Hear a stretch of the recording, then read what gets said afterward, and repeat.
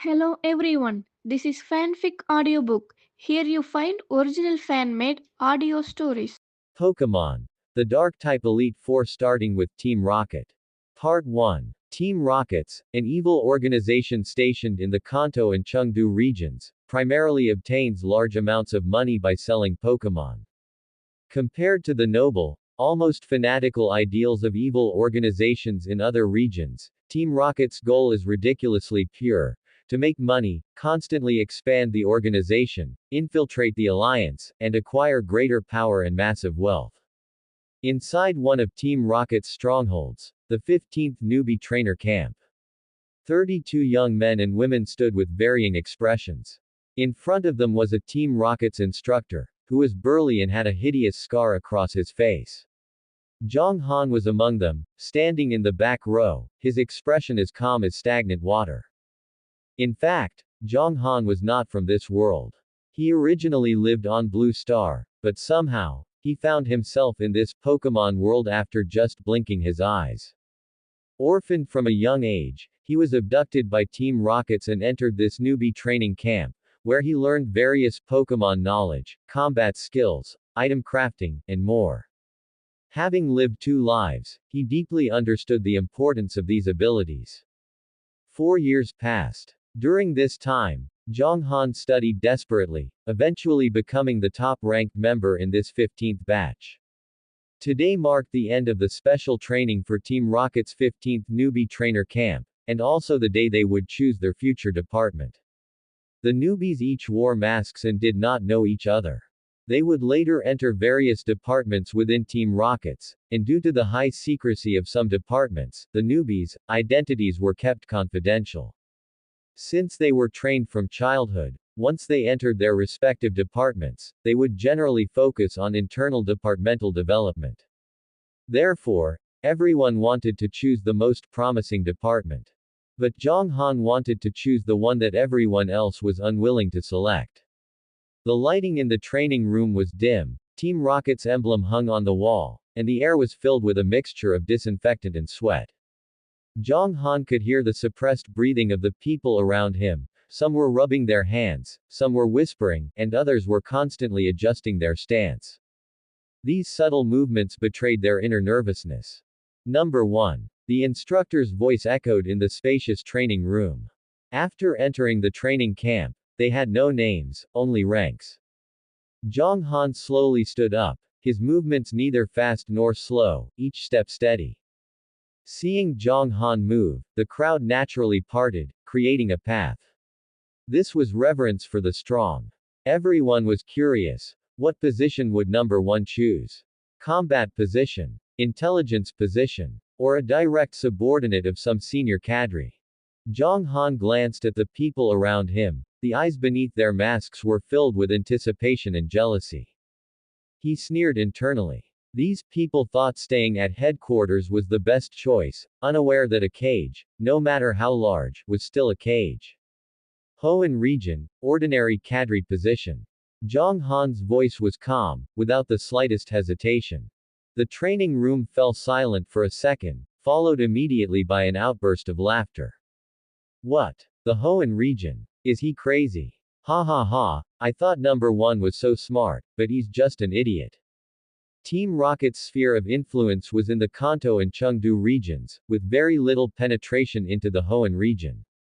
For development, the headquarters was definitely the most promising place. Therefore, for these newbies who were destined for a bright future, choosing such a department was tantamount to being exiled.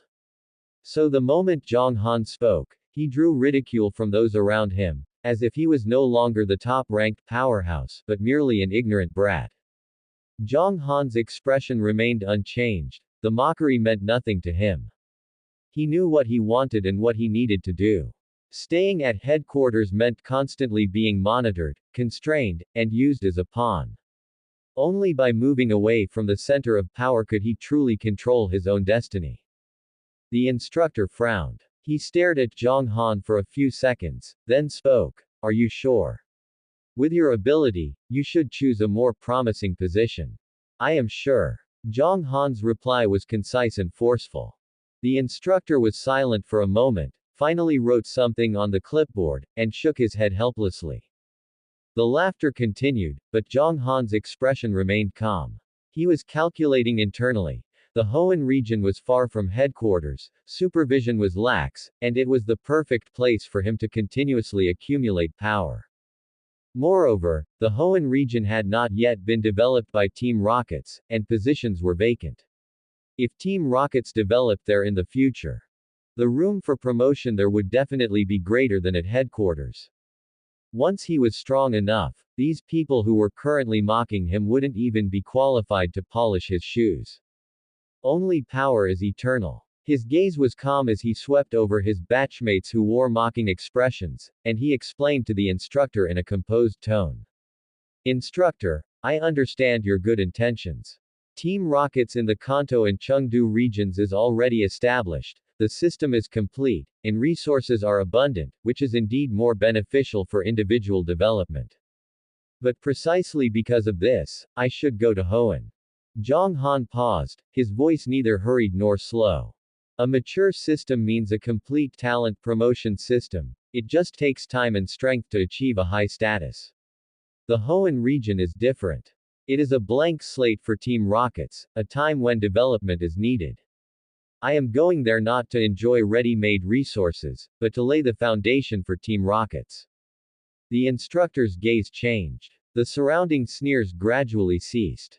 Zhang Han continued. The organization trained me for 4 years, taught me knowledge, and gave me strength. I cannot only think about my own future. Although the Hoenn region is difficult, it offers greater scope, and I am willing to go there to expand territory for Team Rockets. These words sounded lofty and righteous. But Zhang Han knew the truth clearly in his heart. He was going to the Hoenn region, never for the sake of Team Rocket's development. No matter how well the headquarters developed, it meant being firmly tied down. For an organization like Team Rockets, which dares to control even legendary Pokémon, monitoring an ordinary member is effortless. At headquarters, his every move would be watched, and any anomaly would be detected. The Hoenn region was different. It was far from Team Rocket's core sphere of influence, High Heaven and Distant Emperor. As long as he completed basic tasks, he would have enough freedom to pursue his own goals and continuously hone his strength. At the same time, he could utilize Team Rocket's resources and intelligence network. This was the most suitable choice for him. He wanted to become the strongest trainer, threatened by no one, controlled by no one. But these words could only rot in his heart. The instructor stared at Zhang Han for a few seconds, then suddenly started clapping. Very good. Very good. The applause echoed in the training room. Number 1, I originally thought you were just a clever little brat, but now it seems I misjudged you. The instructor's tone held a hint of admiration. Since you have this dedication, the organization will not treat you unfairly. He turned and glanced at the others. Look closely, this is the kind of talent Team Rockets needs. Not speculators who only think about their own futures. Those who had been laughing just moments ago now looked rather embarrassed. Zhang Han stood still, his expression beneath the mask unchanged. The instructor withdrew his gaze and continued. Every instructor has the authority to grant 1 extra point reward to a newbie they favor. Number 1, come with me. Zhang Han's heart stirred. Extra points meant more resources. This was a pleasant surprise. Thank you for your recognition, instructor. Zhang Han bowed slightly, his tone respectful. I will engrave your kindness in my heart. If I achieve success in the future, I will certainly repay you handsomely. Ha ha ha. That won't be necessary. I don't need repayment from a little brat like you yet. Although the instructor refused verbally, the appreciation in his eyes intensified. Who would dislike a grateful young man? As soon as he said this, all eyes in the room focused on Zhang Han again. Jealousy, hatred, and resentment surged in those eyes. Some clenched their jaws, some tightened their fists, and others whispered something under their breath. A bunch of kids. Zhang Han muttered internally and turned to follow the instructor. Compared to him, a man who had lived 2 lives, these people were far too naive in terms of calculation and scheming. They thought they were mocking others, but they didn't realize that their behavior was truly short-sighted. The instructor walked ahead, his steps steady. Zhang Han followed, his gaze sweeping over every corner of the training room. The 15th newbie trainer camp.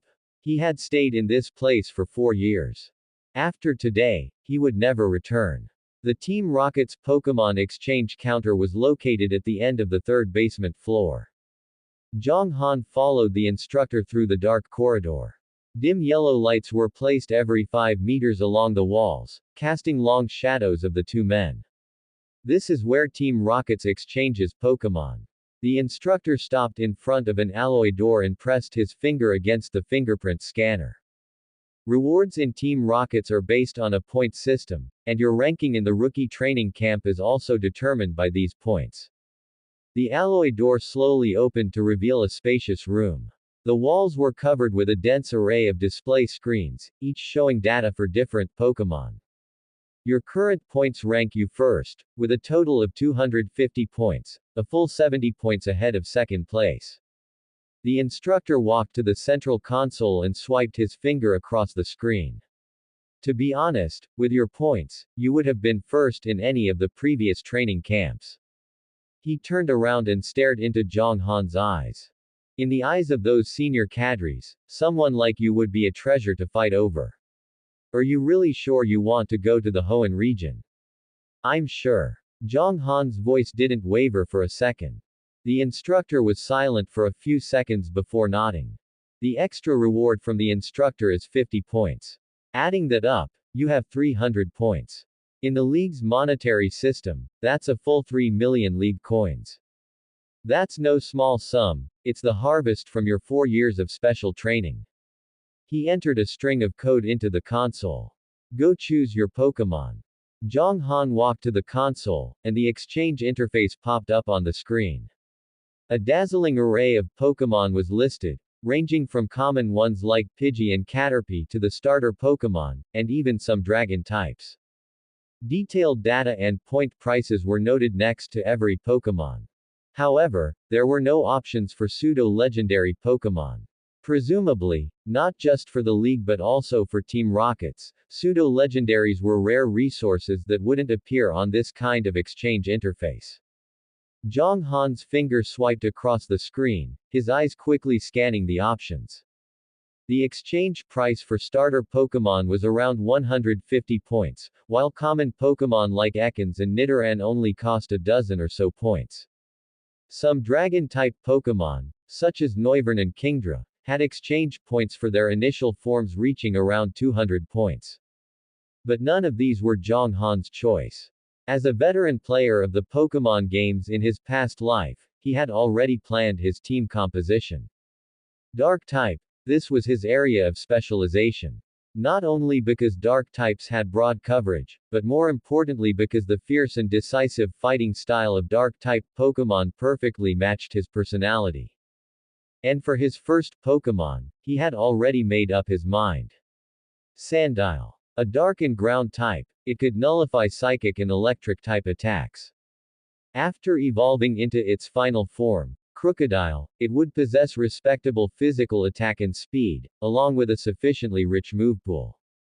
Whether in terms of coverage or survivability, it was the ideal Pokemon for Zhang Han to build a dark-type team.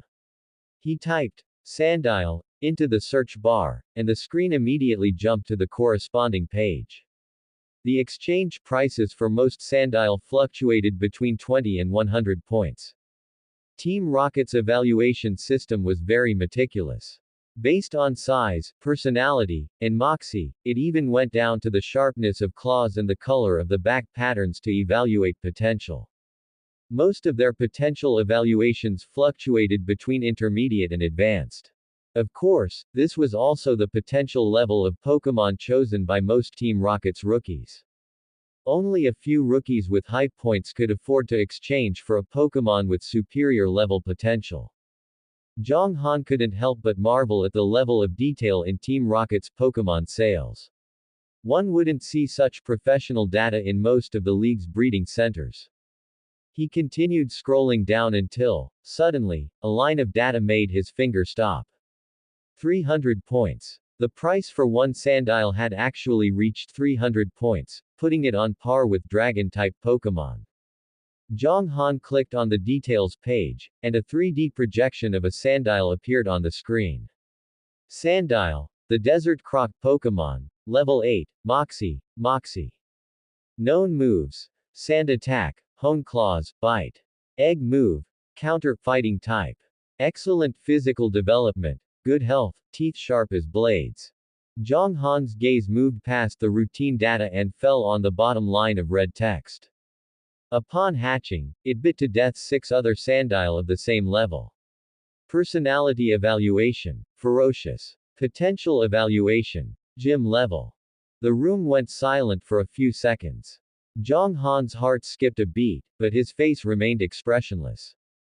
Gym Level Potential. This meant that as long as this Sandile was trained normally, its strength would reach at least the gym level after evolving into Crocodile. And with proper training and high-quality resources, it might even break through to the quasi-elite 4 level. More importantly, there was that Moxie. Every time it defeated an opponent, its attack would increase by 1 stage. This Moxie, combined with the Sandile's ferocious personality, made it practically born for battle. And that Egg Move, Counter, was the icing on the cake. Counter, a fighting-type move, allows the user to return double the physical damage it receives to the opponent.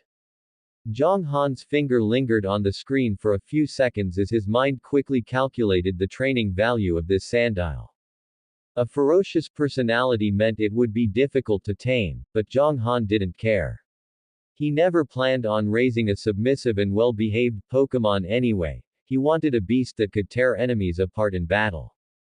Biting to death 6 of its own kind right after hatching, this kind of savagery was exactly what Zhang Han needed. Furthermore, this Sandile would exhaust all of his points. Zhang Han looked up at the instructor standing nearby. "I'll take this one." The instructor walked over, glanced at the screen, and raised an eyebrow slightly. "This Sandile has a very fierce personality. 3 rookies wanted to exchange for it before, but I refused them all." He turned to look at Zhang Han. "Are you sure you can tame it?" "I can." Zhang Han's answer was short and firm. The instructor stared at Zhang Han for a few seconds and suddenly laughed. "Fair enough. You haven't been an easy one to deal with since you entered the training camp." He entered the confirmation command on the console. "This Sandile is yours." A confirmation prompt appeared on the screen, and Zhang Han pressed his fingerprint. Points deducted: 300. Current remaining points: 0. A wall on one side of the room suddenly opened, revealing a passage. The instructor walked toward it, and Zhang Han followed behind. At the end of the passage were small Pokemon containment rooms, surrounded by special transparent glass. Zhang Han spotted that Sandile at a glance. It was lying in the center of the containment room, its body a size larger than a normal Sandile. The black stripes on its back were darker, and its claws glinted coldly under the lights. Sensing someone approaching, the Sandile suddenly looked up, its crimson eyes staring intently at Zhang Han. There was no fear in that gaze, only pure killing intent.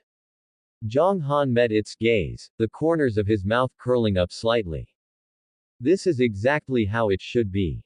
Levels 10 to 19. Beginner, levels 20 to 29, Intermediate. Levels 30 to 39, Advanced, levels 40 to 49, Superior level. Levels 50 to 59, Gym level, levels 60 to 69, Quasi-Elite 4 level. Levels 70 to 89, Elite 4 level, level 90 and above, Champion level. At the same time, most of the newcomers from the 15th training camp had arrived at the Pokemon holding facility. Through the glass walls, Zhang Han could clearly see the situation inside the other containment rooms. It was obvious that those newcomers had already chosen their future posts and their initial Pokemon, and they had made their choices much faster than Zhang Han. After all, most newcomers only had a few dozen points, leaving them with very little room for choice. However, a selection standard of roughly several 100,000 league coins was already very high, At the very least, it was something these boys and girls' original families could never have afforded. These children who had been abducted by Team Rocket, including Jong Han, were all poor kids with no background. Under the Alliance's resource monopoly, both the path to advancement and obtaining high-quality Pokémon were extremely difficult. It was hard for children from ordinary families to become outstanding trainers. Most either died in the mouths of wild Pokémon or settled into mediocrity, returning to a comfortable but ordinary life. So, in a way, Team Rocket gave these people a way out. A bloody, but potentially successful, path. Although Jong Han himself held no particular feelings for Team Rocket, he did approve of some of their methods. Houndour, Nidoran, and Zubat were the most chosen Pokémon.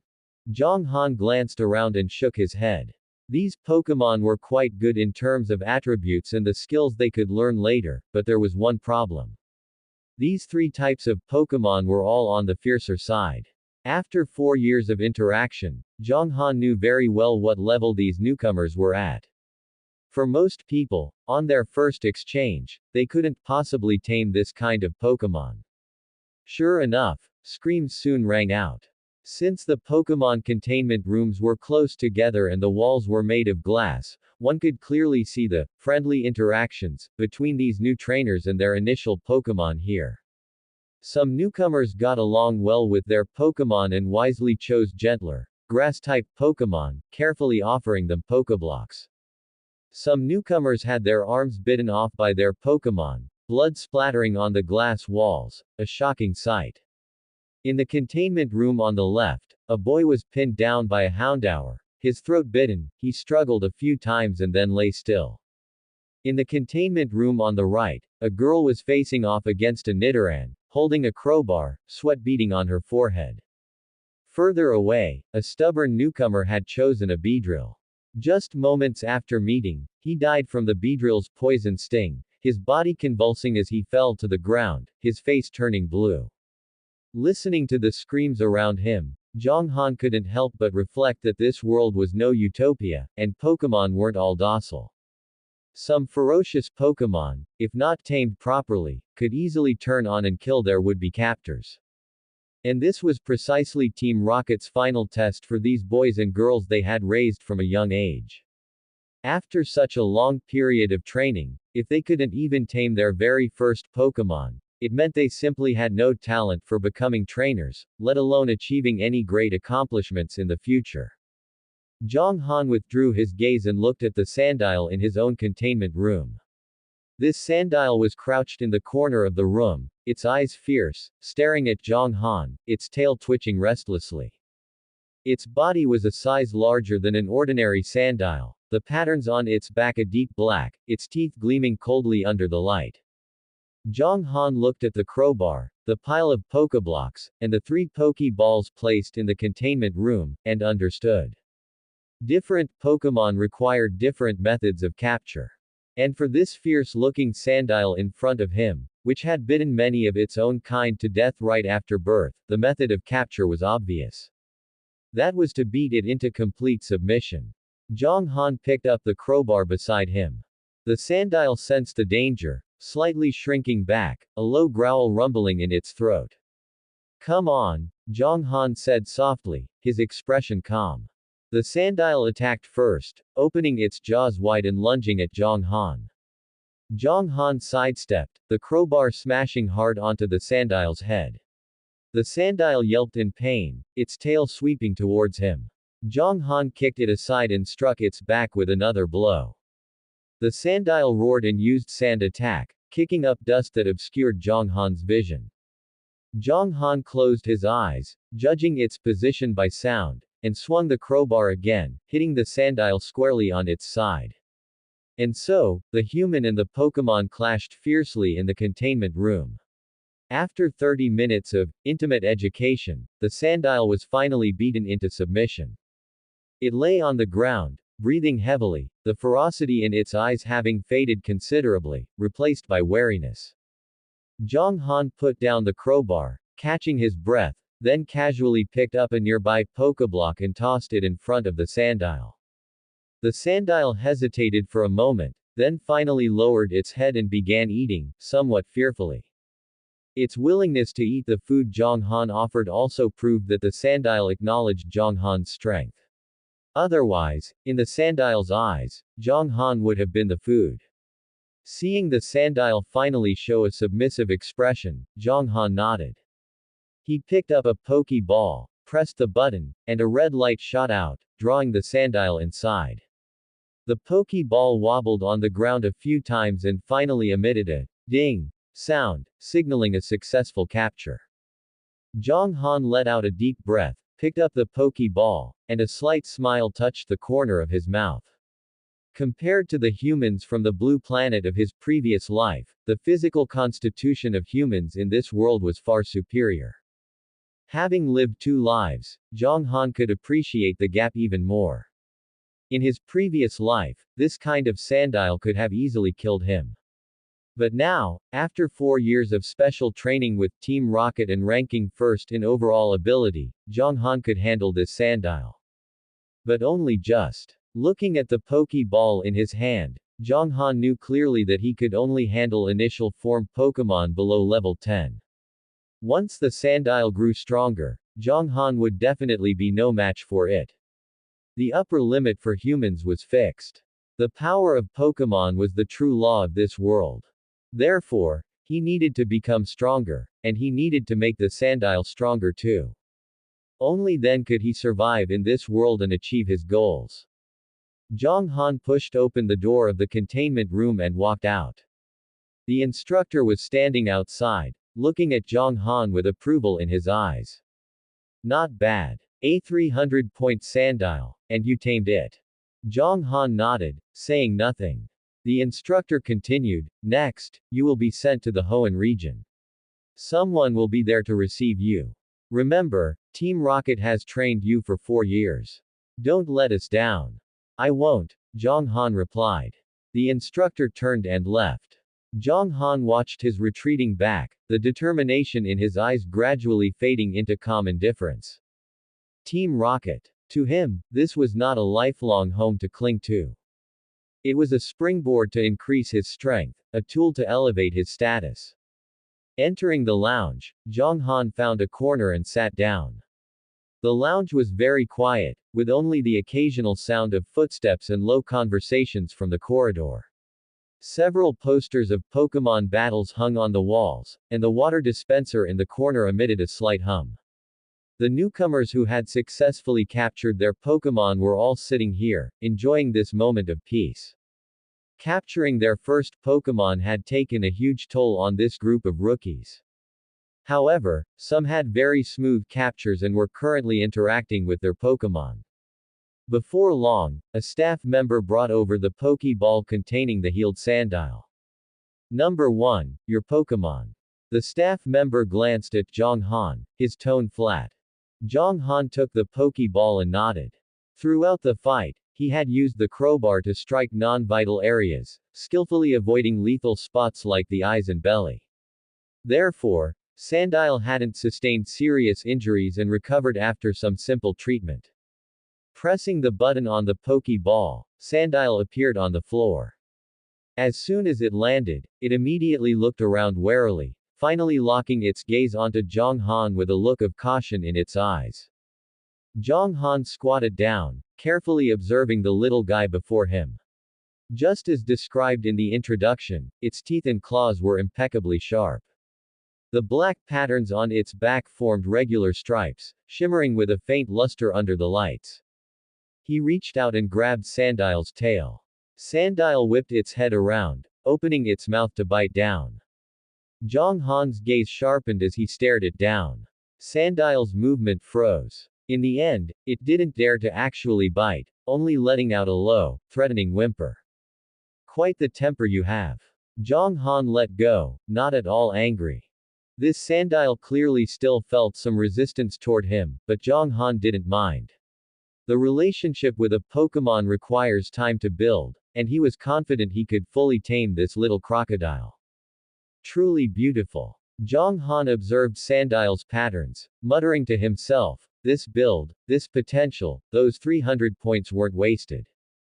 He pulled a large handful of Pokeblocks and a dozen or so Pokeballs from his coat.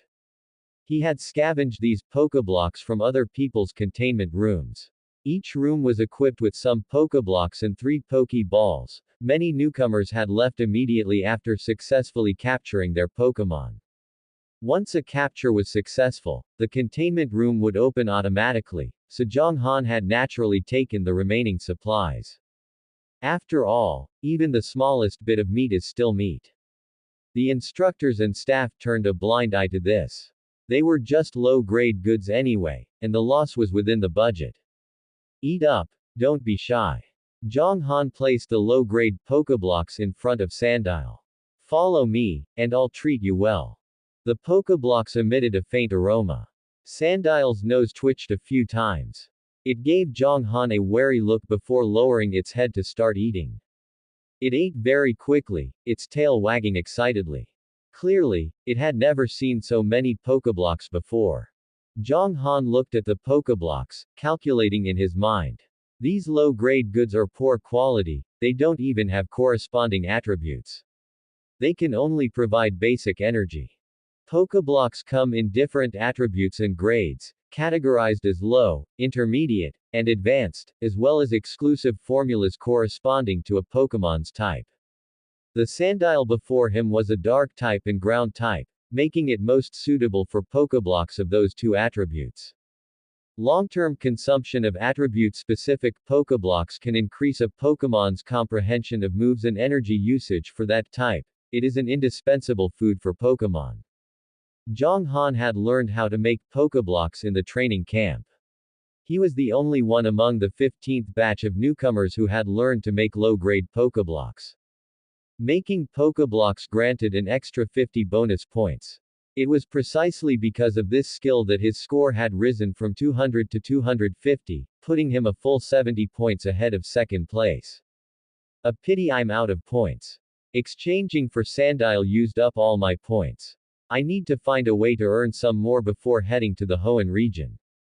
After all, I'll be a stranger in a strange land in Hoenn. I need to prepare the Pokeblocks for my Pokemon in advance, just in case.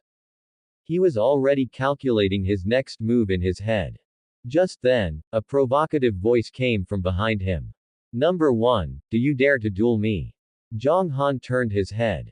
The speaker was a sturdily built youth, ranked number 7. He held a Pokeball in his hand, a look of indignation on his face. It was obvious, having just successfully captured a Pokemon, he had gained a bit of power and was starting to get cocky. Several other newcomers in the lounge stopped what they were doing and turned their gazes over. Zhang Han stood up and brushed the dust off his pants. A duel. That's right. Number 7 took 2 steps forward.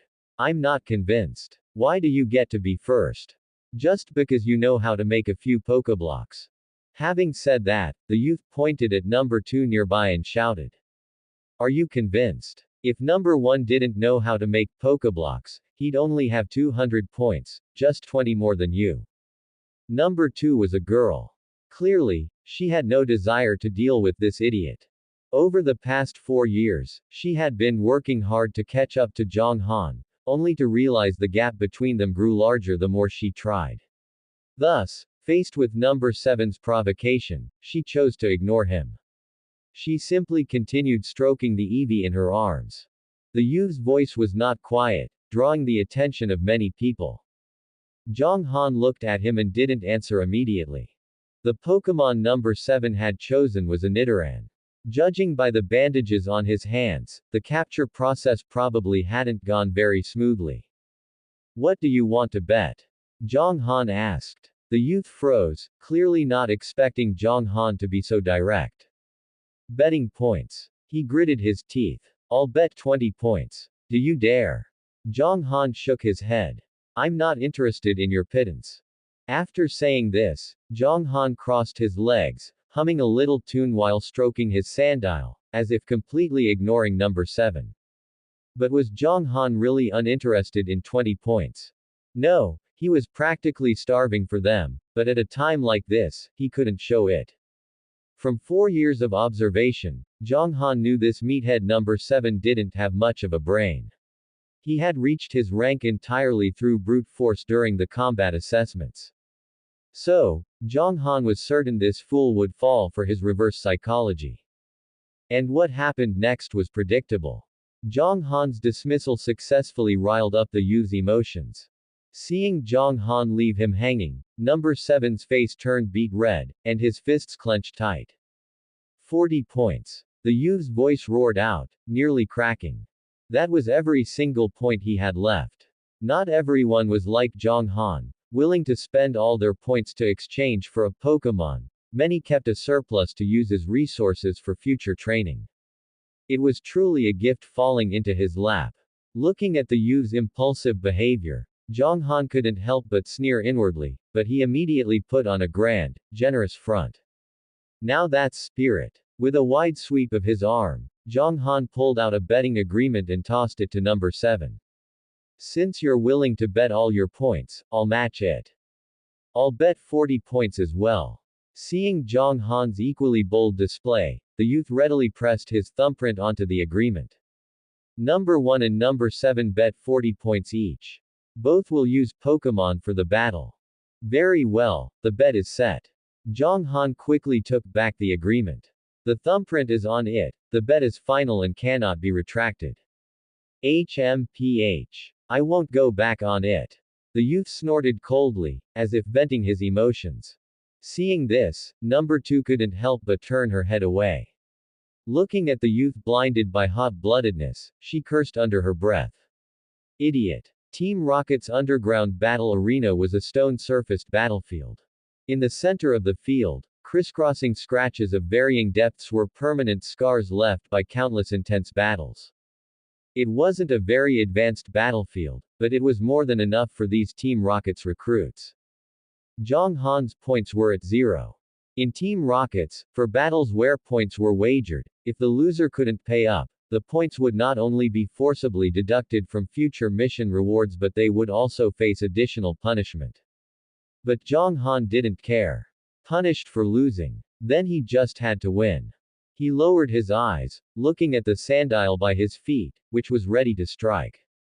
Primitive fighting spirit burned in the little fellow's pupils. Beneath its rough skin, muscles were tense, making it look like a desert beast ready to pounce on its prey at any moment.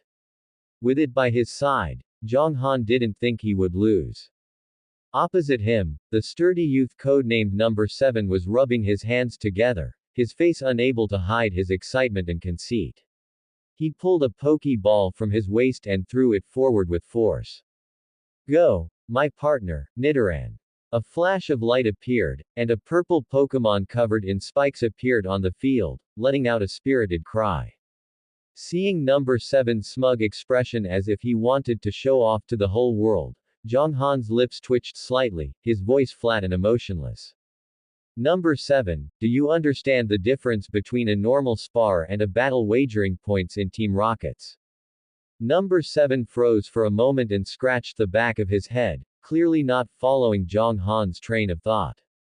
The difference. Isn't the difference just that the loser has to give points? Truly an idiot. Zhang Han reached a conclusion in his mind. It was a miracle that someone so simple-minded and brawny could survive until graduation in the brutal 15th training camp. In Team Rockets, sparring between members was tacitly permitted, everyone held back for the sake of mutual improvement. But once points were involved, the nature of it changed completely. Points were the lifeblood of Team Rockets, resources, status, and the capital to survive. Wagering points was equivalent to wagering one's life. In these kinds of battles, the two sides usually had long-standing grudges and fought until death. Therefore, within the rules, any form of attrition was allowed. Zhang Han's gaze swept past number 7 and landed on the instructor standing to the side with arms crossed, acting as an expressionless referee. In the instructor's eyes, this was a battle without suspense. His eyes were cold, showing no intention of intervening. That was enough. An opportunity to both train Sandile's moves and stimulate the ferocity in its bones, while also replenishing his empty wallet, was exactly what Zhang Han wanted. He wasted no more words, took the Pokeball belonging to Sandile from his waist, and tossed it gently. Red light flashed, and Sandile landed steadily. Its eyes instantly used lock-on the Nidoran that was a size smaller than it, a low growl emitting from its throat. Go, Sandile. Zhang Han's voice suddenly turned cold, devoid of any emotion. Kill that Nidoran. Kill it. The smug smile on number 7's face instantly froze, and he was so terrified by the sudden burst of killing intent from Zhang Han that he took half a step back. Looking at Zhang Han's calm face, he felt a chill from the bottom of his heart for the first time.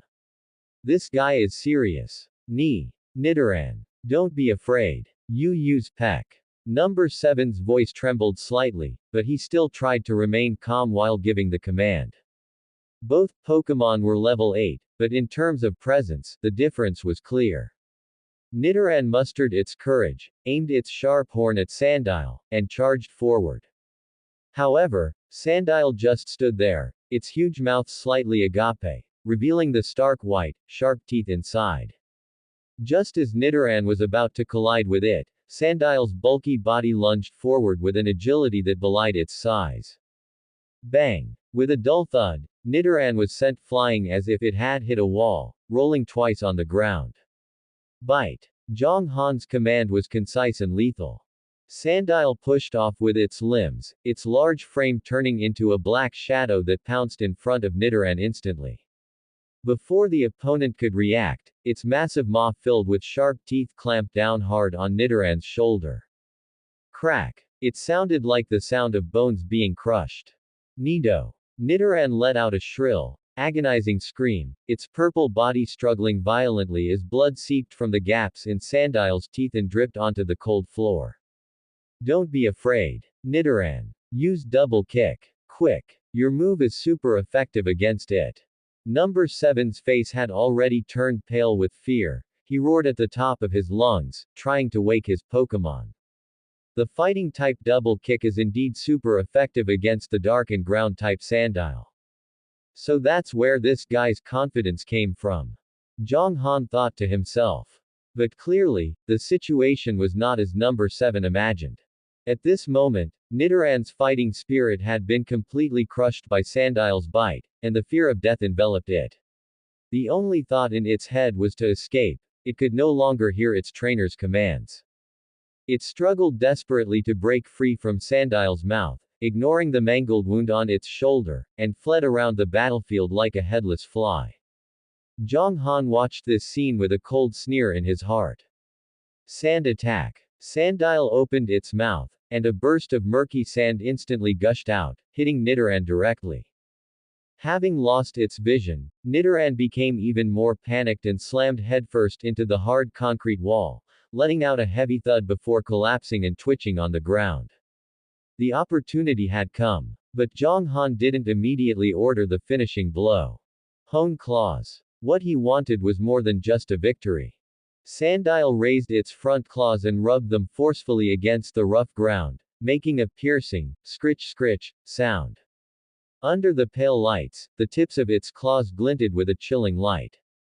Attack and accuracy increased. The entire underground arena was dead silent, save for the sound of claws honing, like the Grim Reaper sharpening his scythe, beat by beat, striking at number 7's heart. His lips trembled, unable to utter a single word. He watched helplessly as his partner lay in the corner, while the opponent unhurriedly prepared for the final kill. This was no longer a battle. This was a slaughter. Enough! Zhang Han's voice broke the silence. Bite. Sandile moved. This time, it was faster, its goal clearer. It ran up to the fallen Nidoran. Then, it opened its maw wide enough to swallow Nidoran's entire head. No. Number 7's desperate cry was completely drowned out by a crisp sound of bone snapping.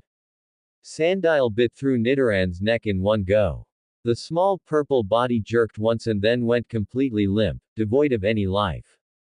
Upon defeating the enemy, Sandile's Moxie ability activated, increasing its attack once more. But there were no more enemies on the field, so Sandile turned its gaze toward number 7. The youth no longer had his previous arrogance. Seeing Sandile's predatory gaze, he was terrified into collapsing onto the ground. Ding! As a sound rang out in the arena, the points that originally belonged to number 7 were transferred to Zhang Han. Point balance 40. He recalled Sandile, not even bothering to spare another glance at number 7, who sat paralyzed on the ground with hollow eyes as if his soul had been sucked out. Weakness is the original sin. In Team Rockets, sympathy is the cheapest and most useless thing. Zhang Han turned around and walked toward the exit without looking back. Behind him, the instructor's cold voice rang out. Number 7, dispose of your trash. Walking out of the arena, the oppressive smell finally dissipated, and Zhang Han took a deep breath of relatively fresh air. 40 points were just enough to buy the materials for making low-grade Pokeblocks. This was quite a harvest. Night, inside the personal lounge. The cold metal walls reflected the white light emitted from the single light tube overhead, making the small room look lifeless. This was the standard dormitory for the Team Rocket's rookie training camp. Zhang Han sat in front of the hardboard bed. If it were anyone else, sleeping on such a bed would likely leave them feeling uncomfortable all over, but Zhang Han had long since grown accustomed to it. He operated the exchange terminal embedded in the wall. With a light tap of his fingertip on the virtual screen, the list of berry materials was pulled up. Citrus berry. 1.10 berries.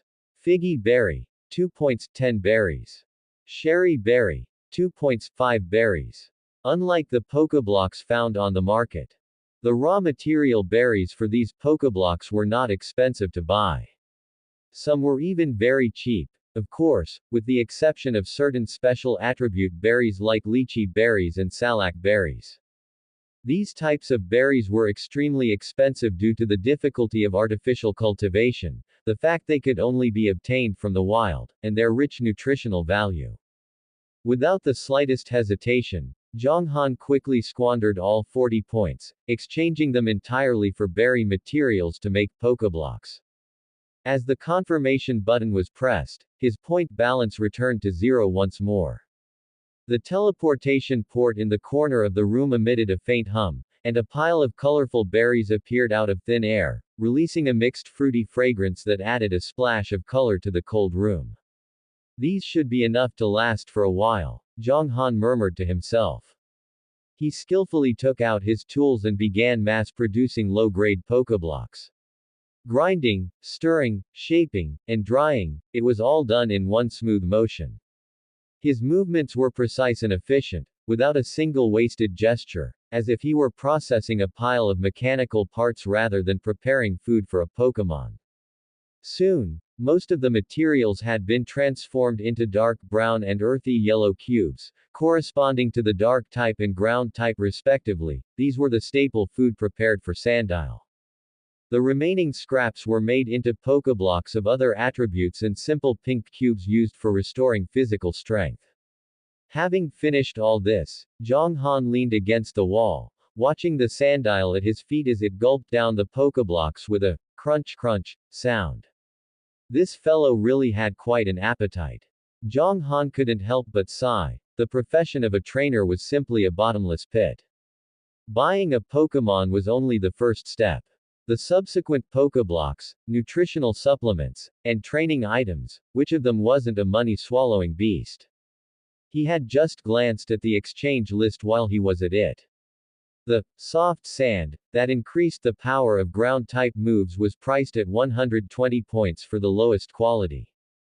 The black glasses that increased the power of dark-type moves, also of the lowest quality, cost 100 points. As for those higher quality items, the prices shot up like a rocket.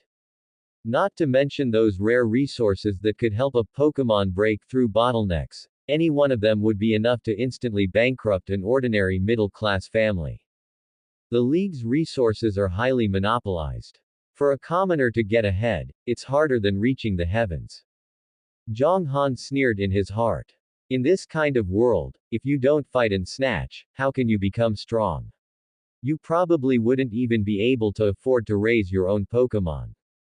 Although Team Rockets was evil, it had at least one good point. It gave those at the bottom a chance to exchange their lives for resources. He reached out and stroked Sandile's back. This time, Sandile's body only stiffened slightly, and it didn't make any more resistant movements, continuing to bury its head in its food. It had already understood that the human before it was the source of its food and the guarantee of its power. Looking at Sandile's reaction, Zhang Han was very satisfied. Very good, little guy.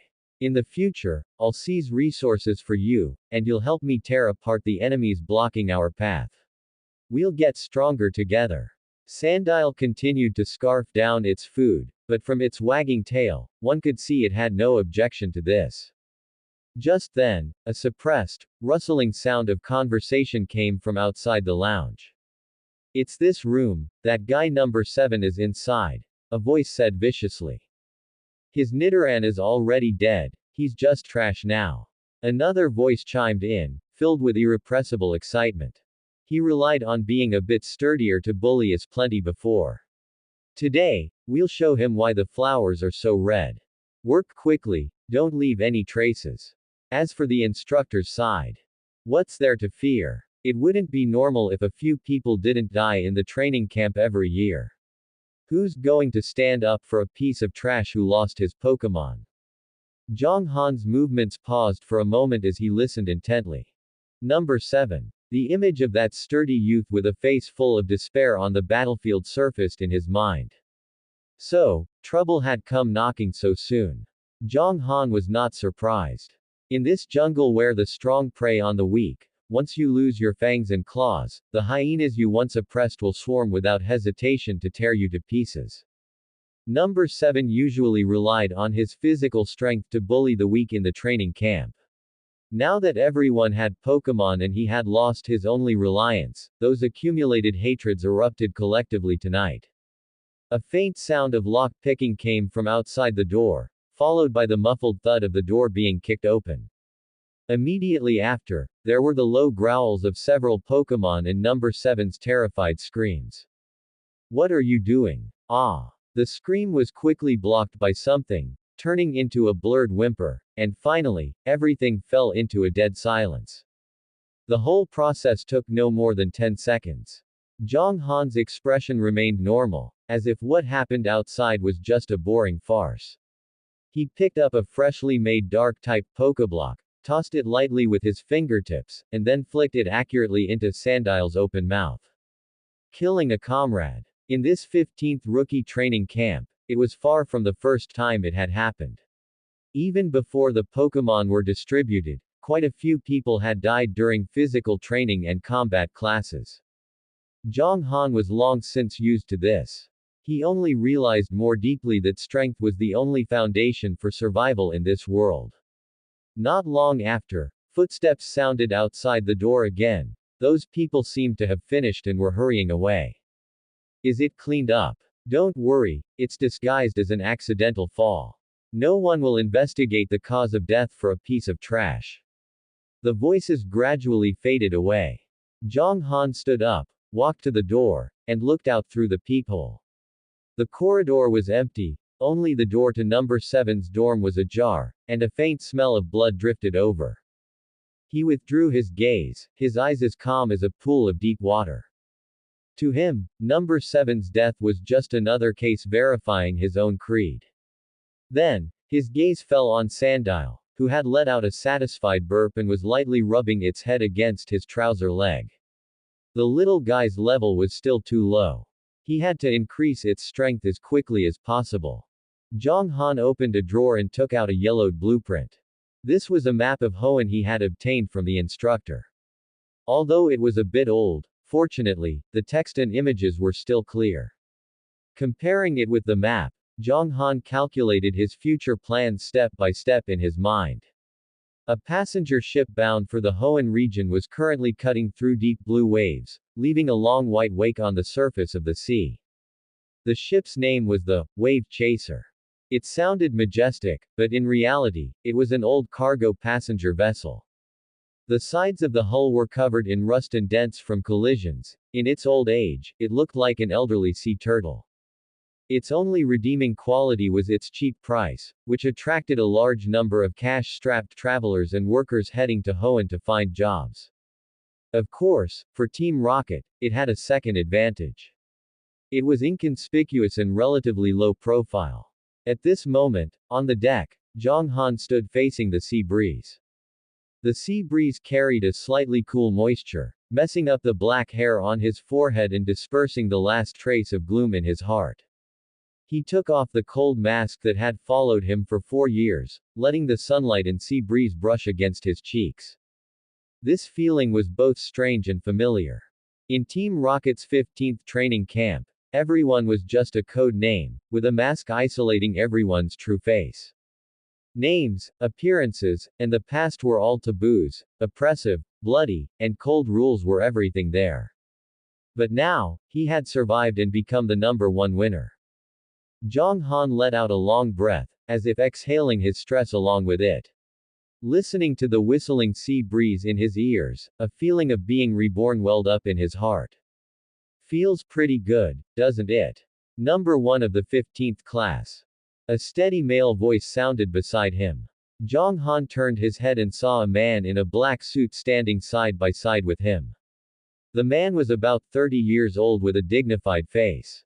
His meticulously combed hair didn't move an inch in the sea breeze, clearly held by a large amount of hair gel. His name was Laik, a intermediate cadre of Team Rocket, a direct subordinate of Athena, and Zhang Han's future immediate superior. Athena, this name represented absolute power within Team Rocket. She was a high-level executive on the same level as Apollo, Lance, and Petrel, and one of the most trusted confidants of that legendary boss, Giovanni. I've heard of your deeds. Coming out of that place alone is quite remarkable. To be honest, I think highly of you. This feeling really is quite nice. Officer Laik, thank you for your appreciation. Zhang Han responded. Back in the day, I also came out of that hellhole. So, how is it? The taste of rebirth is pretty good, right? Laik paused, his gaze shifting toward a few wingulls circling in the distance, and continued. However, I don't quite understand why you didn't choose any of the great positions in the Kanto region and instead applied to come to this godforsaken Hoenn region. But don't worry. Although our Hoenn branch is short-handed, it's not as bad as others say. As long as you're willing to work hard, there are still plenty of opportunities. Laik's voice paused before he continued. Of course, the usual missions will be a bit dangerous. You should know the reason. Hoenn is not a peaceful place. Just among the large organizations on the surface, there's Team Aqua and the Magma team.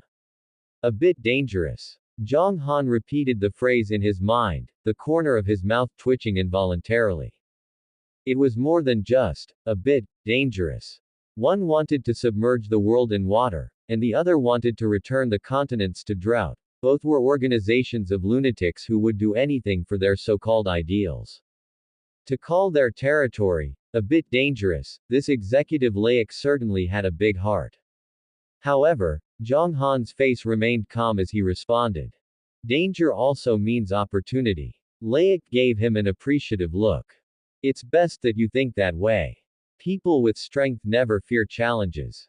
From the briefcase he was carrying, he took out a black carrying case and handed it to Zhang Han. Inside are your new identification documents, a set of combat gear, a space ring, as well as the Pokeball and Pokédex provided by the organization. Keep them safe. Your current rank is ordinary executive. However, as you know, Hoenn is short-staffed, so there are temporarily no subordinates for you to command. Zhang Han respectfully took the case with both hands and voiced his thanks. He didn't care about the temporary lack of subordinates. He was used to being alone. If he were suddenly saddled with a few burdens, he would actually find them a hindrance. Taking the case, Zhang Han turned and walked toward his cabin. Seeing this, Laik smiled and remained on the deck to enjoy the breeze. Back in his small but relatively clean single cabin, Zhang Han locked the door. His brow furrowed slightly.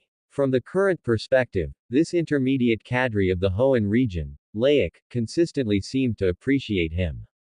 As for the reason, was it simply because he was the #1 of the 15th class?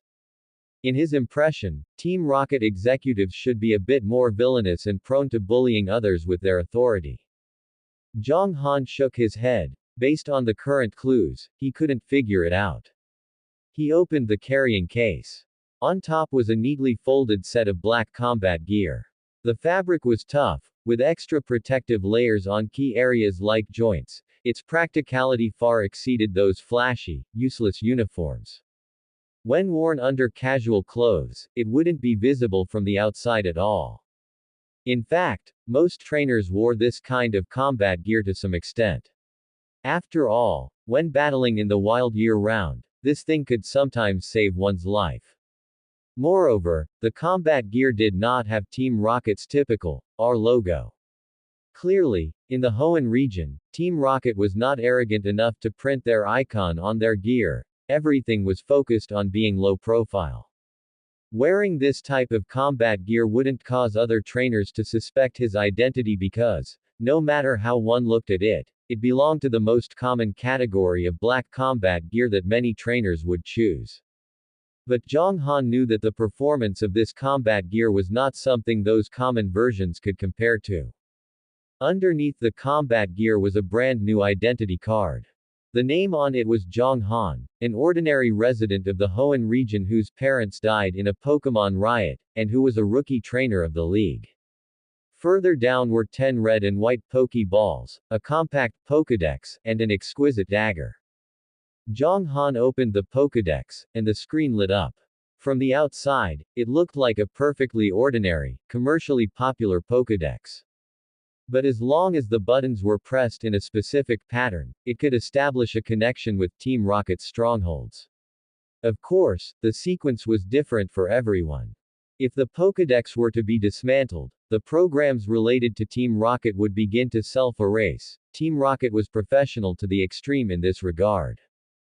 Zhang Han pulled out the dagger from the case and casually performed a few knife tricks. Not bad, very handy, and the craftsmanship is top-notch. This kind of dagger could easily handle everything from camping in the wild to killing people and stealing treasures.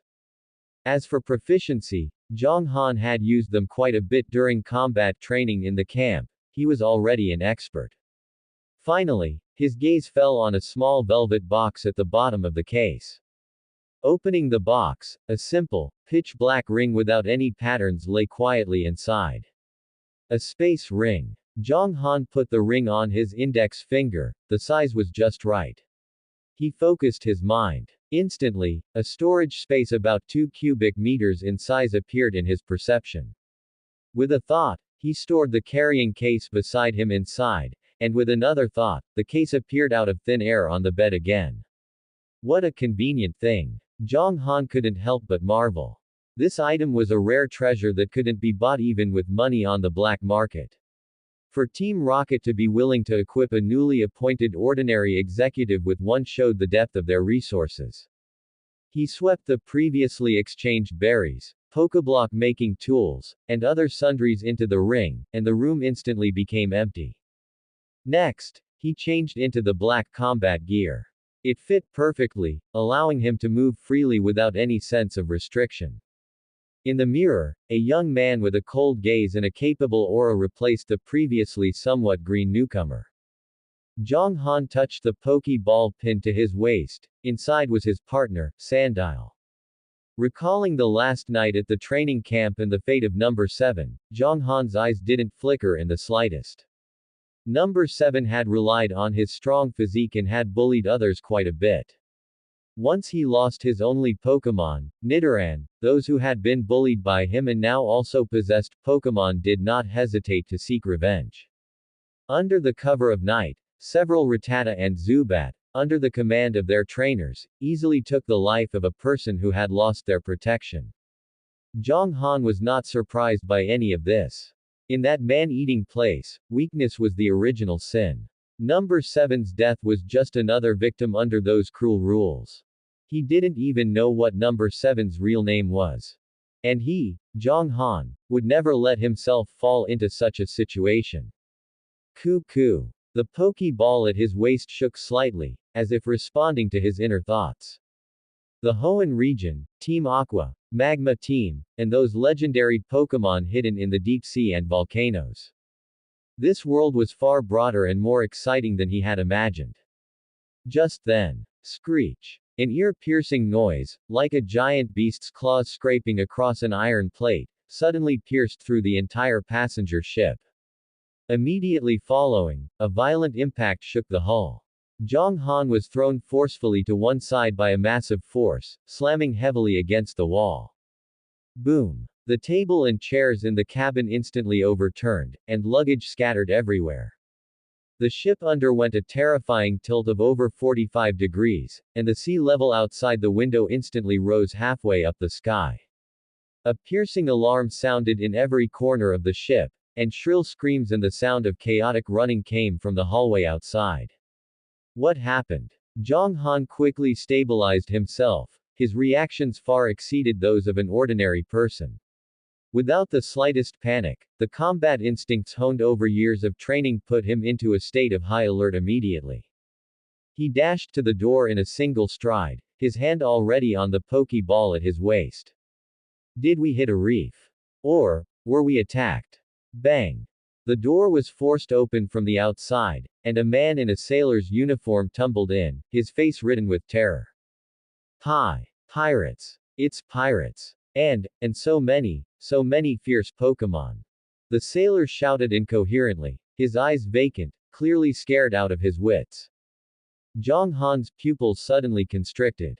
Pirates! On such a regular route. The lights in the guest room flickered, then completely went out. Only the dim emergency light in the corner illuminated, casting eerie shadows. Trainer. You're a trainer, aren't you? The crew member saw Zhang Han's combat gear and the pokeballs clipped to his waist. His eyes instantly burst with a light as if grasping a life raft.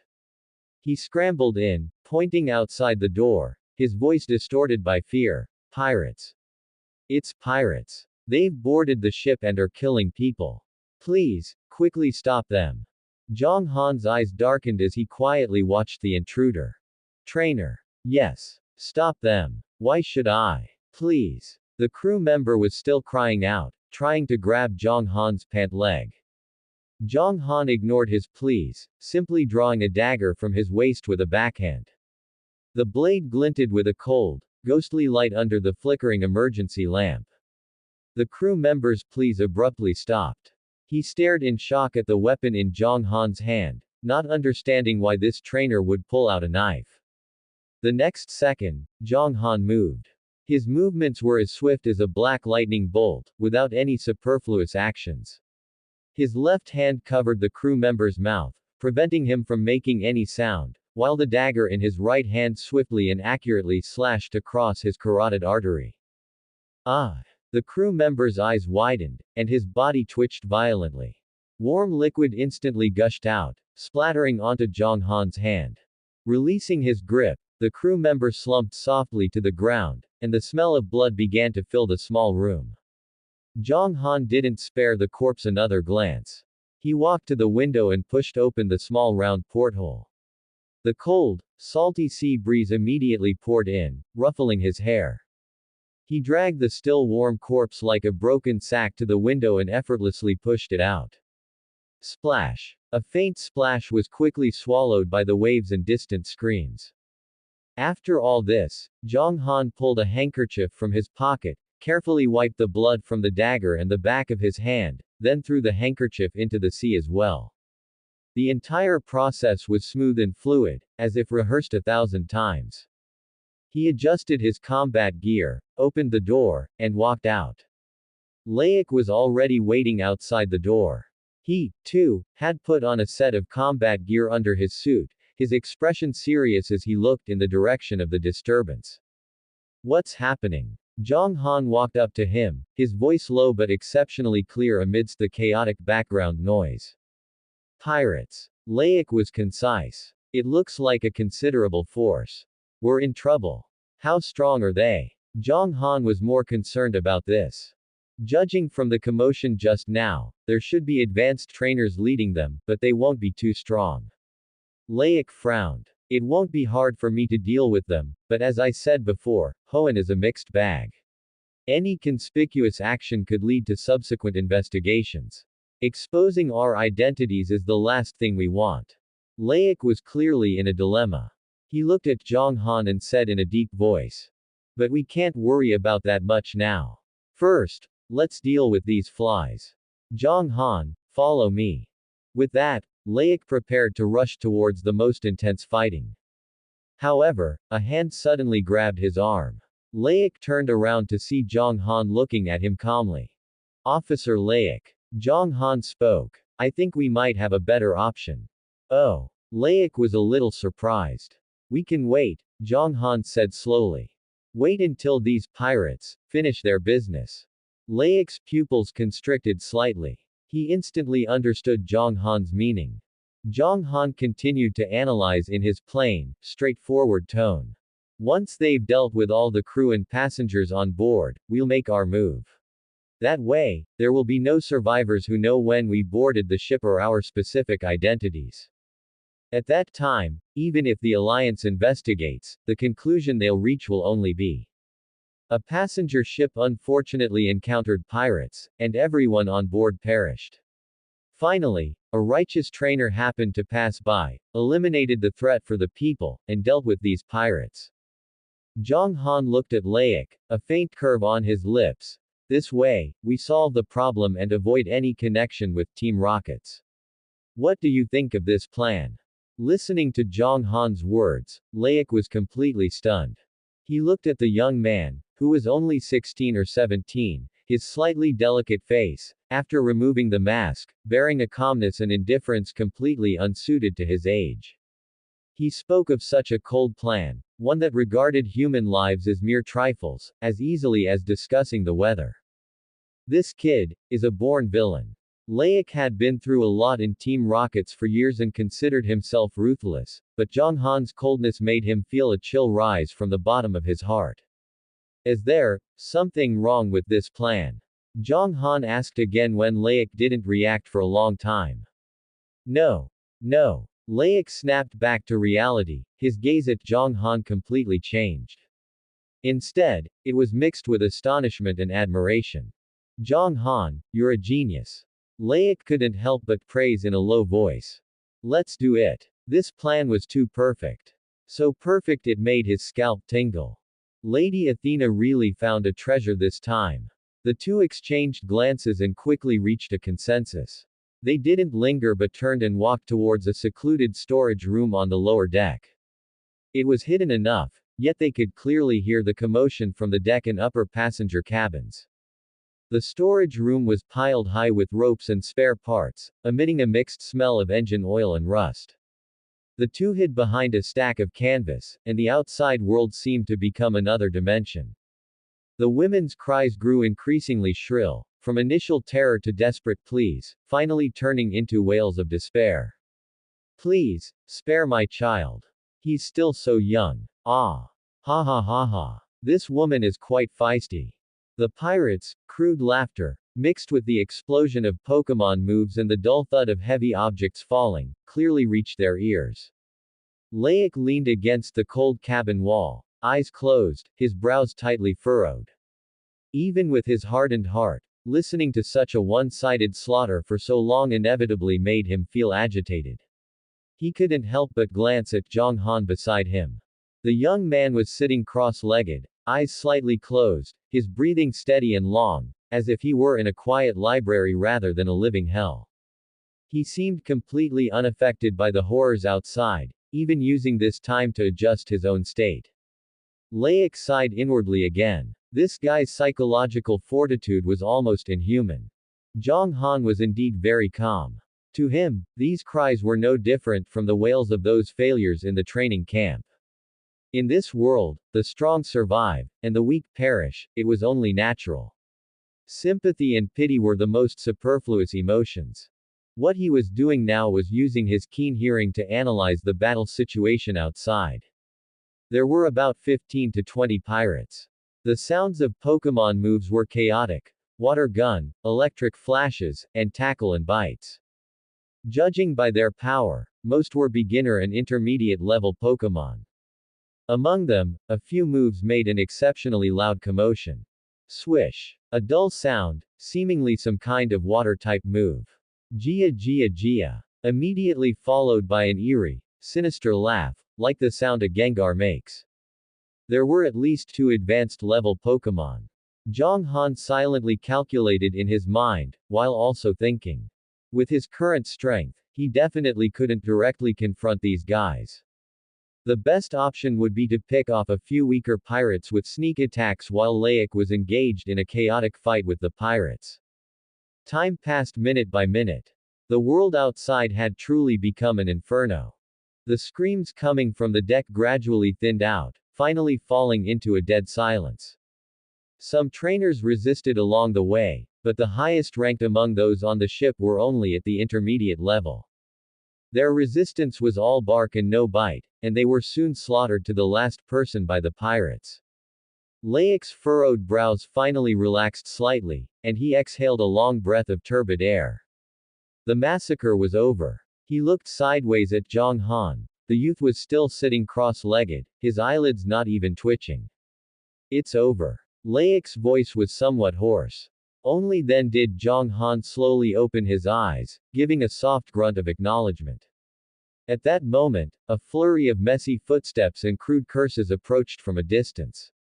Ha ha ha, we struck it rich today. There are even a few pretty babes on this ship, what a windfall. It's just a pity, they were so good looking, but they were killed right after we finished with them. The captain said, as pirates, looting treasure is our top priority. Once your strength improves, you won't be lacking for women. Makes sense. Ha ha ha. The pirates began their second task, looting. The sound of metal being pried open, wooden crates being smashed, and the pirates' arguments over the unfair distribution of loot were clearly audible. Zhang Han and Laik exchanged a glance, both seeing the same message in the other's eyes. The time was almost here. They were like 2 predators lurking in the shadows, patiently waiting for their prey to walk into the trap. What good stuff could be in this hellhole? A grumbling voice sounded at the door of the storage room, followed by a creak, as the door was kicked open. Blinding light flooded in, breaking the dimness of the room. 2 pirates wearing tattered vests and covered in strange tattoos blocked the doorway. Bad luck. The captain told us to search this bottom layer too. This crappy storage room doesn't even have a window, what treasure could be hidden here? One tall, thin pirate spat inside, his face full of disdain. The other, a short, fat man, peered around with shifty eyes. When his gaze swept over the piled-up canvas, he suddenly stopped. Hey, Buck, look over there. The short, fat man nudged his companion with his elbow, an ill-intentioned smile appearing on his face. That canvas, did it just move? The tall, thin Buck looked in the direction he pointed, his eyes lighting up as he also began to grin lewdly. Oh, there really is something hiding in a place like this at a time like this, hee hee, it couldn't be some little beauty who didn't manage to run away, could it? Tisk tisk, hiding so tightly, it must be a top-tier one. The short, fat man rubbed his hands together, walking in with a lecherous grin. Let Big Brother take a look, which family's little kitty is it? The 2 of them walked toward the canvas, one after the other, filled with excitement. In their view, even if it wasn't a woman behind the canvas, it would at most be an ordinary passenger scared out of their wits, nothing to fear at all. They got closer and closer to the pile of canvas. 5 meters. 3 meters. 1 meter. The short, fat man had already reached out, preparing to tear away the covering. Hidden behind the canvas, a cold light flashed in Zhang Han's eyes. Now. Go. With a low shout, a dark shadow suddenly appeared. The sandile that had been crouching at Zhang Han's feet lunged out like an arrow from a bow. What is that? The short, fat man only had time to let out a cry of surprise. He didn't even see what had lunged out before he felt a heart-wrenching pain in his neck. Crack. That was the crisp sound of bone being crushed. The sandile's massive jaws, filled with sharp teeth, clamped down hard on his throat. Blood sprayed out like a fountain, splashing all over the face of his companion, Buck. Ah! Ah! The short, fat man's eyes bulged, and a wheezing sound came from his throat. He instinctively reached for the pokeball at his waist, his last hope. However, another dark shadow was faster than him. Zhang Han's figure flashed out from behind the canvas, the dagger in his hand tracing a cold arc through the air. Poochie. The dagger precisely severed the short, fat man's arm as it reached for his waist. The severed arm, along with the unactivated pokeball, fell to the ground together. The expression on the short, fat man's face froze. Pain, horror, and despair finally turned into a dead silence. His body convulsed twice before he slumped down, his life extinguished. The entire process took no more than 2 seconds. Decisive, ruthless, without a single trace of hesitation. On the other side, the tall, thin buck was completely terrified by this sudden scene. Warm blood covered his face, and his companion's horrified expression was right before him. His mind went blank, and his only thought was, run. However, just as he turned around, he felt the back of his neck being firmly clamped as if by iron pincers. An irresistible, massive force came, lifting his entire body up. Where do you think you're going? A refined yet cold voice sounded in his ear. Buck turned back in terror, meeting a pair of emotionless eyes. It was the man wearing a suit, his hair combed meticulously. A playful smile hung on Layek's face, but his gaze was as cold as ice. He grabbed the back of Buck's neck, clenched his other hand into a fist, and delivered a heavy punch to Buck's temple. Bang! The dull sound echoed in the small storage room. Buck's head felt as if it had been hit by a sledgehammer. Stars danced before his eyes, and nosebleeds and tears instantly gushed out. Bang! Bang! Bang! Layek didn't stop, punch after punch, hitting the same spot mechanically and efficiently. Buck's body swayed like a broken sandbag, he couldn't even let out a scream and soon lost all resistance. Finally, as if Layek found this too slow, his arm muscles suddenly bulged, and veins popped out. He unclenched his fist, wrapped both hands around Buck's neck, and twisted hard. Snap! The crisp sound of a neck bone breaking rang out. Layek let go, and Buck's corpse went limp and slid to the ground, his head drooping at a bizarre angle. Having done all this, Layek acted as if he had only performed a trivial task. He took a clean white handkerchief from his breast pocket, carefully wiped away the non-existent dust on his hands, and then tossed the handkerchief onto the corpse with disgust. He straightened his slightly wrinkled suit collar, returning to his refined, superior appearance. The entire storage room fell into a brief, dead silence. In the air, the thick smell of blood mixed with the scent of engine oil and rust, forming a nauseating atmosphere. Looking at Layek, Zhang Han's gaze changed slightly for the first time.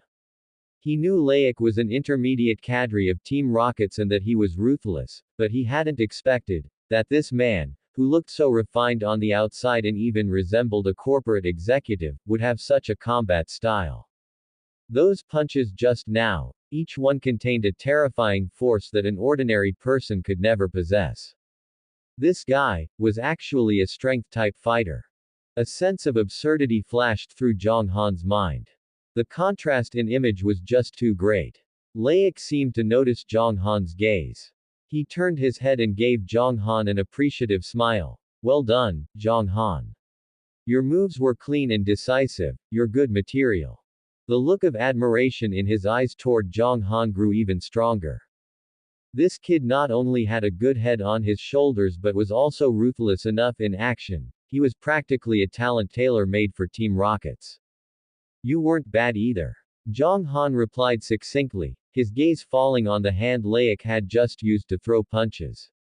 The knuckles of those hands were well defined, looking no different from an ordinary person's, but Zhang Han now knew that these hands contained the power to easily crush a human skull. It seemed that indeed, none of the cadres in Team Rockets were simple characters. In the brief moment of their exchange, an impatient shout suddenly came from the direction of the deck outside the storage room. Hey! Buck! Roche! Where the hell did you two fools go? How long are you going to take to search one crappy storage room? The voice was loud and full of displeasure. An impatient shout from outside the door, like a stone thrown into stagnant water, instantly shattered the deathly silence of the utility room. Zhang Han and Laik exchanged a glance, both seeing a flash of killing intent in each other's eyes. Just then, out of the corner of his eye, Zhang Han caught a glimpse of the little fellow beside him. His sandile had become excited at some point. Its gaze was now as sharp as a blade, and its entire body radiated a fierce, violent aura.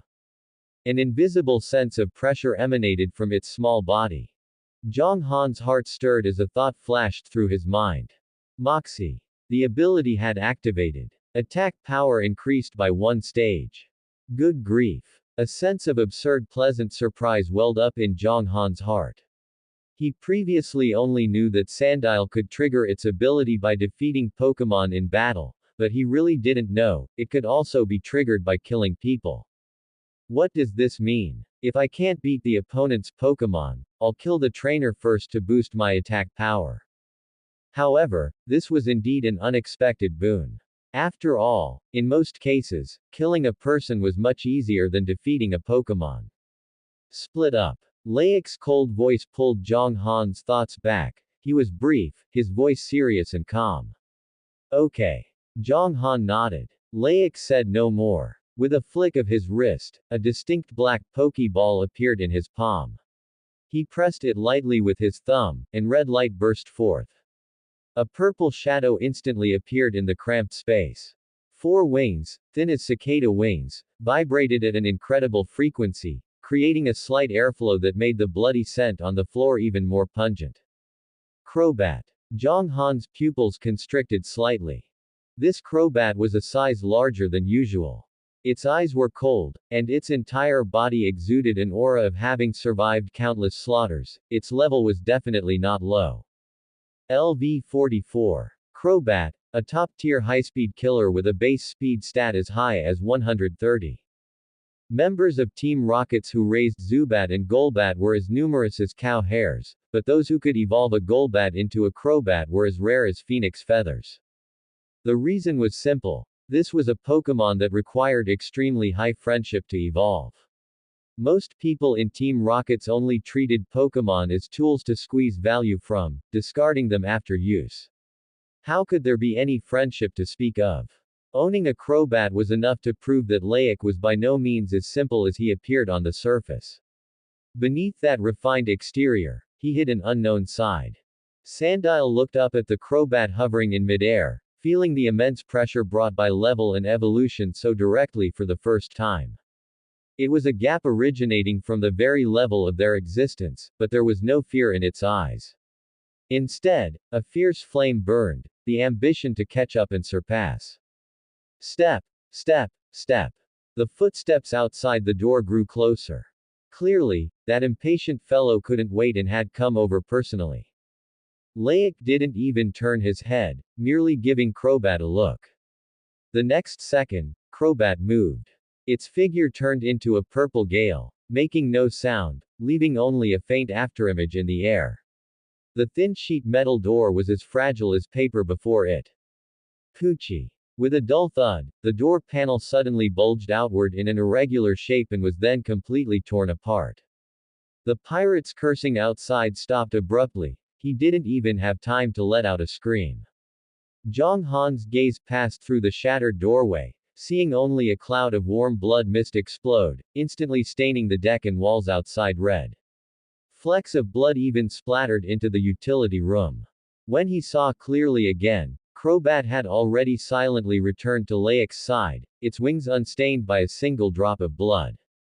Laik, too, stepped through the ruined door and over the pile of shredded meat that no longer looked human with composed strides. His figure soon vanished into the darkness of the utility room's corridor.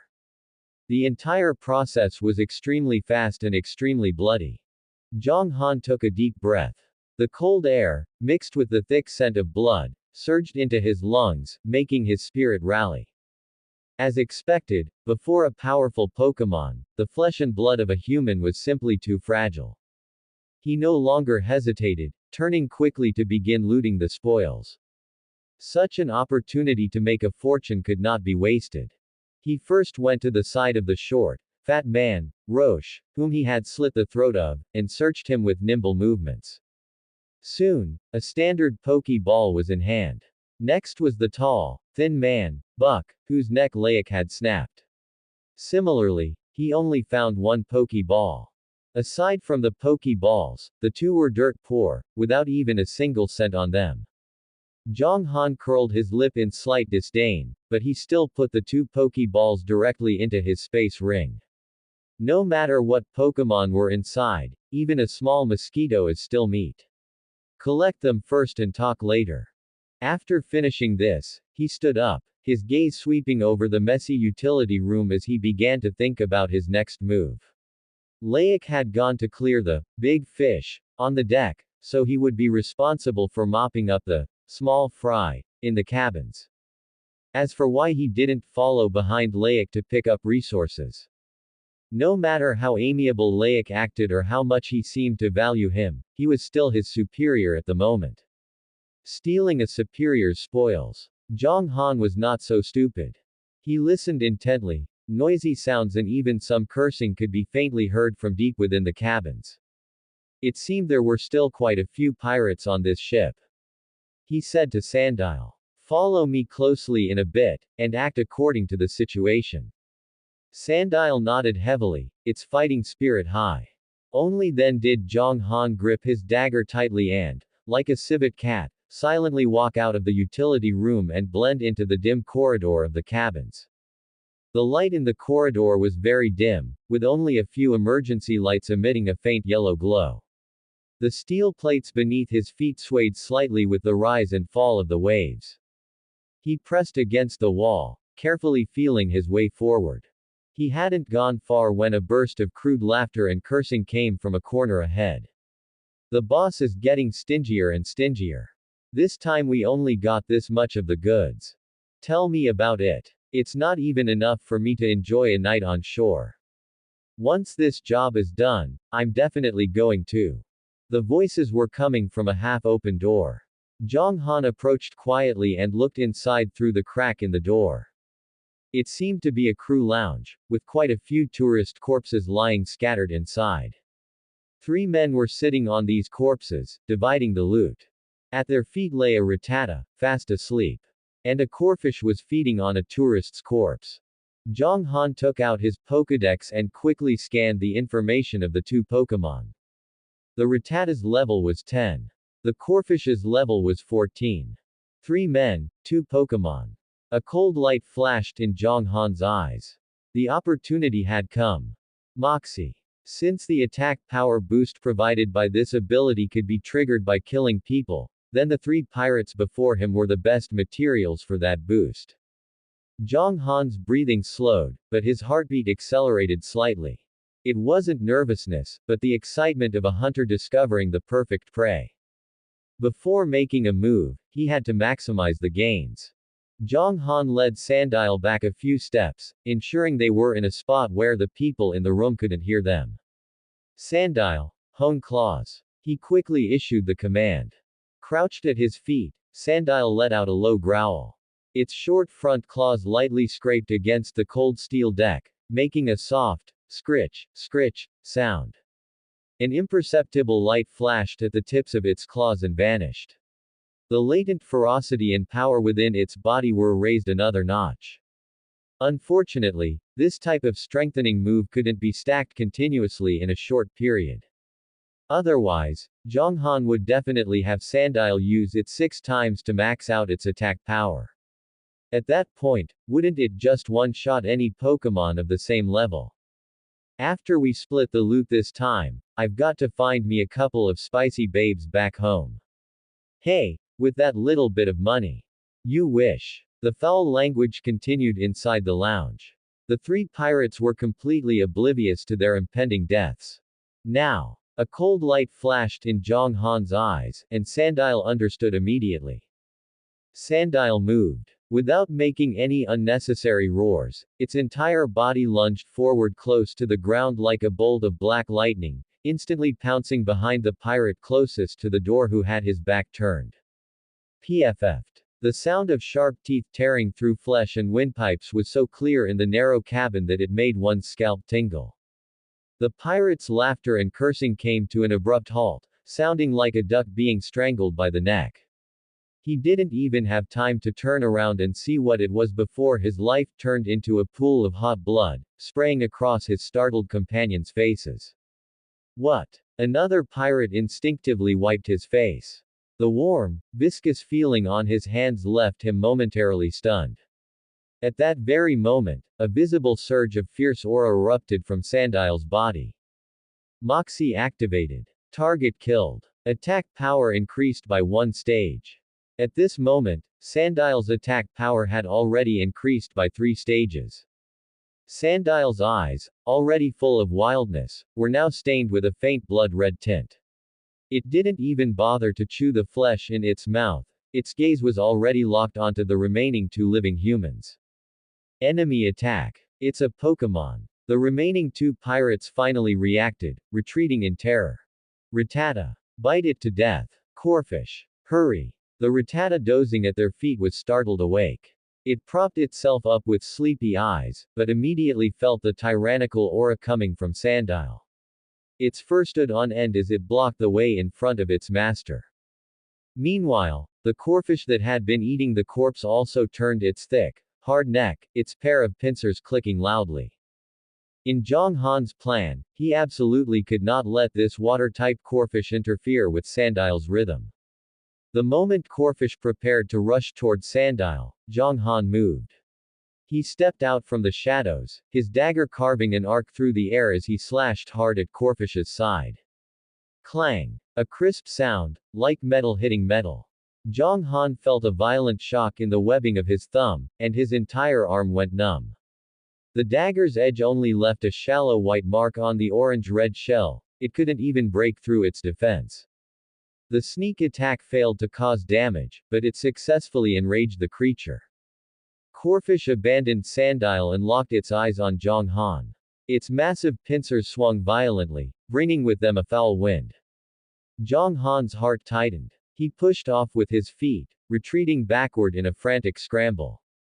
He knew very well that if his body took a hit from that, a bone fracture would be the best-case scenario. He didn't dare to fight head-on. He could only use the clutter and corpses in the narrow space to constantly dodge, keeping Corfish's aggro firmly on himself. On the other side, the battle was progressing exactly as he had expected. Scree! Rattata summoned its courage and used its signature incisors to launch a tackle at Sandile. However, at this moment, Sandile only had eyes for the 2 pirates who could make it stronger. It didn't dodge or avoid Rattata's attack, letting the body slam into its thick skin with a muffled thud. Though it felt the pain, it wasn't enough to slow it down even slightly. Sandile didn't even look down at the little mouse. Its large body simply knocked it aside, its blood-red eyes fixed firmly on the next target. No, don't come over here. The second pirate was scared out of his wits by this demonic aura, stumbling backward in a panic.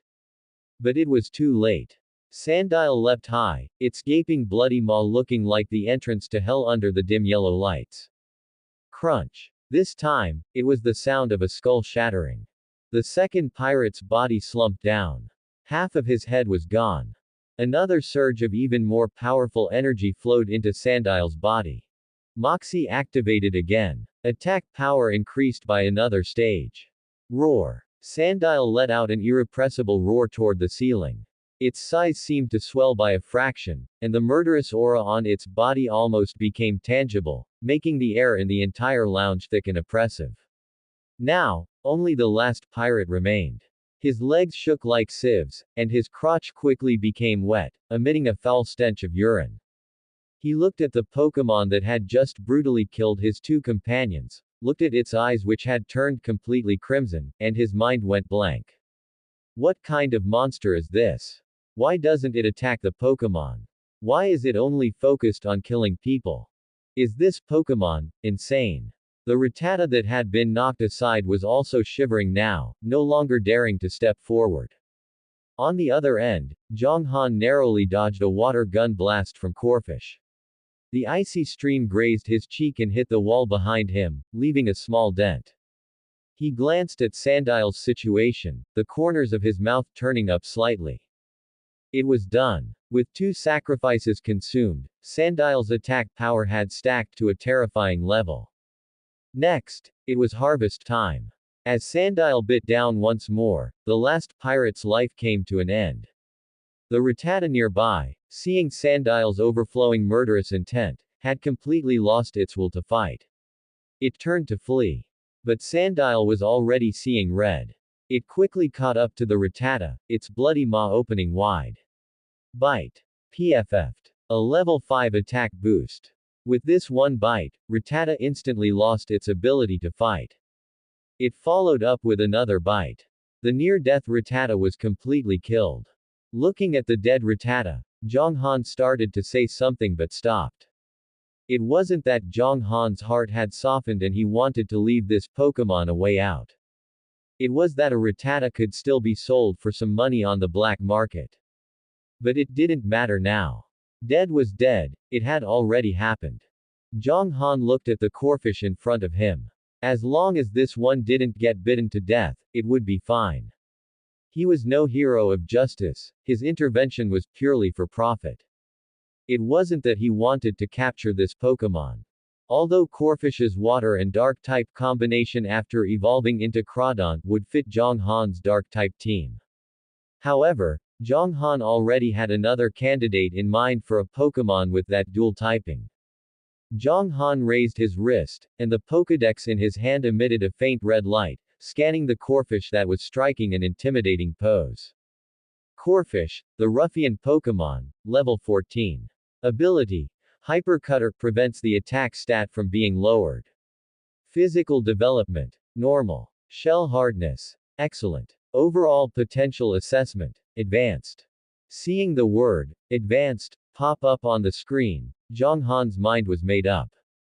It was a success. An advanced potential meant this Corfish had enough talent to grow past level 30 without any bottlenecks and evolve into Crawdaunt.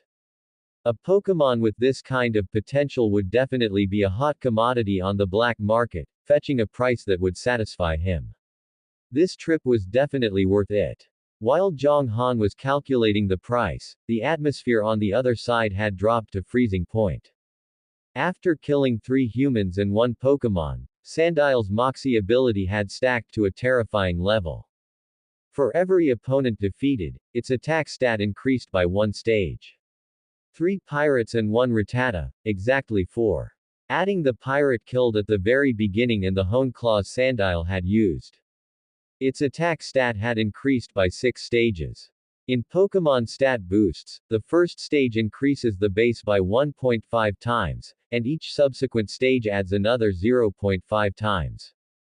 A 6-stage attack boost meant that Sandile's physical attack power was now exactly 4 times its normal state. Woo! An irrepressible low growl rolled from deep within Sandile's throat, and its already crimson eyes were now so red they looked ready to drip blood. Its body even seemed a size larger due to its bulging muscles. Beneath its thick skin, veins bulged with explosive power as it charged toward Corfish. Although Corfish was intimidated by Sandile's aura, the ferocity in its bones made it advance instead of retreating. It raised its proud, massive pincers and snapped them shut violently against Sandile's charge. It wanted to use its pincers to snap this ignorant desert monster in two. However, it had severely underestimated Sandile's current power. Crack. A crisp sound of snapping. It wasn't Sandile's bones, but Corfish's pincer. Sandile didn't even dodge, letting the pincer clamp onto its body before using even more violent force to bite down directly on Corfish's head. The hard orange shell was as fragile as a cracker before a bite move boosted by 6 stacks of attack increases. Sharp fangs easily pierced the shell, embedding themselves deep within the flesh. Corfish. Corfish. Corfish let out a shrill scream before losing its ability to battle. A level 14 Corfish didn't even have a chance to fight back against a Sandile that was only level 8. This was the dominance of the Moxie ability. Once it started to snowball on the battlefield, it became a ruthless killing machine. After its success, Sandile's killing intent grew even stronger. It stepped forward again, opening its blood-stained maw to deliver the final blow to the corfish. That's enough, Sandile. A calm voice rang out. Zhang Han's voice wasn't loud, but it was like a bucket of cold water poured over Sandile's boiling bloodlust. Sandile's footsteps came to a sudden halt, stopping just a single step away from Corfish. It slowly turned its head, its blood-red eyes staring at Zhang Han, a threatening, woo, sound coming from its throat as if dissatisfied with its master interrupting the slaughter. Zhang Han met its gaze expressionlessly. Human and Pokemon faced off in the bloody cabin. The air seemed to freeze. A few seconds later, the blood-red color in Sandile's eyes slowly faded at a visible rate, and the savage aura that had almost been ready to devour people gradually subsided. Zhang Han breathed a sigh of relief. Fortunately, although this fellow had gone into a bloodlust, it hadn't reached the point of turning on its own. Just then, a soft white light suddenly lit up on Sandile's body. A warm current enveloped its entire body, and the minor wounds left from the battle healed rapidly within the light. It had leveled up. After this hardy battle, its level had successfully risen to level 9. As the white light dissipated, Sandile looked much more energetic. It subconsciously raised its front claw and stomped heavily on the ground. Buzz. A strange energy ripple spread out. Centered on its claw, the sand and dust on the ground were suddenly swept up by an invisible force, forming a small vortex. Zhang Han's eyes lit up. Is this a new move? He raised the Pokédex again. Sand Tomb creates a sandstorm to trap the opponent, binding them and causing damage. While Sand Tomb is active, the opposing Pokémon cannot be switched out. This sandstorm does not create sandstorm weather. Zhang Han rubbed his chin. This was an unexpected pleasant surprise. A binding-type continuous damage move, although its power wasn't high, its utility was exceptional. Whether used to wear down an opponent or create an opening for teammates, it was quite practical. Moreover, the sandstorm created by this move did not count as weather, so it wouldn't be overridden by other weather conditions, nor would it trigger abilities that required sandstorm weather. But looking at Sandile now, it was clearly not very familiar with this move. But these weren't major issues, it would just need more practice in the future. He nodded with satisfaction and turned toward the 3 cold pirate corpses. The cabin still smelled of that nauseating metallic and bloody scent, but Zhang Han acted as if he couldn't smell it, skillfully searching the bodies. His technique was professional and his movements agile. Soon, he pulled a red and white Pokeball from the waist of the 3rd pirate. Zhang Han weighed it in his hand and aimed it at the incapacitated Corfish on the ground. With a flash of red light, Corfish was pulled inside. Captured. A Pokemon that has already been caught cannot be caught again unless the original Pokeball is destroyed or the trainer voluntarily releases the Pokemon, severing the bond between the ball and the Pokemon. Zhang Han stuffed the Pokeballs into his pocket and searched the bodies once more. After confirming there was nothing else of value to scavenge, he stood up and brushed the dust off his hands. He casually fed Sandile a few Pokeblocks. This matter was concluded. It was time to check on Layak's situation. Heavy footsteps echoed in the narrow passage. The closer he got to the deck, the clearer the roar of the waves and the howling of the wind and rain became. When Zhang Han pushed open the iron door leading to the deck, it had already started raining at some point. And the rain was getting heavier, turning into a downpour in the blink of an eye. The deck was already a mess.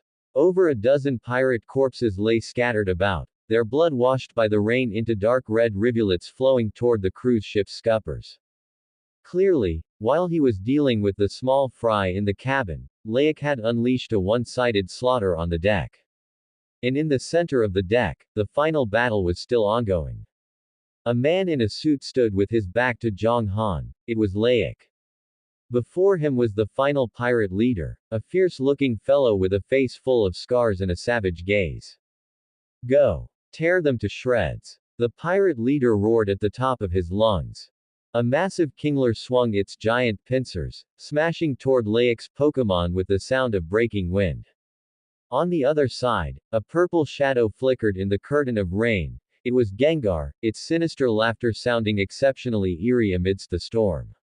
Laik didn't even spare a glance back at Zhang Han, his voice as cold as the standing water on the deck.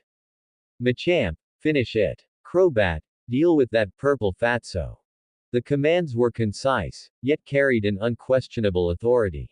Machamp. Machamp. With a thunderous shout, the Machamp standing before Laik moved. Its robust, light blue physique resembled that of a god of war. Its four thick arms spread out simultaneously. Two arms reached up, precisely parrying the Kingler's heavy pincers with a loud clang. The other two arms shot out like lightning, muscles bulging, as it rained punch after punch onto the Kingler's carapace. Crack! The crisp sound of shattering was clearly audible even amidst the howling wind and rain. The level 35 Kingler's prideful shell defense couldn't hold out at all against the level 44 Machamp. It let out a mournful cry as its massive body was sent flying off the ground, slamming heavily several meters away, where it twitched twice before falling still. Almost at the same time, Machamp suddenly grabbed the Gengar that was attempting a sneak attack from the side. The arm gripping the Gengar exerted sudden force, ignoring the Gengar's intangible body and dragging it forcibly out of the shadows. A flash of terror crossed the level 34 Gengar's eyes. It hadn't expected the opponent's Machamp to be able to capture its physical form so easily. Machamp gave it no chance. Another free arm transformed into a hand blade, delivering a sharp chop right to the center of Gengar's forehead. General. Gengar couldn't even finish its scream before its eyes rolled back, and it collapsed onto the ground like a puddle of mud. In just 2 exchanges, 2 Pokémon had instantly lost their ability to fight. Zhang Han's pupils constricted slightly. Is this the strength of a superior trainer? Meanwhile, in the sky, the battle was also nearing its end. The pirate leader's Gyarados was being suppressed by a large purple bat. That Pokémon's speed was astonishing, weaving through the gale with ease and leaving behind afterimages. It was Laik's Crobat. The Gyarados opened its bloody maw, spraying a surging jet of water, but Crobat dodged it easily with a nimble sidestep. Immediately after, Crobat flapped its wings, and a cross-shaped poison blade sliced through the rain, slashing heavily across Gyarados's back. Roar! The level 37 Gyarados let out a roar of pain, its massive body staggering in the air.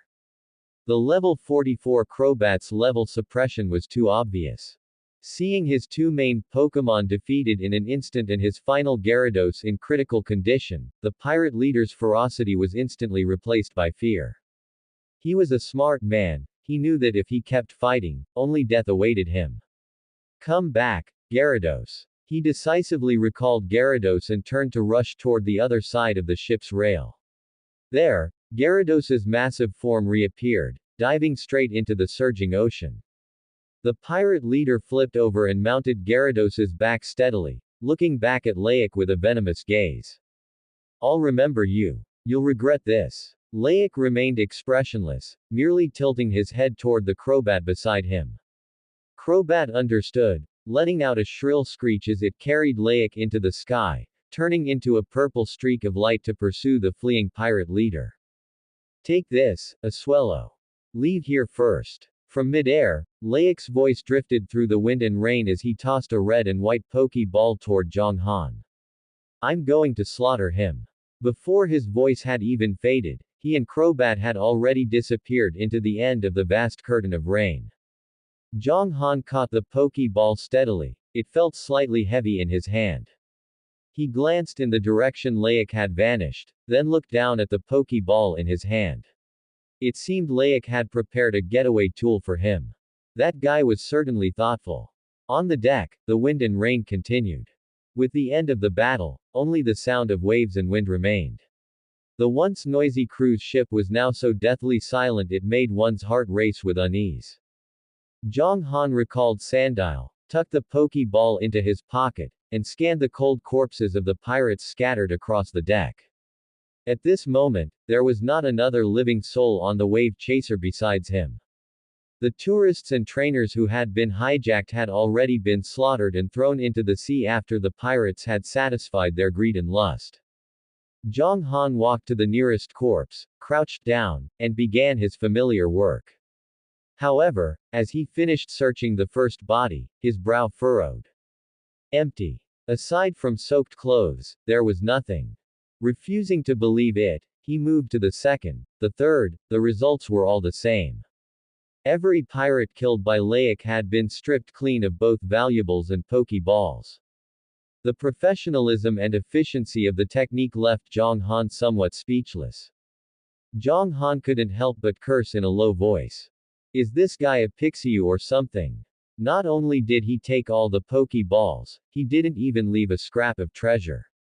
While complaining in his heart, he continued to rummage through the pile of corpses, hoping to find a fish that had slipped through the net.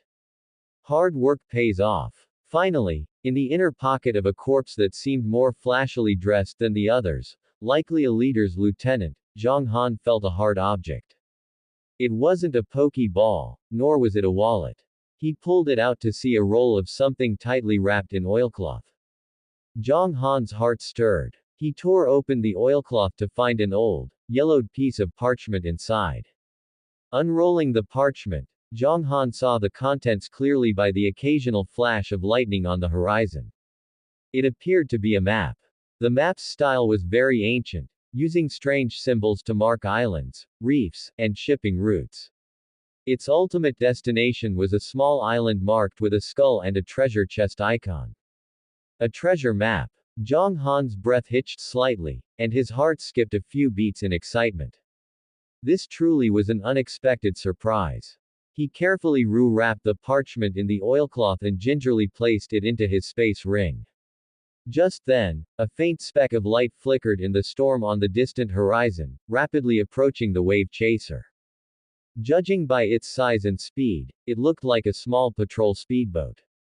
The Alliance's officer Jenny, or a maritime patrol team. Zhang Han's gaze sharpened. He couldn't be discovered by them. A rookie trainer appearing alone on a passenger ship full of corpses, covered in blood, there was no way to explain this clearly. He'd never be able to wash himself clean of suspicion. Without the slightest hesitation, he immediately took out the pokeball Laik had given him. Come out, Swallow. With a flash of red light, a majestic swallow appeared in midair. It was deep blue all over with a sharp gaze. Its outspread wings were steady as a rock in the storm, emitting a powerful aura that far surpassed Sandile and Corfish. He recalled Sandile. Zhang Han flipped himself onto Swallow's broad back. Go! Swallow let out a clear cry, its wings flapping to kick up a gust of air as it instantly took flight, racing away in the opposite direction of the patrol boat. The gale whistled in his ears, and cold rain lashed against his face. Zhang Han looked back once. The cruise ship named the Wave Chaser resembled a giant steel coffin in the storm-tossed sea, carrying blood and sin. While he would fly toward the distance, carrying a new secret. The harvest this time was truly not small. Swallow flew at an extremely high speed. Every flap of its wings felt like it was slicing through the air, producing a dull whistle.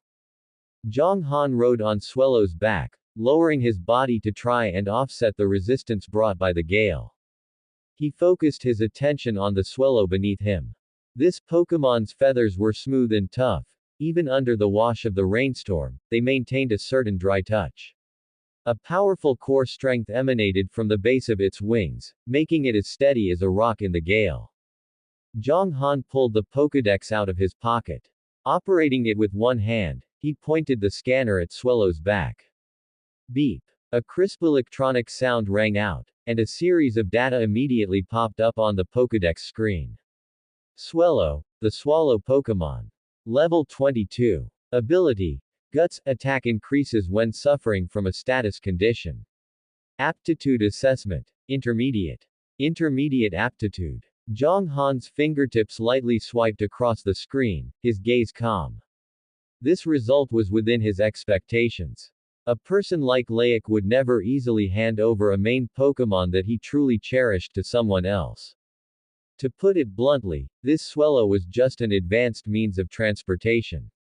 It was fast enough and had enough stamina to support long-distance flight, to be discarded once its use was over. Although Crobat was Laic's core combat power and was faster, in terms of endurance, it might truly be inferior to this swallow specifically used for travel. However, for his current situation, this swallow was already a huge help. Zhang Han did not put away the Pokédex. Instead, he pressed the edges of the screen several times in a specific sequence.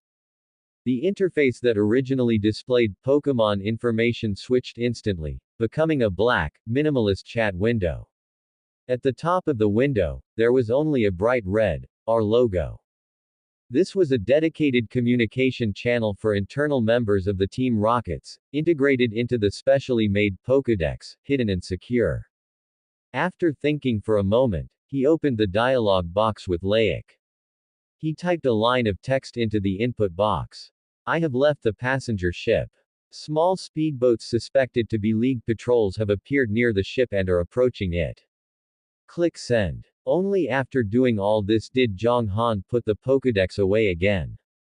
He didn't do this out of the kindness of his heart to remind Laic. Between him and Laic, it was nothing more than a temporary cooperative relationship of mutual exploitation. He was simply avoiding risk.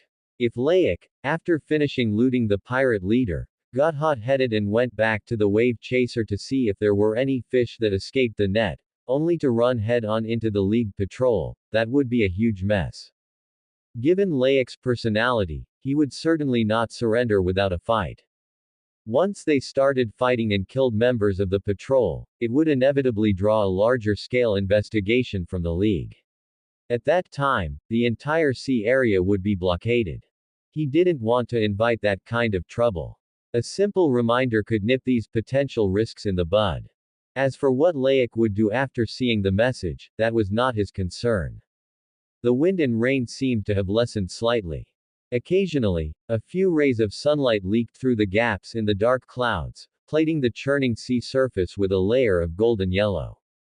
Leaning against Swallow's back, Zhang Han began to take stock of the gains from this trip to the wave chaser. First were the 2 Pokeballs. He pulled the 2 Pokeballs he had obtained from the pirates he first ambushed out of another pocket. These were his deserved spoils of war. Laic hadn't even spared them a glance at the time, clearly looking down on such goods. He took out the Pokédex and scanned one of them. Goldeen, the goldfish Pokémon. Level 9. Aptitude Assessment. Primary. As expected, they were just low-grade things. Zhang Han curled his lip and scanned the other one.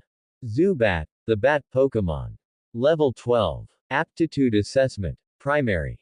He casually tossed the 2 Pokeballs into his space ring.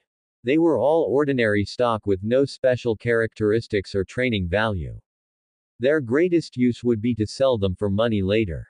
Next was the Corphish that Sandile had defeated. Although that guy's level wasn't high, its aptitude was good and it could be sold for a good price. Finally, and most importantly, Zhang Han's breath hitched slightly, and his hand instinctively reached into his pocket, touching the hard object wrapped in oilcloth through the fabric. The treasure map. This was the biggest surprise of this voyage, a treasure that even Laic had missed. His heart stirred, and he pulled out that roll of parchment again.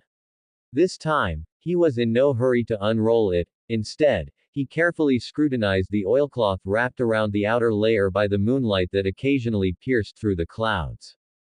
The material of the oilcloth was very special. It felt both tough and slightly greasy to the touch, with excellent waterproofing.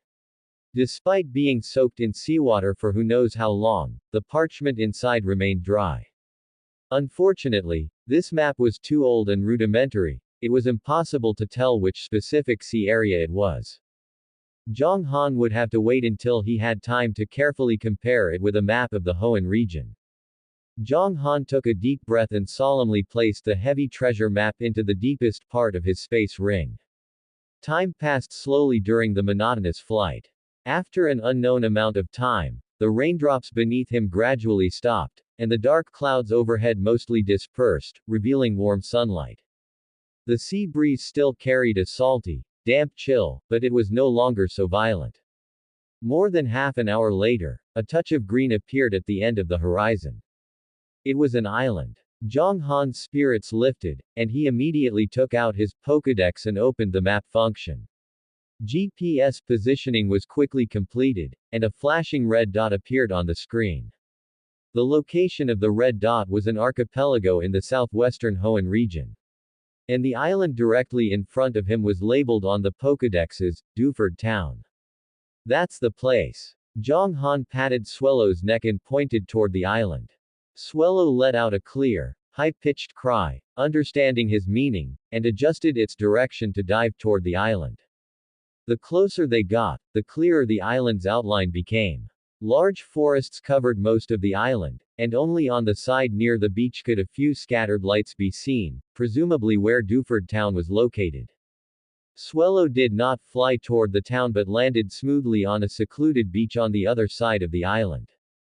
The steady feeling of his feet stepping on the soft sand made Zhang Han breathe a long sigh of relief.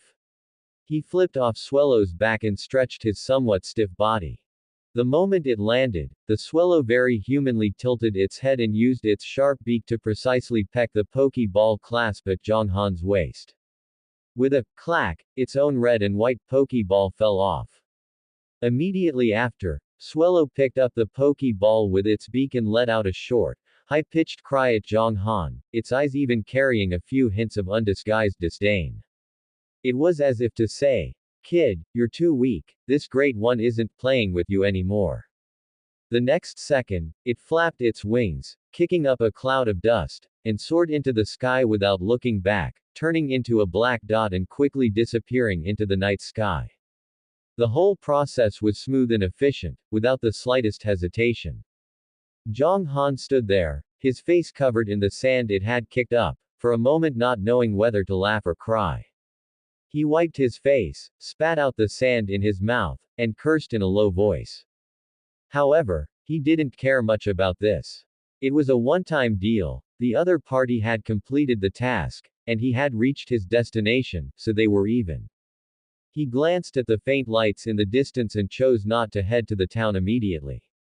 His current appearance was too wretched, and he still smelled of unpleasant blood. Going over like this would inevitably attract attention.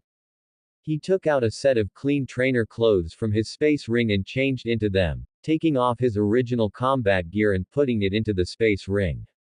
Fortunately, the surface of the combat gear had special materials as a protective layer, so blood stains wouldn't stay on it forever, and cleaning it in the future shouldn't be too difficult. "Come out, Sandile." A red light flashed, and Sandile's familiar figure appeared before him. Perhaps because it hadn't been out for a while, it seemed quite excited, circling around Zhang Han's feet and occasionally rubbing its head against his pant leg.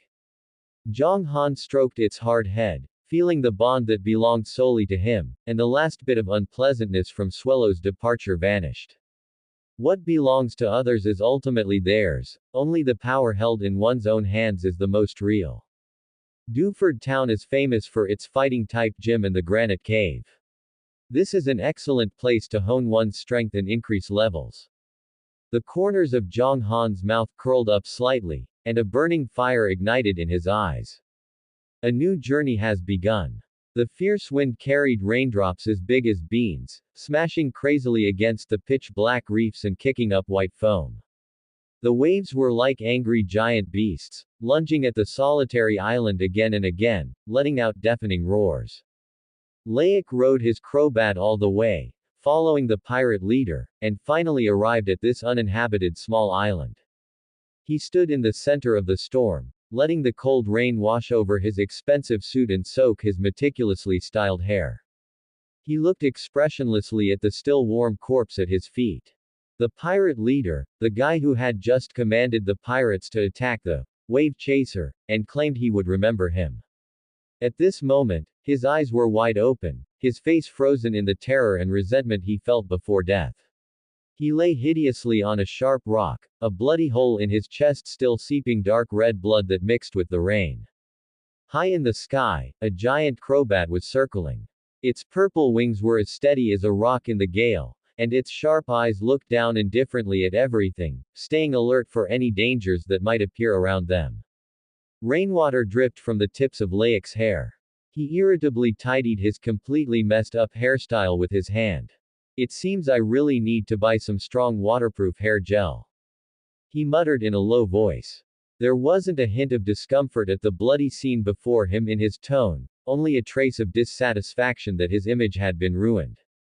After saying that, he bent down and skillfully searched the pirate leader's corpse. Soon, he found the red and white pokeball belonging to the Gyarados. Layak casually tossed it high into the air. Crow. The circling crowbat let out a shrill screech as an invisible air cutter sliced through with precision. The pokeball exploded into fragments in midair with a bang. Layak turned his gaze to the side. There, a massive Gyarados lay dying, its body covered in deep wounds that exposed its bones, its breathing becoming faint. This was the pirate leader's true trump card and the source of his wealth.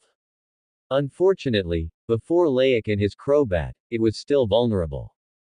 Layak walked over slowly, his leather shoes stepping on the slippery rocks without making a sound. The Gyarados seemed to sense his approach. It struggled to lift its head, its red pupils filled with tyranny and defiance. It opened its large mouth, wanting to let out a roar, but could only squeeze out a few weak hisses. Layak showed no pity, only calmly taking out an empty pokeball. He appreciated this death before surrender attitude, but that didn't stop him from taking it for his own use. A flash of red light, and the half-dead Gyarados was sucked inside without any suspense. The pokeball shook slightly twice in Layak's hand before becoming completely still. A decent thug. Layak clipped the pokeball to his waist and then pulled a black communicator from his pocket. The screen lit up, showing an encrypted message just received. The sender was Zhang Han. After confirming Zhang Han's safety, Layak's fingers slid quickly across the screen, dialing a number he knew by heart. A few faint static noises came from the communicator, and soon, a cold female voice without any emotion rang out. Speak. Only one word, but it carried an unquestionable majesty. Lady Athena. Layak's voice instantly became incredibly respectful, and his back subconsciously straightened up. Zhang Han, whom you favored from the 15th term training camp, chose to come to the Hoenn region. I was subsequently dispatched by you to the Hoenn region as well. Now, Zhang Han has successfully become my subordinate. He paused, organized his words, and continued to report. We encountered an unexpected situation on the return trip, a group of pirates. However, this kid performed very well. His actions were clean and decisive, and his mindset was calm enough. He is a talent worth molding. Recalling Zhang Han's performance in battle, Layak gave his evaluation without hesitation. I believe he can be cultivated as a core member. The other end of the line was silent for a moment. The sound of the wind and rain transmitted through the receiver, sounding particularly noisy. No rush. Athena's voice came slowly, still in that calm and unruffled tone. Just a bunch of insignificant pirates, they can't test his true depth yet. Continue to observe and make a decision based on his subsequent performance. Yes. Layak immediately responded, not daring to have any objections. Layak, an intermediate cadre of Team Rockets. It might not sound like a top position, but he was a direct subordinate of Athena, one of the 4 special cadres of Team Rockets. In his daily work, besides completing various tasks assigned by the organization, the most important thing was to act as Athena's eyes, discovering and screening newcomers with great potential for her. Team Rockets, like the League, spared no effort in secretly cultivating their own young talents. After all, this fresh blood, full of vitality and ambition, was the foundation for an organization's long-term prosperity.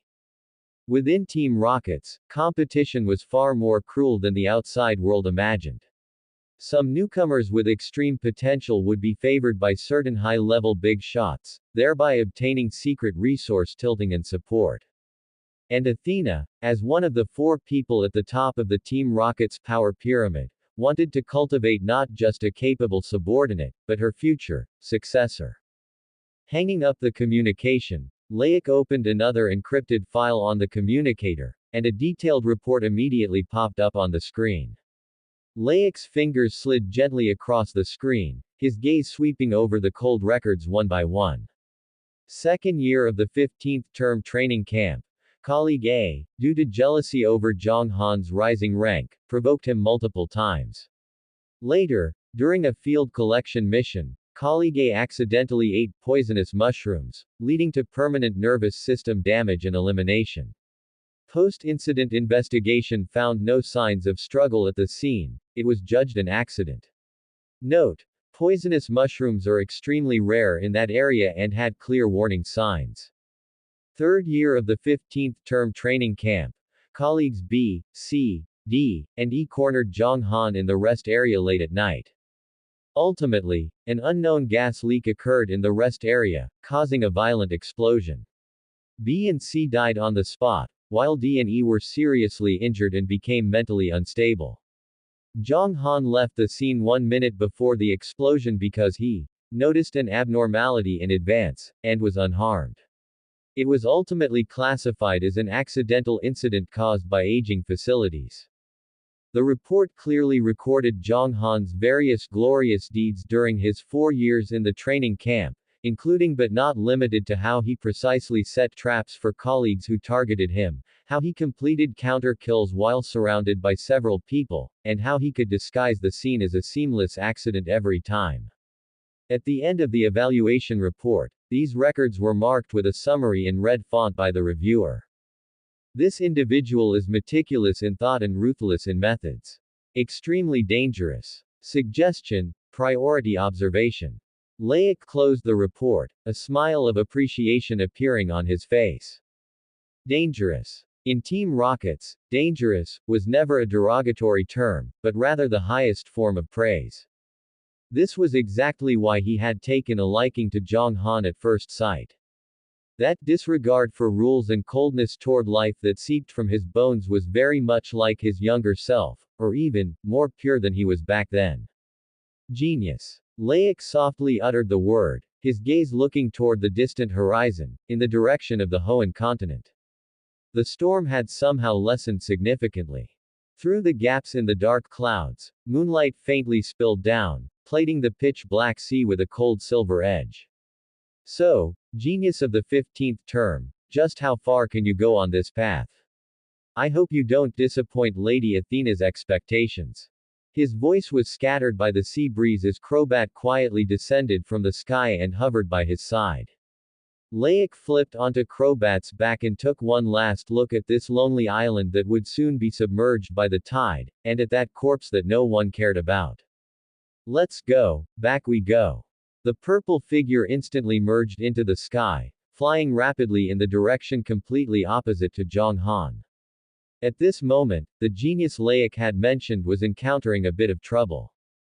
Zhang Han's trainer clothes were covered in mud. Having just passed through the forest, he looked travel-worn. Right now, he only wanted to have Black Eyes treated at the Pokemon Center. After all, he had just gone through a fierce battle with pirates. Although most of its injuries had been healed upon leveling up, Zhang Han still wanted to get some treatment to restore Sandile to its peak condition. While he was at it, he would check in and carefully study the location on the treasure map. Pokemon Center. A bright hall, soothing music, and Miss Joy behind the counter with a smile as standard as a textbook. Everything seemed so orderly, completely out of place with the forest he had just traversed. I can't check in. Zhang Han placed his identification and Pokédex on the counter, but in return, he received a polite yet firm refusal. The expression on his face didn't change, but his fingers resting on the counter tapped unconsciously. Yes, I am very sorry. Miss Joy's smile didn't change in the slightest, her voice sweet. Since you are an ordinary trainer of the league, staying at this establishment requires a reservation at least 1 week in advance. Oh. Zhang Han's eyebrows twitched slightly. He remembered that the textbooks in the training camp didn't say that. He curled his lips into a smirk that didn't reach his eyes. How come I remember that in the league's regulations, ordinary trainers only need to pay the full amount of league coins to check in at any time? Well, the requirements for each city are different. Miss Joy blinked. Her perfect professionalism left no openings even when faced with questioning. Dewford Town is a popular spot for tourism and training, so resources are quite tight. Therefore, the regulations are a bit special. She paused, and as she changed the subject, there seemed to be a trace of imperceptible superiority in her professional smile. Of course, if you are a direct line trainer of the league, you can stay at all our Pokemon Center facilities for free without a reservation. Direct line trainer. Zhang Han certainly knew what that was. It was an invisible ruler used within the league to divide classes. The so-called direct line was someone who had paid a high security deposit for 10 years since childhood, and one of their parents must hold a position in an industry under the league. Either someone in the family held a high position in the league, or an ancestor had performed great service for the league. To put it bluntly, they were a group of second-generation officials, and second-generation rich, born with silver spoons in their mouths. The league shouted about fairness, but behind the scenes, they kept resources firmly in the hands of their own people. These so-called public facilities were essentially back gardens serving them. Ordinary trainers were merely decorations responsible for adding popularity to the garden. Zhang Han's fingertips stopped tapping. The slight irritation that had arisen from being turned away was quickly replaced by a deeper level of indifference. Getting angry at a system, or rather, a part within a system, was the most inefficient behavior. I see, I was mistaken. He took back his Pokédex, the smile on his face becoming a bit more genuine, as if the person with the slightly pressuring attitude just now wasn't him. Thank you for the explanation. You're welcome. I wish you a pleasant journey in Dewford Town. Miss Joy offered a perfect smile once again and then lowered her head to attend to her own business. He looked back at the bright sign, with only one thought in his mind. Direct line status. I wonder if Team Rockets can help me get one. This thing was like a master key. Although its origin was contemptible, it was indeed useful. With it, moving around in the league's territory in the future would undoubtedly be much more convenient. He stopped thinking about it, took out his Pokédex, and opened the internal communication exclusive to Team Rockets. The screen lit up, and an encrypted map interface popped up, with an inconspicuous red dot marking a certain coordinate in Dewford Town. Black Market. He needed to go there. The few Pokemon he had seized from those pirates also needed a suitable channel to be disposed of. The origins of these Pokemon weren't exactly clean. The league strictly forbade individuals from capturing and selling Pokemon. Once discovered, it would be a big trouble. Tisk, it's still too inconvenient. Zhang Han muttered to himself, put away the device, and quickly merged into the flow of people on the street. Currently, Team Rocket's penetration into the Hoenn region was still in its early stages, without even a decent stronghold. Otherwise, whether it was treating Pokemon or selling stolen goods, it would just be a matter of a single word. Why would he need to run errands himself? The streets of Dewford Town weren't wide, lined with wooden buildings full of island flair. Tourists and local residents mixed together, the sounds of hawking and waves intertwining, making it exceptionally lively.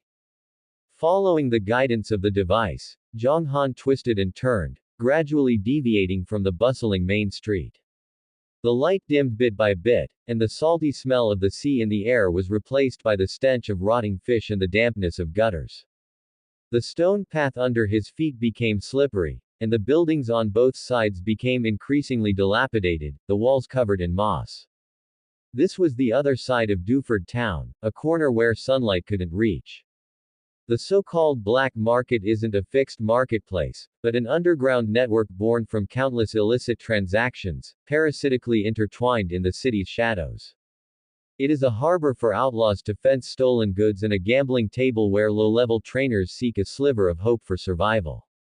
The cultivation of Pokemon requires resources at every step, and resources equate to money. The black market is a meat grinder that can make an outlaw wealthy overnight or leave them without even a grave. The League is well aware of this, yet they choose to turn a blind eye. Water that is too clear has no fish. Completely cutting off this path would only give rise to more extreme unrest.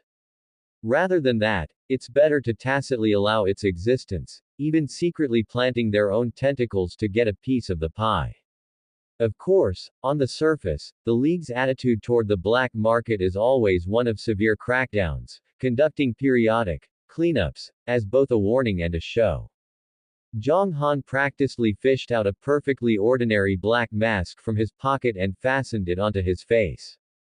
The cool touch isolated the warmth of his face and also isolated his identity as the ordinary trainer Zhang Han. The moment the mask was on, the last trace of disguise in his eyes faded, replaced only by the coldness and scrutiny belonging to a member of Team Rocket's. Here, everyone hides behind a mask. Identity is the most precious thing. Following the guidance of the Team Rocket's icon on his Pokédex, he turned into a narrow alleyway that only one person could pass through at a time. At the end of the alley was an inconspicuous fishing tackle shop. Several strings of shriveled sea fish hung at the entrance, emitting a thick, salty fishy smell. This was a Team Rocket's shop. In fact, it wasn't just Team Rocket's. Many evil organizations would open their own shops in the black market to help their subordinates process resources or gather intelligence. The light inside the shop was dim. A white-haired old man sat behind the counter, slowly wiping a scratch-covered fishing rod, not even bothering to lift his eyelids. The shop was empty, so desolate it looked like it could go out of business at any moment. But Zhang Han knew that the more a place was like this, the safer it was. He walked to the counter and lightly tapped 3 times on the thin layer of dust covering the wood, one long and 2 short. The old man's movements paused for a split second before he finally lifted his cloudy eyes to look at Zhang Han's mask. Buying something. His voice was as raspy as if it had been rubbed with sandpaper. Selling. Zhang Han was concise. The old man didn't say anything else. He just fished out a grease-stained remote from under the counter and pressed it. The wall behind him emitted a faint mechanical sound as a secret door slid open silently. Behind the door were steps leading downward, deep and dark, without even a hint of the sea breeze. Without hesitation, Zhang Han walked straight in. This was the real shop. The space wasn't large. Various contraband items not seen on the market hung on the walls, while rare Pokémon eggs were displayed in glass cabinets, their prices frighteningly high. What goods do you have? The old man followed him in and closed the secret door behind him. The air here instantly became heavy. Zhang Han didn't waste words either, placing 3 Pokeballs directly on the counter. The old man picked one up. A red light flashed, and a Goldeen appeared in the narrow space, swaying its tail fin uneasily. Goldeen, primary aptitude, looks decent enough, no hidden injuries. 70,000. The old man gave a price after a single glance. Zhang Han nodded. The second one was a Zubat. Oh. This one is good. It looks like it has plenty of poison-type energy. 80,000. Finally, it was the Corfish. When its orange-red figure appeared, the old man's eyes finally lit up. He put on a pair of specialized glasses and scrutinized it carefully for a long time. Advanced aptitude, not bad at all. It's just a pity. The old man clicked his tongue. It's been caught before. It still carries the scent of its previous owner, which makes it troublesome to handle. 500,000, I can't go any higher. This price was within Zhang Han's expectations. For a Pokémon that had already been caught, loyalty was a major issue. The new owner would need to spend a lot of time and energy to rebuild trust. Furthermore, the origin of this Corfish wasn't clean, so the buyer would have to bear a certain amount of risk. However, because its level was still low and its plasticity was high, there would always be someone willing to take it over. It's just that, in Zhang Han's mind, the scene of the first time he saw this Corfish on the pirate ship involuntarily surfaced. It had been using those massive pincers to relishly crush the flesh of a tourist's corpse. If its future new owner discovered their beloved Pokémon had such a special dietary habit on some dark and windy night, that scene would surely be interesting. The corners of Zhang Han's mouth curled up silently beneath the mask. Of course, none of this had anything to do with him anymore.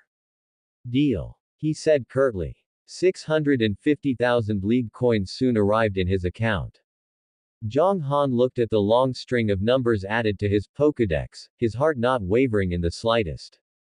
Money only has meaning when it is converted into strength. I need some things. He turned the Pokédex screen toward the old man. 10 bottles of ordinary potion and 50 grams of soft sand for training. Easy enough. The old man began rummaging through the shelves. In addition, I need this. Zhang Han's finger slid across the screen, selecting a specific icon.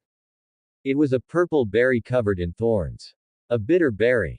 The old man glanced at it, somewhat surprised. This stuff isn't cheap. It can greatly stimulate the ferocity of dark-type Pokémon, but it's easy for them to lose control if used too much. Are you sure you want it? I'm sure. 150,000 for one. I want two. Zhang Han's tone didn't change at all. The old man's movements paused, and he gave him a deep look. Fine. Anything else? A detailed sea chart of the waters surrounding Duford town. The more detailed the better, including shipping routes and islands not registered with the League. This was one of the primary purposes of Zhang Han's trip. The old man fell silent for a moment before speaking raspily. The origin of that thing is not simple. 200,000 league coins, no bargaining. Accepted. The 10 bottles of potion were practically thrown in for free. The soft sand was 50,000. 2 bitter berries were 300,000. The sea chart was 200,000. The 650,000 league coins he had just received were spent in an instant, leaving only 100,000. Holding the sea chart in his hand, Zhang Han was lost in thought. Do you have a surfboard? The best quality kind. I do. The old man chuckled. He had really encountered a big customer this time. He then brought out a black surfboard and said, something young people like to play with. If it weren't for the fact that many people in Duford town love to surf, I wouldn't have spent a fortune buying this surfboard. This one costs 100,000 as well. Scrutinizing the surfboard before him, Zhang Han nodded. I'll take it. However, he wasn't buying this thing for play. Zhang Han looked at his balance, which had become pitiful once again, his face still showing no expression. Money can be earned again if it's gone, but if chances and opportunities to become stronger are missed, they are gone forever. With the transaction complete, Zhang Han packed up all the supplies and, without a single wasted word, turned and left. Kid, the old man behind him suddenly spoke, the heat has been high lately. The League's dogs have very sharp noses. Be careful. Thanks. Zhang Han left the secret room without looking back. Stepping out of the fishing tackle shop and returning to that dark, narrow alley, he left the black market after confirming he wasn't being followed. Deep in the dense forest, the air was humid and sweltering, carrying the unique scent of soil mixed with rotting leaves. Sunlight was sliced into countless mottled spots of light by the overlapping canopy, swaying with the forest breeze and casting shifting shadows on the ground. This was the forest surrounding Duford town, but now it was where Zhang Han trained his Pokémon. Shaw. Along with Zhang Han's brief command, a dark shadow suddenly lunged out from the fallen leaves. Sandile pushed off with its limbs, its thick tail sweeping a wave of dust across the ground. It opened its tooth-filled jaws and bit hard at a panicked Zigzagoon in front of it. That Zigzagoon clearly hadn't expected to encounter such a swift sucker punch. It let out a scream, trying to dodge, but it was already too late. Sandile's movements didn't falter for a second. Its jaws snapped shut just as they were about to touch the opponent's body, and instead, it slammed into it with its hard head. Bang! The Zigzagoon was sent flying by the massive force, rolling several times on the ground before stopping. It struggled twice and finally fainted. Come back. Zhang Han's voice was calm and steady. Sandile flicked its tail and walked back to his feet with steady steps, its crimson eyes flashing with excitement and bloodlust. This was already the 11th wild Pokémon dealt with this afternoon. Zhang Han took a potion from his backpack and sprayed it on several shallow scratches on Sandile's body. The cool mist seeped into the skin, bringing a touch of relief. An afternoon of high-intensity commanding and mental concentration was also a significant drain on him. In the outskirts of the forest he chose, most of the Pokémon lived at levels around 10, with the highest being only level 13, the perfect leveling targets for Sandile at its current stage. Most importantly, he always had Sandile hold back, only knocking them out instead of killing them. This wasn't out of any sense of mercy, but purely out of practical interest.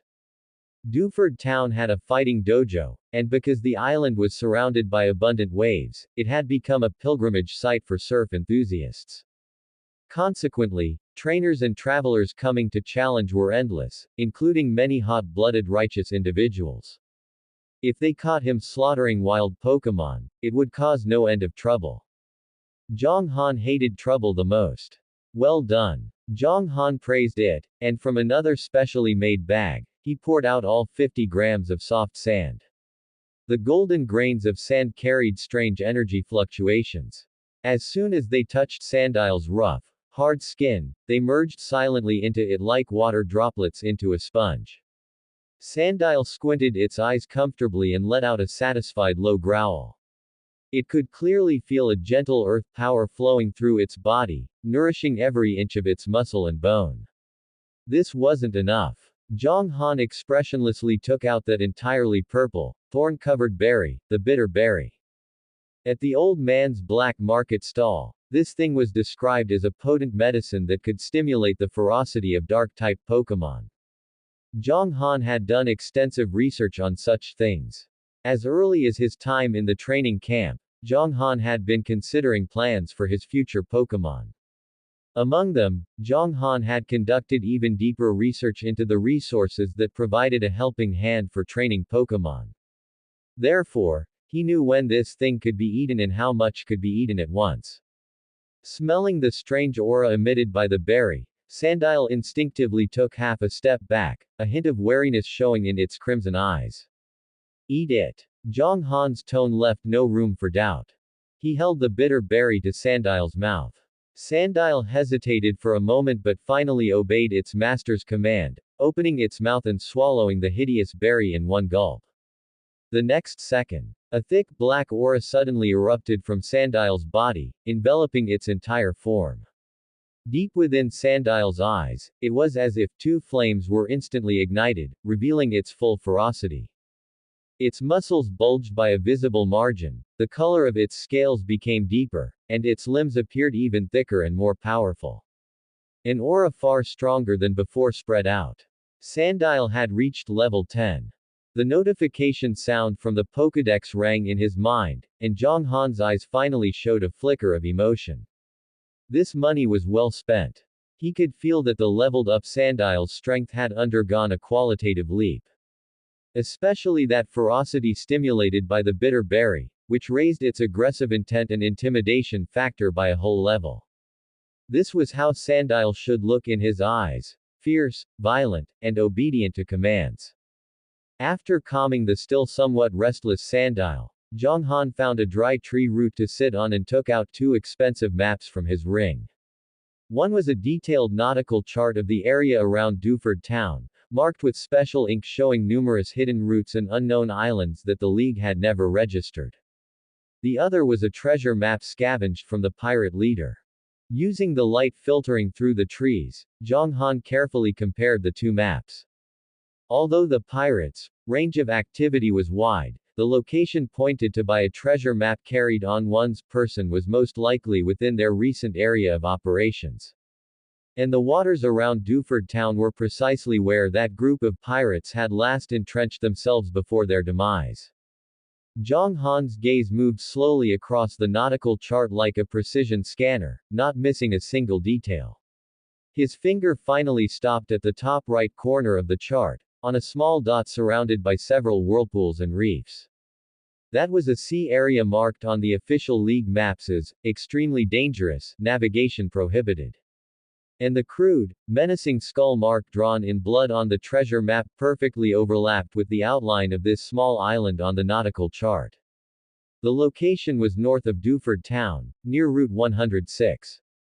Found it. Zhang Han thought to himself, an uncontrollable surge of excitement rising from his heart. 200,000 league coins in exchange for a clear treasure location, this deal was a massive profit. He etched the coordinates of that sea area, the distribution of surrounding reefs, and the safest navigation route into his mind, word for word. After confirming everything was foolproof, he took out a lighter. With a shish sound, an orange flame flared up, quickly devouring the two precious maps. The paper curled and blackened in the fire, finally turning into a handful of ash that scattered with the wind. A secret is only safest when it rots in one's own heart. Unfortunately, Zhang Han glanced at the sandile beside him. With his current level of strength, wanting to cross that dangerous sea area was nothing but a pipe dream. Strength was still too weak. Just then, the Pokédex in his pocket vibrated slightly twice. Zhang Han swiped the screen, and a specially encrypted dark red interface popped up. A new mission instruction lay quietly in the inbox. Mission objective: collect information regarding the Duford Town gym leader, Fujiki.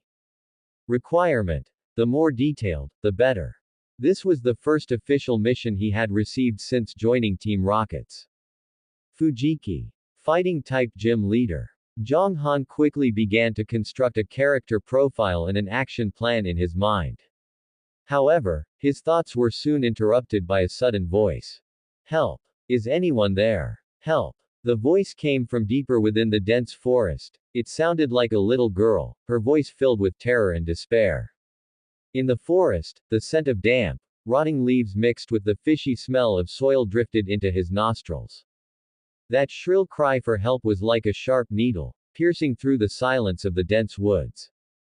Zhang Han's brows furrowed slightly. Trouble. That was his first reaction. He wasn't some righteous league trainer, nor did he have a penchant for playing the hero or saving the innocent. Before every action, he habitually assessed the risks and rewards. Help. The voice came again, tearful and growing weaker, as if it could be swallowed by the darkness of the forest at any moment. Zhang Han stood up and brushed the dust off his pant legs, his eyes calm and devoid of emotion. He didn't rush over immediately. Instead, he gave a silent command to the sandile beside him. Lurk. A flash of ferocity crossed Sandile's crimson eyes as its massive body silently sank into the nearby bushes, merging with the shadows. After consuming the bitter berry, not only had its strength increased greatly, but its instinctive hunting techniques had also been enhanced. Only after completing this did Zhang Han unhurriedly walk toward the direction of the voice.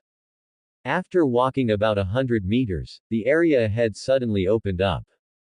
In a clearing within the forest, a little girl with twin tails was leaning against a large tree, her face covered in tear stains, her body trembling violently from fear. In front of her, 3 Puccina were baring their teeth, low threatening growls coming from their throats. Saliva dripped from the corners of their mouths as they approached step by step. Zhang Han's gaze lingered briefly on the little girl. The fabric and style of the dress she was wearing were not things an ordinary family could afford, and she also wore an exquisite silver bracelet on her wrist. A spoiled young lady who had secretly run out to play. Zhang Han instantly made a judgment in his mind. His brain operated like a precision instrument, rapidly processing and analyzing the situation before him. Several options flashed through his mind. 1. Turn around and leave, pretending he saw nothing. This was the safest, but it also meant giving up a potential opportunity. 2. Kill her to eliminate any future trouble and scavenge some valuables. But the reward was too low, a bracelet wasn't worth much. Instead, the disappearance of a child might trigger a thorough search by the local forces of Duford Town, adding risk to himself. 3. Kidnapping. The reward was highest, but so was the risk. Duford Town was only so big. If a child from a major family was kidnapped, the other party would definitely blockade the entire island and dig 3 feet deep to find them. He had just arrived and his foundation was not yet stable. Once exposed, he would have no way to escape. That left only the fourth option. Rescue her. Zhang Han's gaze swept over the 3 Puccina, which were clearly wild and at most around level 5. Dealing with them would be effortless for the current Sandile. The cost was practically zero. And the potential return, a favor from a major family. For someone who had just received a mission and needed an entry point to investigate Fujiki, this was practically a perfect springboard delivered right to his mouth. In a flash, Zhang Han had already determined the optimal solution. His eyes became deep, like a pool of bottomless cold water. Just as one of the Puccina lost its patience and prepared to pounce on the little girl. Sandile. Zhang Han's voice wasn't loud, but like a command, it clearly reached the bushes. Roar. A dark shadow suddenly lunged out from the side shadows, bringing with it a gust of foul wind. It was Sandile. At this moment, its ferocity was fully revealed. Its thick limbs stomped heavily on the ground, making the entire area seem to vibrate. It didn't even use any skills, just violently and unreasonably slammed into them. Bang! The Puccina that had pounced first didn't even have time to scream before it was sent flying like a broken sack. It traced a parabola in the air, smashed heavily against a tree trunk, slid to the ground, and went still after a couple of twitches. Insta-kill. The remaining 2 Puccina were so frightened by this bloody and brutal scene that their fur stood on end. They instinctively retreated, their threatening growls turning into whimpers of fear. But Sandile gave them no chance. Its figure flashed again. Crack. The tooth-grinding sound of bone snapping rang out. That Puccina's whimpering stopped abruptly. Its body went limp and was tossed aside by Sandile's mouth. The last Puccina was completely terrified. With its tail between its legs, it turned to flee into the depths of the forest. Want to leave? A cruel arc curled at the corner of Zhang Han's mouth. Sandile's crimson eyes locked onto the fleeing target, and ground-type energy rapidly condensed. Sand tomb. A small sandstorm immediately trapped the Puccina. It strangled the Puccina tightly inside. This was also the result of Sandile's battles throughout the afternoon. Its proficiency with the sand tomb skill had improved significantly. Awoo! After a short cry of grief, the Puccina collapsed to the ground, unable to get up again. From Sandile's appearance to the end of the battle, the entire process took no more than 10 seconds. Clean, decisive, and efficient. A faint smell of blood permeated the air. The little girl was dazed. Tears still hung on her face, but she had forgotten to cry. She just stared blankly at the majestic Sandile, which radiated a terrifying aura, then looked at Zhang Han as he slowly stepped out from behind a tree. Zhang Han ignored the corpses on the ground and walked straight to the girl, deliberately making his voice sound gentler. Are you alright? Only then did the little girl snap out of it. She peeked timidly at Zhang Han, then at the fierce-looking Sandile beside him. She shrank back slightly and said in a small voice. I'm okay now. Thank you, big brother. It's dangerous to run to a place like this alone. Zhang Han's tone was calm, as if he were stating a fact. Where is your family? I snuck out. The little girl's voice was as faint as a mosquito's. She kept her head down, not daring to look into Zhang Han's eyes. My name is Teng Jai. Big brother, what's your name? My name is Zhang Han. Where do you live? I'll take you back. My home is in the fighting dojo. The fighting dojo. It was as if fireworks had exploded in Zhang Han's mind. Truly, one can find something by chance after searching for it everywhere in vain.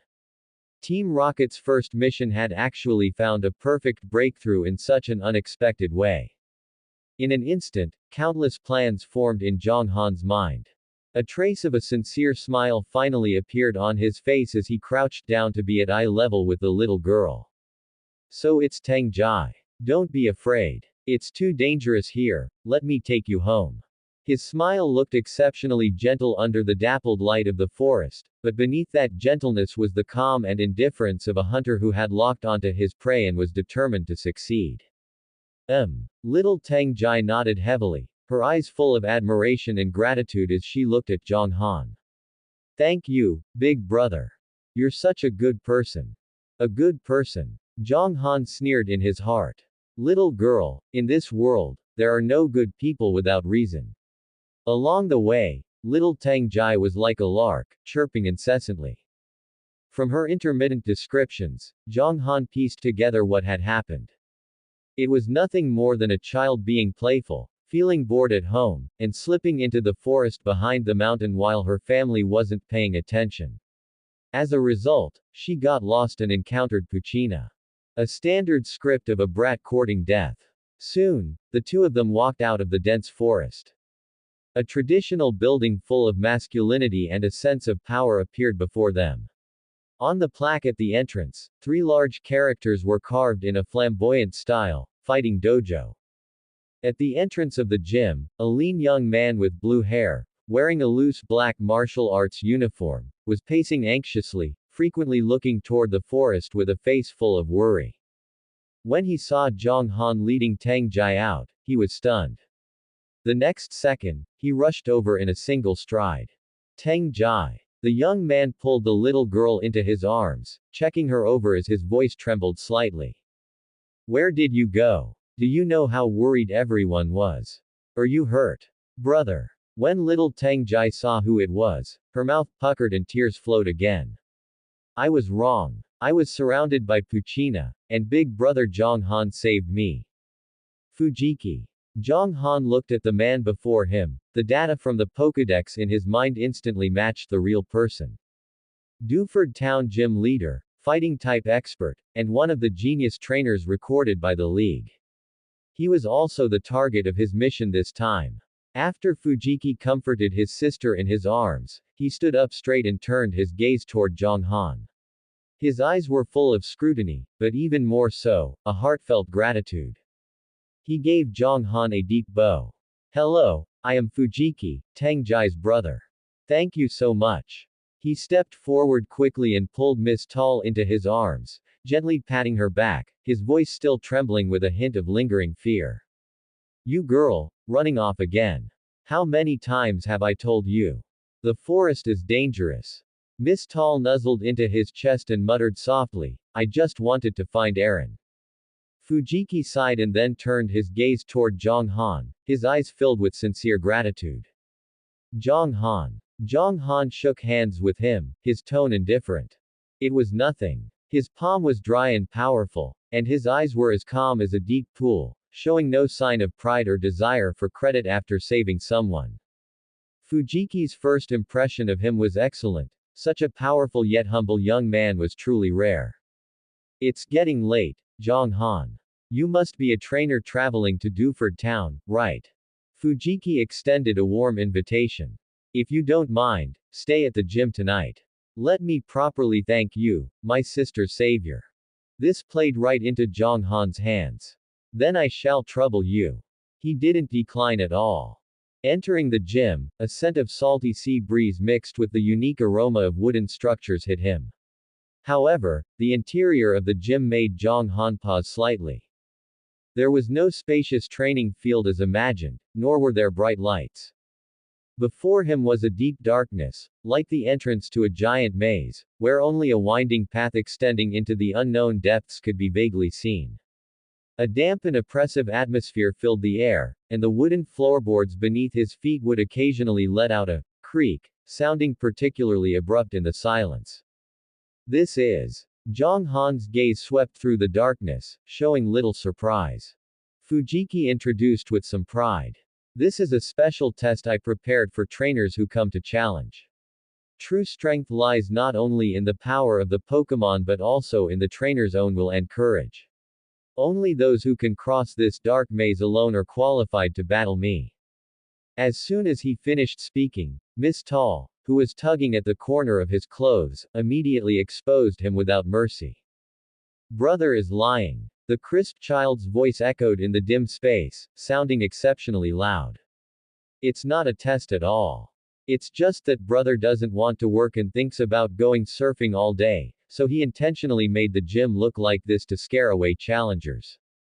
The little girl put her hands on her hips, her face saying, "I know everything." She paused and added a critical blow. Brother also makes the senior disciples of the gym hide in the pitch-black corners and secretly release Pokemon to scare people. Lots of trainers come once and never return. The air instantly froze. Fujiki's cheeks flushed red at a visible speed. He awkwardly raised his hand to scratch the back of his head, letting out a ha-ha dry laugh in an attempt to hide his embarrassment. Zhang Han's face showed no expression, but he understood perfectly in his heart. The Team Rocket's data only mentioned that Fujiki was the fighting-type gym leader, with decent strength and a sunny personality. It didn't mention that this guy was essentially a slacking expert. A man who valued surfing more than his gym duties. This was his best opening. After passing through the pretentious dark corridor, the gym's backyard opened up. This was the true living area and training ground, with plenty of sunlight and complete facilities. Fujiki prepared an extremely sumptuous dinner for Zhang Han and Sandile. Fresh grilled fish, pokeblocks drizzled with secret sauce, and a berry salad specialty of Duford Town. Sandile was clearly starving. Faced with the delicacies, it wasn't polite at all, opening its large mouth to feast with crunch sounds, nearly swallowing the plate as well. Your Sandile is very well bred. Fujiki watched Sandile's fierce eating manner and praised from the bottom of his heart. It's full of wild vitality, and its eyes are very sharp. It's still young and needs more training, Zhang Han responded flatly while feeding a piece of grilled fish to Sandile. Fujiki's hospitality went far beyond just one meal. He kept his promise, stating that while Zhang Han was traveling in Duford Town, he could stay at the gym indefinitely. Furthermore, he could freely use all the training facilities in the gym, including those specifically designed for the strength and speed of fighting-type Pokemon. Zhang Han's heart stirred slightly. This was much more cost-effective than staying at a Pokemon Center. Not only did it save a large amount of expenses, but he could also use professional equipment to strengthen Sandile. He offered his thanks, but his mind was clear. Although Fujiki was warm and hospitable, the vigilance belonging to a gym leader had not entirely disappeared. When he brought out Sandile and when he calmly accepted the hospitality, there was always a flash of scrutiny deep in Fujiki's eyes. A young trainer of unknown origin, carrying a fierce Sandile, suddenly appearing by his sister's side. No matter who it was, it would be impossible to trust 100%. After dinner, Fujiki enthusiastically took Zhang Han to visit his most precious, secret base, his surfing shack. It was a small wooden hut right next to the gym. The moment the door opened, a thick scent of board wax and sea salt hit them. The room wasn't large, but the four walls were covered with all kinds of surfboards. Long, short, fishtail, pointed, and in various colors, each polished to a shine. Many photos were also pinned to the walls, all showing Fujiki's vigorous figure riding the wind and waves on various swells. The Fujiki here was a completely different person from the somewhat awkward gym leader before. His eyes sparkled with a burning light, a light belonging solely to dreams and passion. Look. This is the board I used when I first successfully mastered a giant wave. And this one, I made it myself. He introduced his collection as if counting his family treasures, completely immersed in his own world. Zhang Han listened quietly, but his gaze was drawn to a calendar on the wall. Tomorrow's date was marked with a large red circle, and an exaggerated wave pattern was drawn next to it. Gym leader Fujiki. Zhang Han spoke as if casually. I see on the calendar that tomorrow is a specially marked day. Is the fighting dojo going to be closed? At the mention of this, Fujiki's excitement reached its peak instantly. You've hit the nail on the head, Zhang Han. He clapped his hands excitedly. Tomorrow is no ordinary day, it's the annual Duford Town Surfing Day. Surfing Day. Exactly. Fujiki's eyes were amazingly bright. Only on this day every year, a special ocean current from the eastern Hoenn region passes precisely by our Duford town offshore. The convergence of currents will give birth to the highest and most perfect wave of the year. We call it Miss Tall. He opened his arms, gesturing to an exaggerated height. Surfing experts from all over the league will gather here on this day just to challenge that legendary giant wave. How about it? Isn't it cool? No wonder the Pokemon Center required a reservation a week in advance. It turned out there was such a large-scale event. Zhang Han instantly connected the information in his mind. Fujiki continued. Moreover, whoever successfully conquers the giant wave can also receive a mysterious grand prize provided by the fighting dojo. Oh, a mysterious grand prize. Zhang Han became increasingly interested. He was certain it wouldn't be anything ordinary. Perhaps a rare evolution item. A powerful technical machine.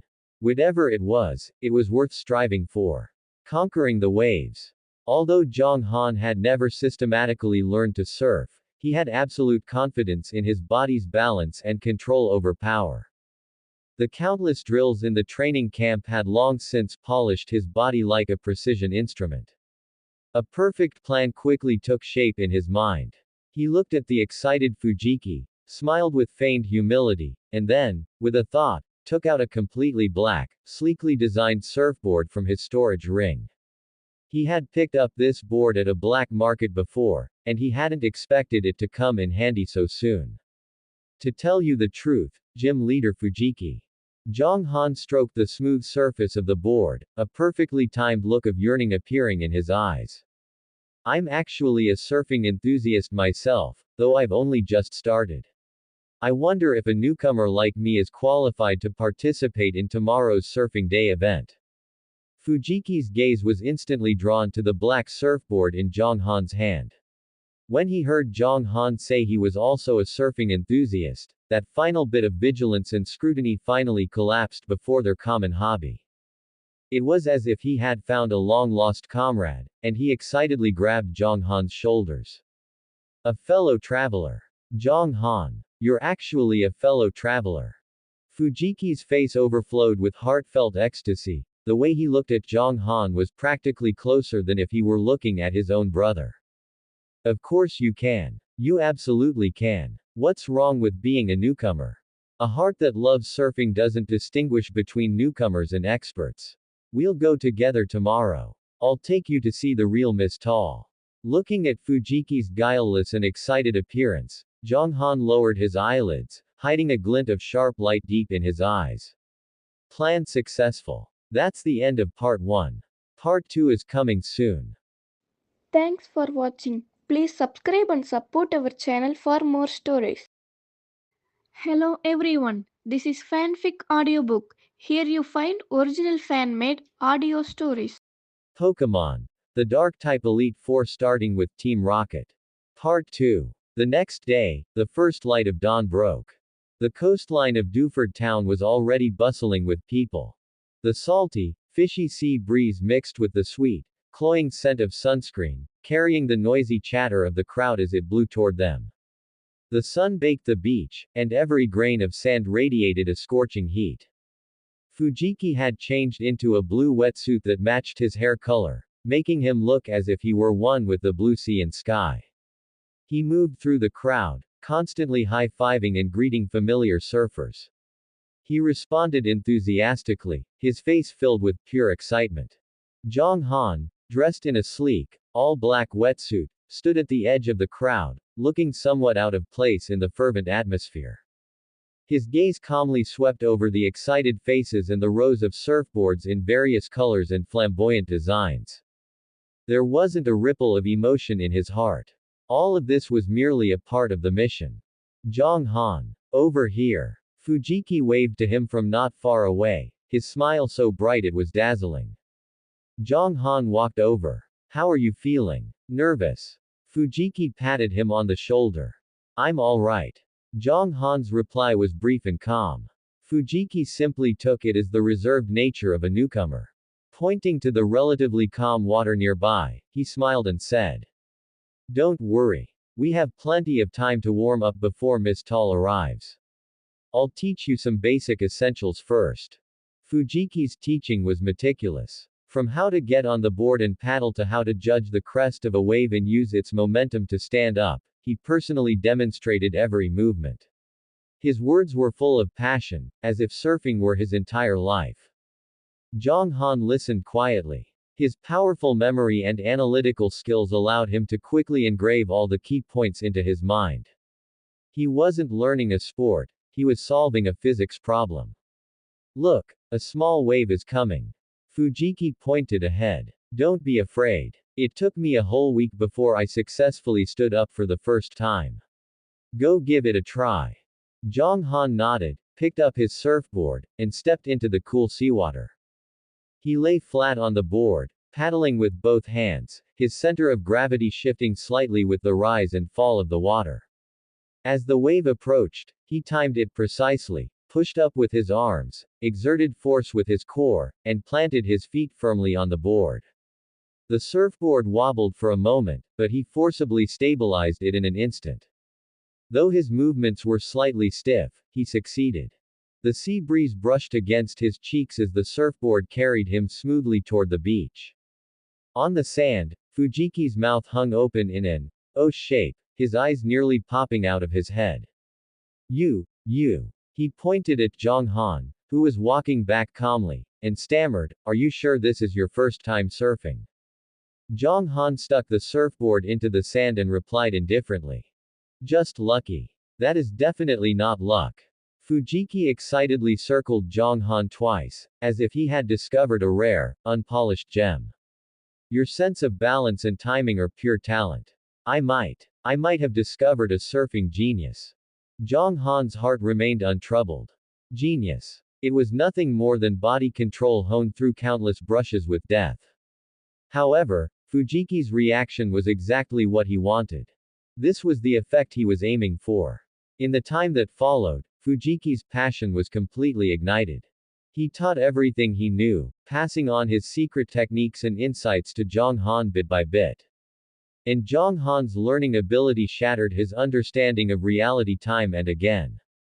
From barely being able to stand at the start to smooth gliding later on, and then to being able to perform simple turns on small waves. Zhang Han's rate of progress couldn't just be described as visible to the naked eye, it was practically like he was on a rocket. Some of the surrounding surfers also noticed this newcomer in black and the gym leader beside him who was acting like a madman. Isn't that Fujiki? Why is he so excited today? Who's that kid next to him? First time seeing him, he's learning so fast. Just then, a wave of cheers like a mountain landslide or a tsunami erupted from the crowd. It's here. Miss Tall is here. Everyone's gaze simultaneously shifted toward the end of the horizon. A dark blue line of water was rapidly expanding, like a moving city wall, carrying the momentum of 1,000 thunderbolts as it bore down on the coastline. The clamor on the sea surface instantly went silent, replaced by the heart-stopping, low rumble produced by the advancing giant wave. Miss Tall, the annual giant wave of Duford Town, had finally arrived. Zhang Han and Fujiki shared a look. In Fujiki's eyes was a burning fighting spirit, the desire of a strong individual. In Zhang Han's eyes, however, there was only calm. He looked at that wall of water, his mind quickly calculating its height and speed. Go! Fujiki barked, taking the lead as he charged into the sea with his surfboard. Zhang Han followed closely behind. The two of them, along with dozens of other top surfers, paddled toward the deep water to meet the grand challenge. The giant wave drew closer and closer, its surging pressure making the very air feel thick. Boom! Miss Tall finally arrived, its violent power instantly turning the sea surface upside down. Ah! Screams rose one after another. In just the first wave of impact, more than half of the challengers were ruthlessly slammed into the water by the giant wave, the sound of surfboards snapping clearly audible. Waves tumbled and foam sprayed. Relying on his superb skills, Fujiki moved nimbly across the wave wall, his posture as agile as a leopard of the sea. Zhang Han followed right behind him, relying entirely on his powerful body control and reaction speed to withstand the pressure. He gritted his teeth, staying fixed to his surfboard like a nail driven into wood. Soon, only a dozen or so people remained on the wave wall. As the giant wave continued to push forward, its form became increasingly violent. Another crest hit, and several experienced veterans could no longer hold on, getting swept into the white foam. Even Fujiki ran into trouble. A strange vortex suddenly formed in front of him. He tried to turn and avoid it, but it was too late. The power of the giant wave flipped him and his board over, throwing him into the churning seawater. Now, only Zhang Han was left. On the beach, Teng Jai and Sandile's hearts were in their throats. Teng Jai clenched her small fists tightly, and Sandile was so anxious it let out a series of clack growls. Go for it, big brother. Sandile. Sandile. Fujiki poked his head out of the water, wiped the seawater from his face, and shouted toward the black figure on the crest of the wave. Steady. Zhang Han. You can do it. But Zhang Han's situation was already precarious. He felt his physical strength draining rapidly, his legs feeling as heavy as lead.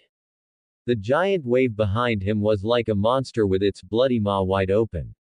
The highest point of the wave wall had already begun to curl inward, about to form a closed tunnel of water that would completely swallow him. Was it still too much? He could feel his body reaching its limit. Just a little faster. If he could just be a little faster, he could break out of this enclosure. Just as Zhang Han was about to be swallowed by the giant wave. Click. A faint but clear mechanical sound came from inside the black surfboard beneath his feet. Immediately after, from both sides of the surfboard's tail, two palm-sized miniature propellers actually popped out. The propellers spun rapidly, and a powerful thrust slammed into the surfboard. His speed skyrocketed instantly. Zhang Han felt a massive force come from under his feet, and he was nearly thrown off. Startled, he quickly realized what was happening. Good grief. No wonder that old man sold this thing for so much, it turns out it's Team Rocket's special black technology. This sudden acceleration allowed him to instantly escape the fate of being swallowed, but a new problem arose, the force was too strong, and he was about to lose control of his direction. He immediately crouched down to lower his center of gravity while reaching out to grope along the edge of the surfboard. The switch, where's the switch? His fingers slid rapidly across the smooth surface of the board until finally, in an inconspicuous groove, he felt a protrusion. Found it. He pressed down hard. The power to the propellers cut out abruptly, and the surfboard returned to its original state. And Zhang Han, using the last of the momentum, whistled out from the closing giant wave tunnel like a black arrow released from a bow. When that black figure reappeared in the sunlight, the entire beach erupted. People cheered and jumped for joy, offering their most enthusiastic applause for this unbelievable miracle. In everyone's eyes, this unknown newcomer, through skill and courage unattainable by ordinary mortals, had single-handedly conquered this year's Miss Tall. Zhang Han glided smoothly into the shallow water and jumped off the surfboard. He looked back at the gradually subsiding giant wave behind him, then looked down at the plain-looking black surfboard beneath his feet. It worked. The cheers were like ocean waves, drowning Zhang Han. A sea of people surged forward, tossing Zhang Han into the air. Being tossed high into the air was a strange sensation. His vision shifted rapidly between the blue sky and excited faces, while the salty sea breeze filled his nose, mixed with the scent of sunshine. Zhang Han was no stranger to being the center of attention, but in Team Rockets, such attention usually came with danger and killing intent. But at this moment, what he felt was pure, untainted admiration and joy. Actually, this method of victory was cheating. But Zhang Han didn't care at all, or rather, he enjoyed this feeling of cheating. Who would have thought that inside an ordinary surfboard, Team Rocket's black technology was hidden? The taste of victory, especially one obtained through cheating, was exceptionally sweet. Zhang Han, you're amazing. A wet figure rushed over from the sea. Fujiki pushed through the crowd, his large, fan-like hand slapping Zhang Han's back heavily, with enough force to almost knock the wind out of him. There was no hint of frustration from failure on Fujiki's face. Instead, there was a fanatical excitement, as if he had discovered a rare treasure. Amazing. He clapped sincerely, his deep blue eyes sparkling. On the shore, Tengjai held Sandile, both person and Pokemon jumping and cheering for him. Zhang Han landed from the crowd and stood firmly, a perfectly modest smile on his face, while his mind calmly assessed the gains from this operation. The harvest was huge. The setting sun dyed the sea orange-red as the group returned to the fighting dojo. At this moment, Fujiki had completely let down his last bit of guard as a gym leader. He casually put his arm around Zhang Han's shoulder as if they were old friends who had known each other for years. Zhang Han, you were practically born for surf. That courage facing the giant waves was so cool. Fujiki was generous with his praise. In his eyes, Zhang Han was not just a surf enthusiast, but someone possessing the top qualities of a surfer. Courage. Come, here is your reward. Fujiki solemnly took out two thin square disc cases from his chest and handed them to Zhang Han. Brick Break and Protect TMS, the champion rewards for this surfing day competition. Zhang Han took them, feeling a slight weight in his hand. He didn't immediately show ecstatic joy, but simply said thanks calmly and put the TMS into his backpack. This composure was another plus in Fujiki's eyes. Calm and steady, the air of a great general. Fujiki's appreciation for Zhang Han went up another level. After dinner, Fujiki said mysteriously to Zhang Han, "Come, I'll take you to a good place." He led Zhang Han through the dark maze of the gym to a hidden wall. Fujiki felt around the wall for a moment and pressed an inconspicuous switch. Rumble. The stone wall slowly slid to one side, revealing a deep staircase leading downwards. A unique smell mixed with earth, sweat, and the scent of battle wafted towards them. This is where I usually train my Pokemon, and it's also the place truly used to host challengers. Fujiki explained as he led Zhang Han down. That maze on the ground, cough. You know, it's mainly to filter out those who just want to coast for a badge. Zhang Han didn't expose his thought that Fujiki was actually just too lazy to deal with them, and silently followed. At the end of the stairs, it suddenly opened up. It was a huge underground space, much more spacious than the gym above ground. In the center was a vast battleground covered in fine sand, surrounded by various professional training equipment, from hard targets for sharpening claws to giant rolling stones for strength training, everything was there. In the corner of the field, two Pokemon caught Zhang Han's full attention.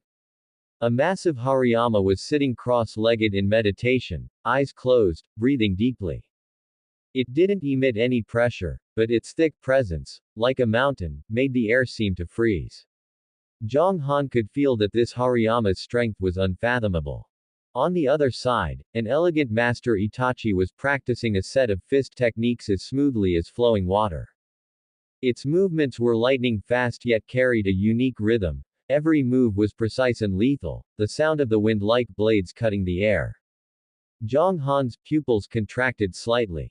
This guy Fujiki really wasn't as unreliable as he seemed on the surface.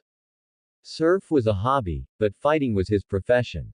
Either of these two Pokemon, if taken out, would be enough to make most challengers return in defeat. How about it? My partners are pretty good, right? Fujiki's tone carried a hint of pride. Very strong. Zhang Han admitted frankly. It wasn't a compliment, but a fact. Fujiki smiled and clapped his hands. The Hariyama and Master Itachi immediately stopped training, bowed respectfully to him, and then stepped aside. Watching is one thing, practicing is another. A new fighting spirit ignited in Fujiki's eyes. Zhang Han, how about a practice battle? Just think of it as post-dinner digestion. Zhang Han had the same intention. He needed to assess Sandile's current true combat power and also wanted to personally experience the level of a fighting-type gym leader. Okay. I'll use this little guy to practice with you. Fujiki took a Pokeball from his waist, and with a flash of red light, a Machop with gray-blue skin and distinct muscle lines appeared on the field. This Machop's level wasn't high, probably only around level 10. Obviously a beginner Pokemon. Fujiki had specially chosen to not put too much pressure on Zhonghan. Zhonghan also sent out Sandile. As soon as Sandile landed and saw its opponent, it immediately bared its teeth excitedly, looking eager to try. My Machop is a fighting type, which counters your Sandile. Fujiki reminded him kindly. As a ground type and dark type, Sandile was indeed countered by the pure fighting type Machop. It's fine. Zhonghan's expression didn't change at all. In fact, it's more meaningful for its training this way. Fujiki nodded approvingly. Bold. Then, here I come. As soon as he finished speaking, Fujiki's gaze sharpened, and he gave the command, Machop, use Karate Chop. Machop gave a low roar, its legs suddenly exerting force, rushing towards Sandile like a cannonball, a faint white light appearing on its right hand. So fast. Zhonghan's heart tightened. This level 10 Machop, under Fujiki's nurturing, had basic stats far exceeding its level. Sandile, Sand Attack. Facing the aggressive attack, Zhonghan didn't choose to go head-to-head. Sandile understood, its short legs digging into the sandy ground, instantly kicking up a large amount of sand to form a sand curtain that covered Machop's head.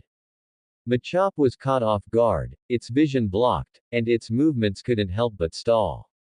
Now, bite. The opportunity was fleeting. Sandile's bulky body showed surprising flexibility in the sand curtain. It sidestepped, circled to Machop's side, opened its large mouth full of sharp teeth, and bit down hard on Machop's arm. Snap. Woo. Machop grunted in pain, but its reaction was extremely fast. Its other hand immediately clenched into a fist and threw a heavy punch at Sandile's head. Dodge it, pull back. Zhonghan's command was concise and swift. Sandile let go and rolled on the ground, narrowly avoiding the punch. The fist hit the sandy ground with a muffled thud, leaving a small pit. After one round of exchange, both sides had some damage, but Sandile clearly had the upper hand. A flash of surprise crossed Fujiki's eyes. He hadn't expected Zhonghan's command to be so experienced, actually thinking of using the terrain advantage to make up for the elemental disadvantage.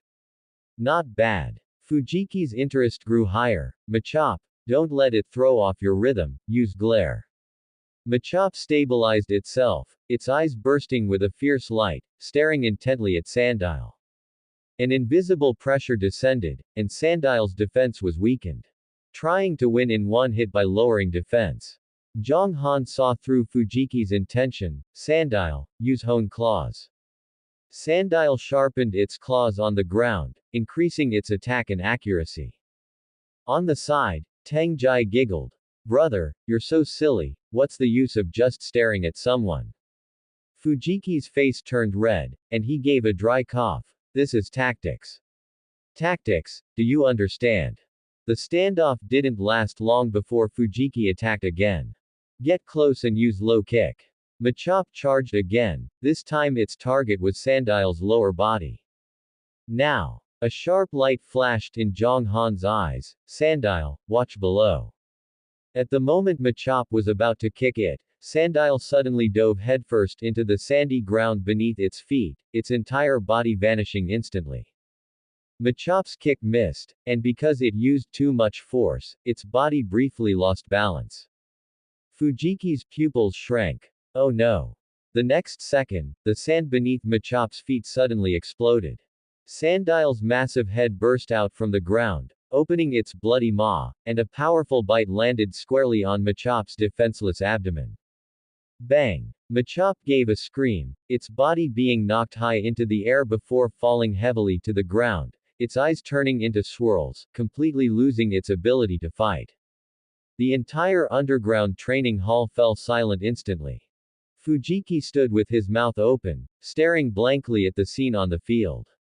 An instant kill. His Machop was actually insta-killed by a Sandile that was at a type disadvantage. And that move was dig. Fujiki's voice carried a hint of disbelief. Sandile had actually comprehended a ground-type move, dig, on its own during the battle. Zhonghan looked at Sandile as it crawled out of the sand again, wagging its tail triumphantly, and couldn't help but let the corners of his mouth turn up slightly.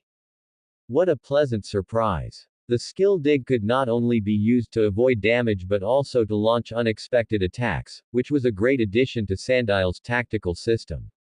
You guy. Fujiki finally came back to his senses, walked quickly to Zhang Han, pressed his hands heavily on his shoulders, and looked at him with glowing eyes. You guy, you're really a monster. First surf, now Pokemon battling. How many more surprises did this young man named Zhang Han hide? Just good luck. Sandile worked hard itself, Zhang Han said modestly. This isn't luck. Fujiki shook his head vigorously. Precise tactical judgment, on-the-spot command ability, and trust in your Pokemon. Zhang Han, you are definitely a battle genius. Fujiki's mood at this moment was more excited than if he had won a league tournament himself. He looked at Zhang Han as if looking at an unpolished jade, his eyes full of light. Zhang Han. Fujiki suddenly said solemnly. When you return from your journey, you must come and challenge my gym. I will use my strongest lineup on this very field and have a fair and square battle with you. For the next week, Zhang Han almost treated the fighting dojo as his own home. The air in Duford town was forever filled with a salty, humid sea breeze, mixed with the unique, scorching scent of sweat and conviction found within the gym. The underground battlefield was Fujiki's exclusive domain. Hey! Fujiki's Hariyama let out a fierce shout, its thick palms carrying a gust of wind as it slammed violently into a half-man-high boulder. Crack! The rock split upon impact, shattering into several pieces. Sandile watched intently from the side. Mimicking Hariyama's form, it raised its still slender front claws and slashed down hard against another, smaller rock. Ka! A soft sound rang out, leaving only a shallow white mark on the rock. Sandile shook its somewhat numb claws, its eyes showing a stubborn streak of refusal to lose. Zhang Han watched from the side without making a sound. He knew that for the move brick break, the technical machine only instilled knowledge and techniques into the brain. To truly transform it into bodily instinct required thousands of refinements. Muscle memory and power transmission, these things didn't happen overnight. Don't rush, Sandile. Fujiki walked over and patted Sandile's solid back. The key to generating power isn't the arms, it's the waist. Look, like this. Fujiki personally demonstrated, sinking his body and suddenly exerting force from his waist. The power traveled up his spine to his shoulders, then through his arms, and finally exploded from his palms. The entire movement was fluid and filled with the beauty of explosive power. Wu ga. Sandile nodded as if it partially understood and assumed its stance once more. Zhang Han's gaze shifted between Fujiki and Sandile. He knew clearly in his heart that Fujiki was imparting his experience without reservation. This sincerity stemmed from Zhang Han's genius-like performance on surfing day, and also from the keen insight into the battle situation he had shown during their sparring practices over the past few days. Fujiki had already come to treat him as a true friend, a fellow traveler who shared the same love for battling and challenges. Again, Zhang Han ordered Sandile. Sandile took a deep breath, recalling Fujiki's movements. Its waist twisted suddenly, and the power of its entire body seemed to be mobilized, converging on its front claws. Crack! This time, a clear fissure split open on the rock. Although it hadn't completely split it apart, the progress was obvious. Sandile gave an excited low growl and looked back at Zhang Han as if seeking praise. Not bad, keep going. The corners of Zhang Han's mouth curled up slightly, but he was calculating in his mind.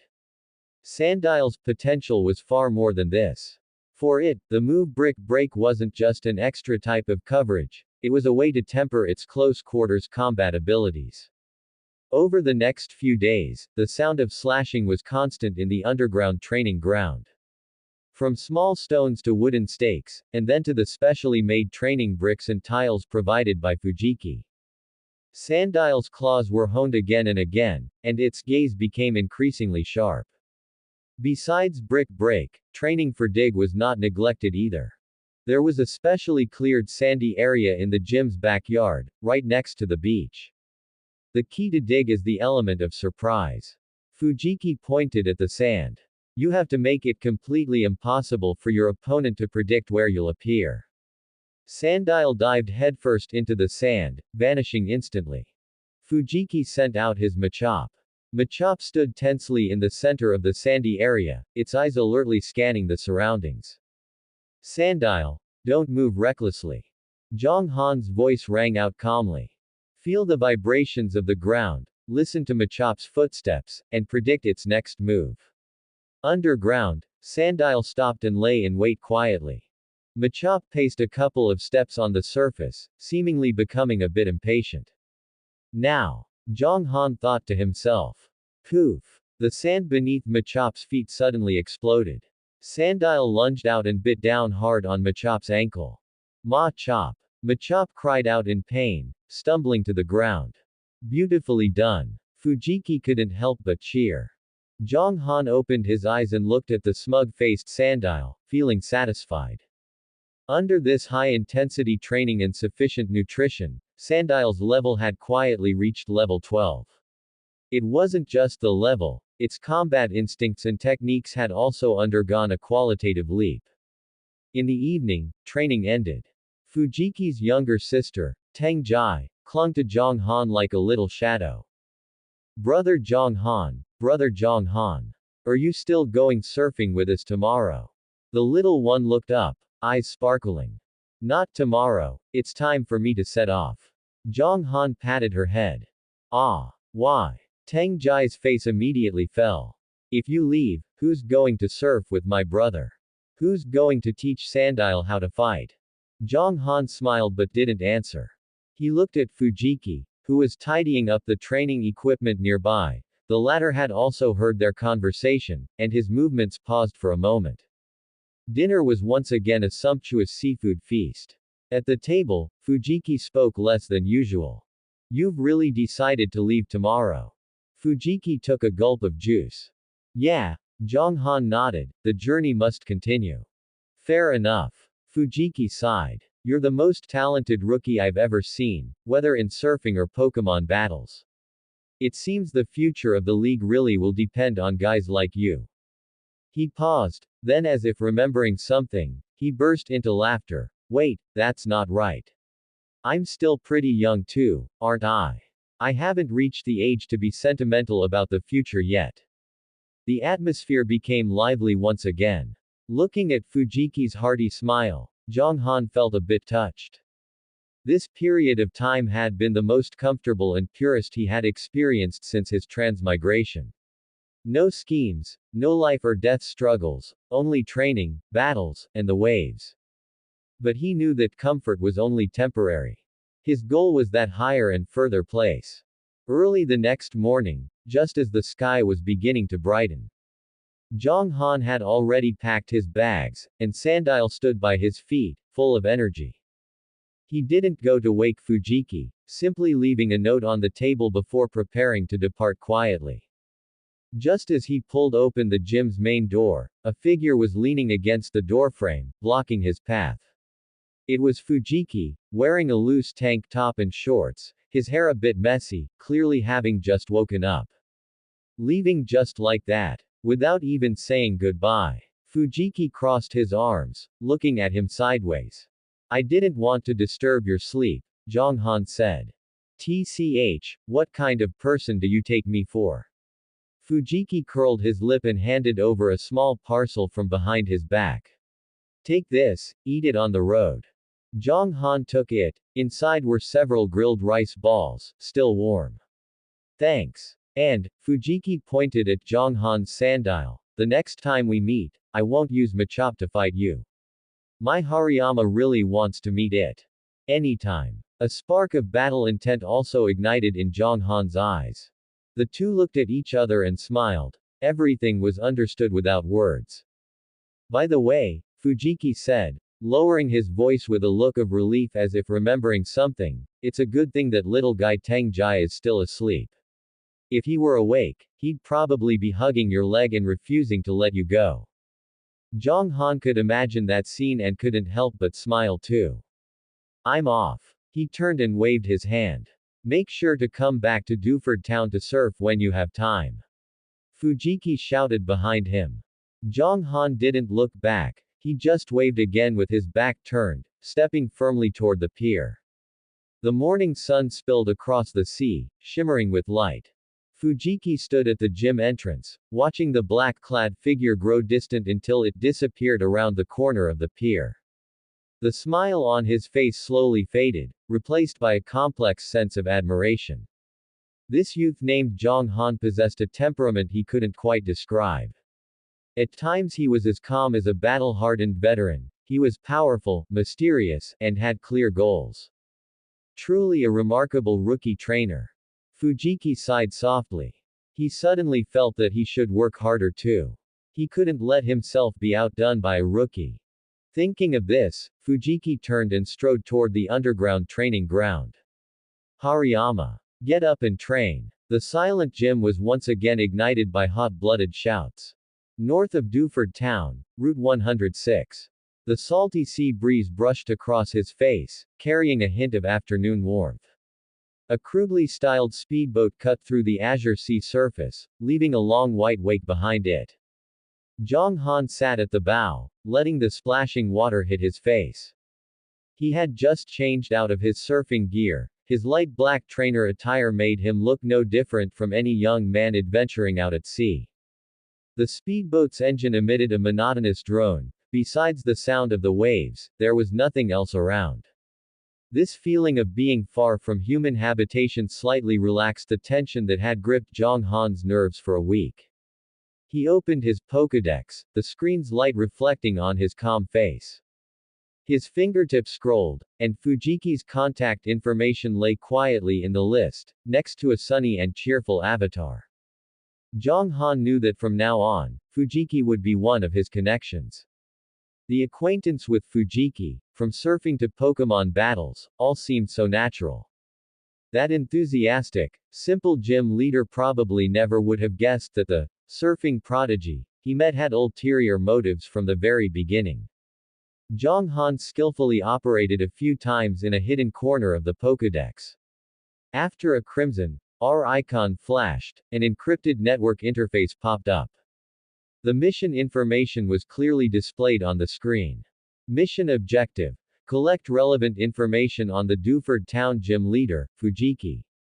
Requirement: the more detailed, the better. Zhang Han's fingers typed rapidly on the virtual keyboard, organizing the observations from the past week into intelligence. Fujiki, approximately 27 years old, passionate personality, extremely fond of surfing. Main Pokemon is a gym-level Hariyama, skilled in fighting techniques, astonishing strength. He paused, picturing the other equally powerful Pokemon from the underground training ground, Master Itachi. That Master Itachi's movements were swift as lightning, elegant and lethal, its strength was definitely no less than the Hariyama's. Zhang Han's fingertips hovered in the air. After a moment, he deleted the description of Master Itachi he was about to input. This was not due to soft-heartedness. Zhang Han was very clear about his relationship with Team Rockets. He worked for Team Rockets, and in return, Team Rockets provided him with resources and status unattainable by ordinary trainers. This was just a transaction, he never believed in loyalty. Fujiki, being enthusiastic, powerful, possessing some prestige within the league, and harboring good feelings toward him, was far more valuable than a perfect piece of intelligence. No one could predict what the future held. As for Fujiki, for Zhang Han, his value alive was definitely much higher than dead. This hidden Master Itachi was a trump card he left for Fujiki, and also a retreat path for himself. If Fujiki were ever targeted by Team Rockets because of this intelligence in the future, this trump card might become a life-saving talisman for the martial artist. Zhang Han never engaged in unprofitable deals, he only did what was most beneficial to himself. Moreover, for a newcomer trainer like himself to submit complete intelligence on a gym leader would truly be strange. After submitting the redacted intelligence, he closed Team Rocket's network, and the Pokédex returned to its normal appearance. The speedboat's speed gradually decreased, and ahead, the outline of a small island covered in green vegetation appeared. Young man, we're almost there. The middle-aged man steering the boat turned back, a calculating smile plastered on his face as his cloudy eyes sized up Zhang Han. 1,000 league coins was the fare, we agreed on that. But look, the fuel consumption for this trip wasn't small either. You need to pay an extra 3,000 league coins for gas, otherwise, I won't dock. Price gouging. The man clearly saw that Zhang Han was young and alone, thinking he was a soft target that could be easily manipulated. In these remote waters, most trainers would choose to pay up to avoid trouble. Upon hearing this, Zhang Han's expression showed no surprise. Instead, he smiled. Sir, when we got on the boat, we never mentioned any fuel charges. Hey, you outsiders don't understand the rules. That's how things are done around here. Seeing that he didn't immediately pull out money, the man's smile vanished, and his tone became impatient. I'm telling you, this is already a friendly price because I like your face. Hurry up and pay, don't waste my time. He acted as if he had Zhang Han trapped, even carrying a hint of a threat. The smile on Zhang Han's face deepened as he slowly reached into his pocket. The man thought he was pulling out money and a flicker of triumph crossed his eyes. However, what Zhang Han pulled out was not a wallet. It was a dagger flashing with cold light. What are you trying to do? The triumph on the man's face instantly froze, turning into terror. He hadn't expected this seemingly harmless youth to carry such a weapon. Rules. Zhang Han stood up and walked toward him, the dagger deftly spinning between his fingers. Now, I'm going to teach you my rules. Don't come any closer. I'm telling you, Before the man could finish speaking, a silver light flashed before his eyes. He felt a chill on his neck, and the rest of his words were choked in his throat. He stared with wide, disbelieving eyes, reaching up to cover his neck as warm liquid gushed out between his fingers. He opened his mouth but couldn't make a sound. His body swayed, and he fell stiffly onto the cabin floor, quickly losing all signs of life. The speedboat's engine continued to roar, but the sound of breathing was missing one person on the boat. Zhang Han expressionlessly wiped the blood off the dagger on the man's clothes, then put the dagger away. He bent down, frisked the man, found the 1,000 league coins he had just paid, and casually stuffed the remaining few bills in the man's pocket into his own. After finishing everything, he finally looked up at the deserted island that was getting closer and closer. The sea breeze remained, and the sun shone brightly. It was as if nothing had happened. Zhang Han walked to the helm and skillfully steered the speedboat toward a hidden beach on the small island. Dealing with a corpse and a boat was not difficult for him. The speedboat docked, and Zhang Han took out a pokeball from his waist. With a flash of red light, Sandile appeared on the beach. Cow! Sandile cried out excitedly, feeling the soft sand beneath its feet. Zhang Han looked at the corpse in the cabin, then at the Sandile in front of him, the corners of his mouth lifting slightly. Sandile, time to eat. Crimson blood spread across the beach, then was washed away and diluted by the incoming tide, eventually turning into a pale pink and disappearing into the boundless ocean. Sandile's chewing finally stopped. It let out a satisfied burp, licked the sand and blood from its mouth with its tongue, and contentedly returned to Zhang Han's feet, rubbing its head against his pant leg. The salty sea breeze ruffled the stray hairs on Zhang Han's forehead.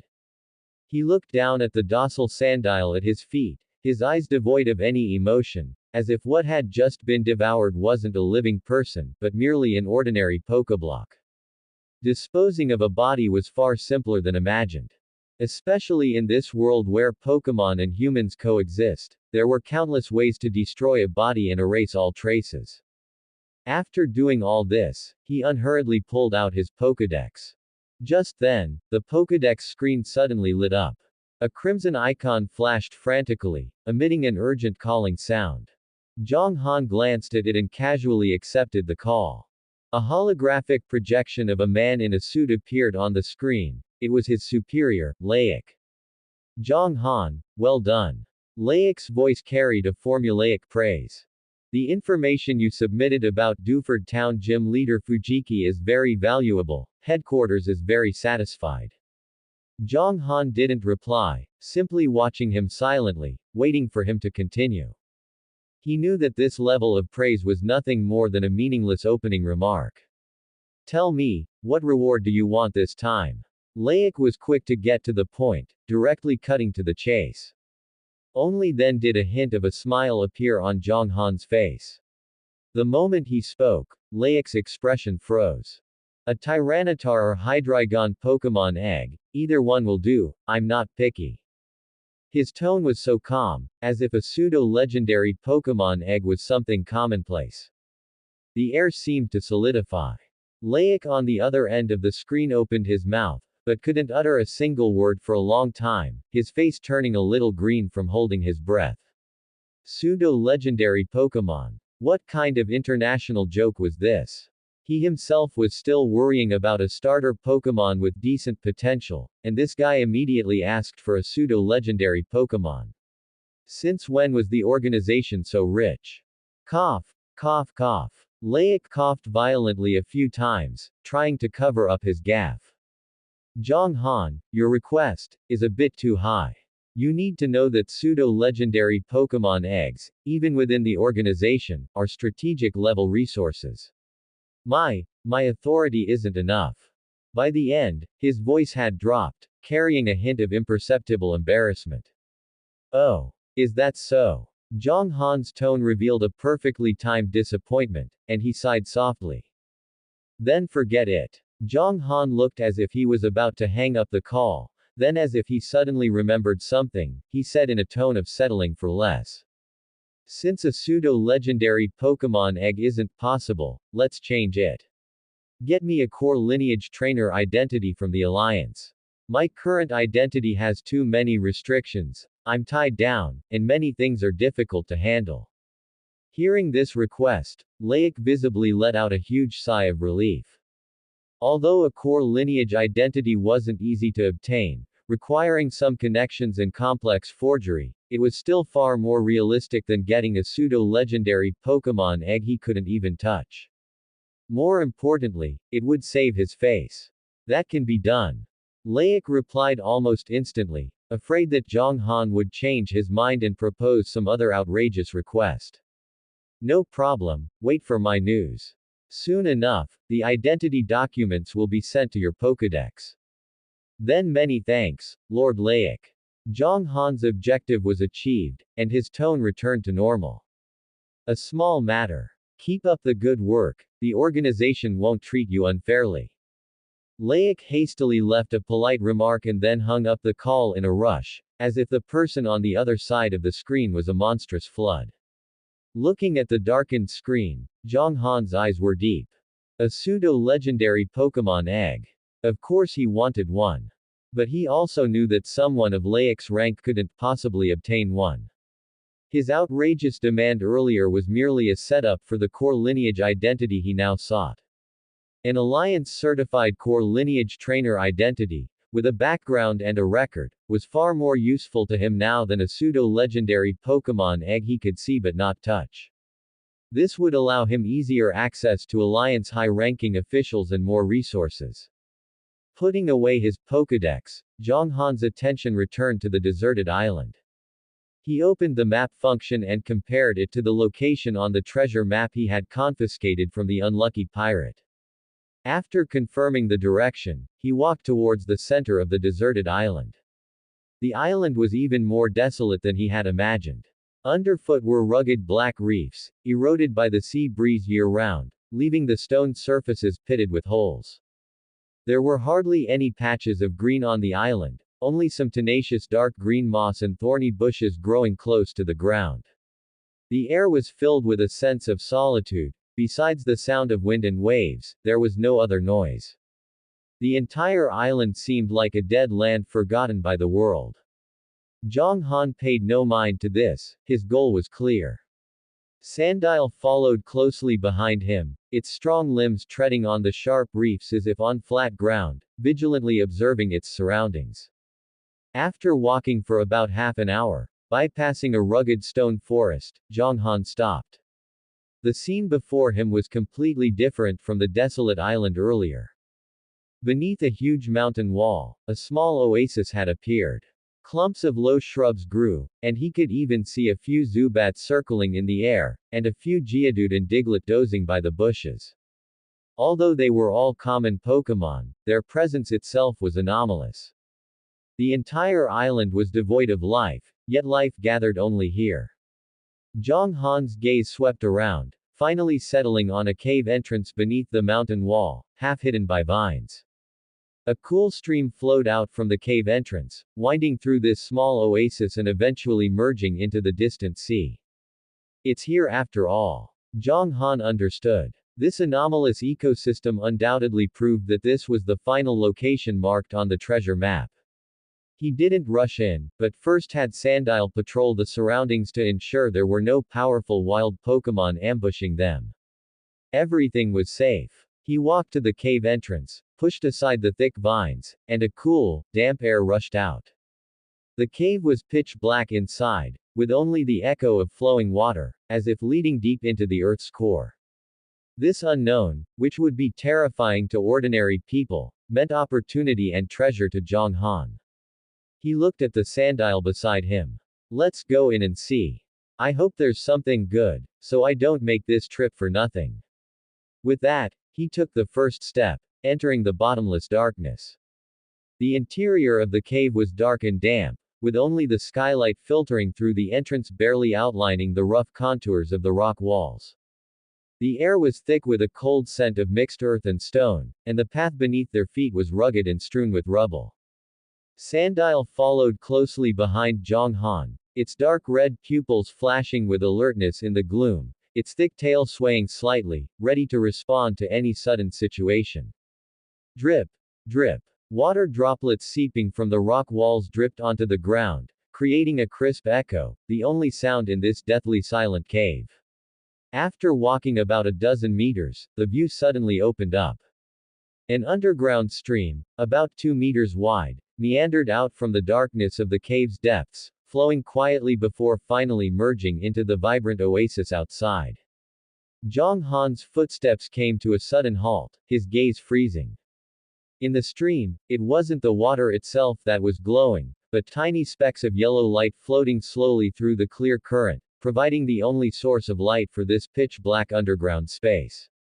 These specks of light were faint yet clear, rising and falling with the ripples of the water. What is this? Could the water in this stream be unusual? Glowing water. He had never heard of it. But the Pokémon world is full of unknowns, this might be a new resource, and he might even be its first discoverer. For a moment, various conjectures surfaced in Zhang Han's mind. Zhang Han took an empty transparent water bottle from his backpack, unscrewed the cap, and carefully reached into the stream to scoop up half a bottle of water. He held the bottle up to his eyes, observing carefully by the faint light of the floating specks. The water in the bottle was crystal clear, without any impurities, and lacked even a trace of light. Hey! Zhang Han gave a low chuckle, his gaze becoming increasingly sharp. The source of the light was not in the water. Then, was it beneath the ground where the stream flowed? Sandile, dig! Sandile gave a low growl and unhesitatingly thrust its thick front claws into the ground beside the stream. The hard rocky ground was easily dug up by its sharp claws as if it were tofu. Crack! Crack! Rubble flew everywhere, and a half-meter deep pit soon appeared before them. Sandile poked its head inside, sniffed carefully, then raised its head and shook it at Zhang Han, a hint of confusion in its eyes. Below, there was nothing but harder rock layers. Zhang Han's brow furrowed slightly, his doubts deepening. Since it wasn't underground, what exactly were these eerie specks of light? He stood up and cast his gaze deeper into the cave. The darkness there was like thick ink, bottomless, but the golden specks of light in the stream seemed denser and brighter than near the entrance. The treasure must be inside. Come on, let's go take a look inside. Zhang Han patted Sandile's back, lowered his body, and continued deeper into the cave. The further they went, the more stifling the air became. An invisible pressure squeezed in from all sides, and his temples began to throb as if someone were pricking his nerves with invisible needles. Zhang Han's breathing became heavy, and he felt a slight dizziness. He stopped and looked at Sandile beside him. Sandile's condition was even worse than his. Its once steady steps had become somewhat staggered, its body swayed slightly, and it let out uneasy low growls from its throat. You feel it too? Zhang Han asked in a low voice. Sandile nodded and irritably scratched at the ground with its claws. Eerie, sinister. This was Zhang Han's most direct assessment of the cave. He was 100% certain that an incredible treasure was hidden in the depths of this cave. Otherwise, there was no explanation for why this was the only place on the entire deserted island where an oasis could form, nor could the eerie glowing stream and the uncomfortable energy field be explained. But risk and reward always coexist. If they went any deeper, they couldn't even guarantee their own safety. Even if they found the treasure, they might not live to take it. No, this cave is too sinister. Sandile, let's retreat. Zhang Han made a split-second decision without any hesitation. As long as the green hills remain, one need not worry about firewood. It wouldn't be too late to come back after figuring out the situation and making full preparations. He pulled Sandile and abruptly turned around, preparing to return the way they came. At the very moment he turned, his pupils suddenly constricted. Those golden specks of light, which had been floating slowly downstream with the current, actually came to a simultaneous halt the moment they turned. No, it wasn't a halt. They reversed direction and began to move upstream. One by one, the specks of light gathered into a thin golden line, moving toward them unhurriedly like a living organism with its own consciousness. It's following us. Zhang Han's scalp tingled. From the moment they entered the cave, the living thing in this stream had already set its sights on them. The specks of light in this stream weren't some untapped resource, but a living creature. Zhang Han frantically recalled all the Pokemon knowledge he had learned in the training camp, but he couldn't find any clues. What on earth is this thing? Zhang Han thought to himself. His retreating steps did not stop. The enemy was in the dark while he was in the light. Furthermore, not knowing the opponent's strength, the risk of acting rashly was too great. Since the other party hadn't made a move against him yet, Zhang Han decided to retreat first and then make a plan. Finally, Zhang Han and Sandile successfully walked out of the cave. Breathing the outside air, Zhang Han felt physically and mentally refreshed. Looking back at the eerie cave, Zhang Han's heart hardened. Playing tricks, are you? I will definitely find you. Outside the cave, the oasis nourished by the stream was full of life. Zhang Han's figure appeared silently at the edge of the oasis, his gaze scanning through the grass. He needed a bait, a living bait, to test the background of that mysterious creature in the stream. Soon, a Nidoran gnawing on berries entered his sight. This Nidoran looked very young, with a strength level of only about 4 or 5, it was perfect as bait. Without the slightest hesitation, Zhang Han's figure flashed, pouncing out like a cheetah. The Nidoran had only just sensed danger when, the moment it raised its head, a large hand had already gripped the back of its neck. It didn't even have time to let out a cry before it was slammed into the ground by a massive force, instantly losing consciousness. The entire process was clean and efficient, without a single wasted movement. Carrying the unconscious Nidoran, Zhang Han turned and returned to that eerie cave. Inside the cave, it was still just as deep and dark, with only the yellow spots of light in the stream flickering quietly, like countless prying eyes. Zhang Han dropped the Nidoran on the dry ground by the stream, neither too far nor too close to the water's surface, perfectly placed in an enticing position. After finishing this, he quickly took out a set of pure black, tight-fitting combat gear from his backpack and changed into it. This outfit could absorb light to the maximum extent. In such a dark environment, it was almost equivalent to invisibility. Sandile, You come back first too, Zhang Han whispered, recalling Sandile into its Pokeball.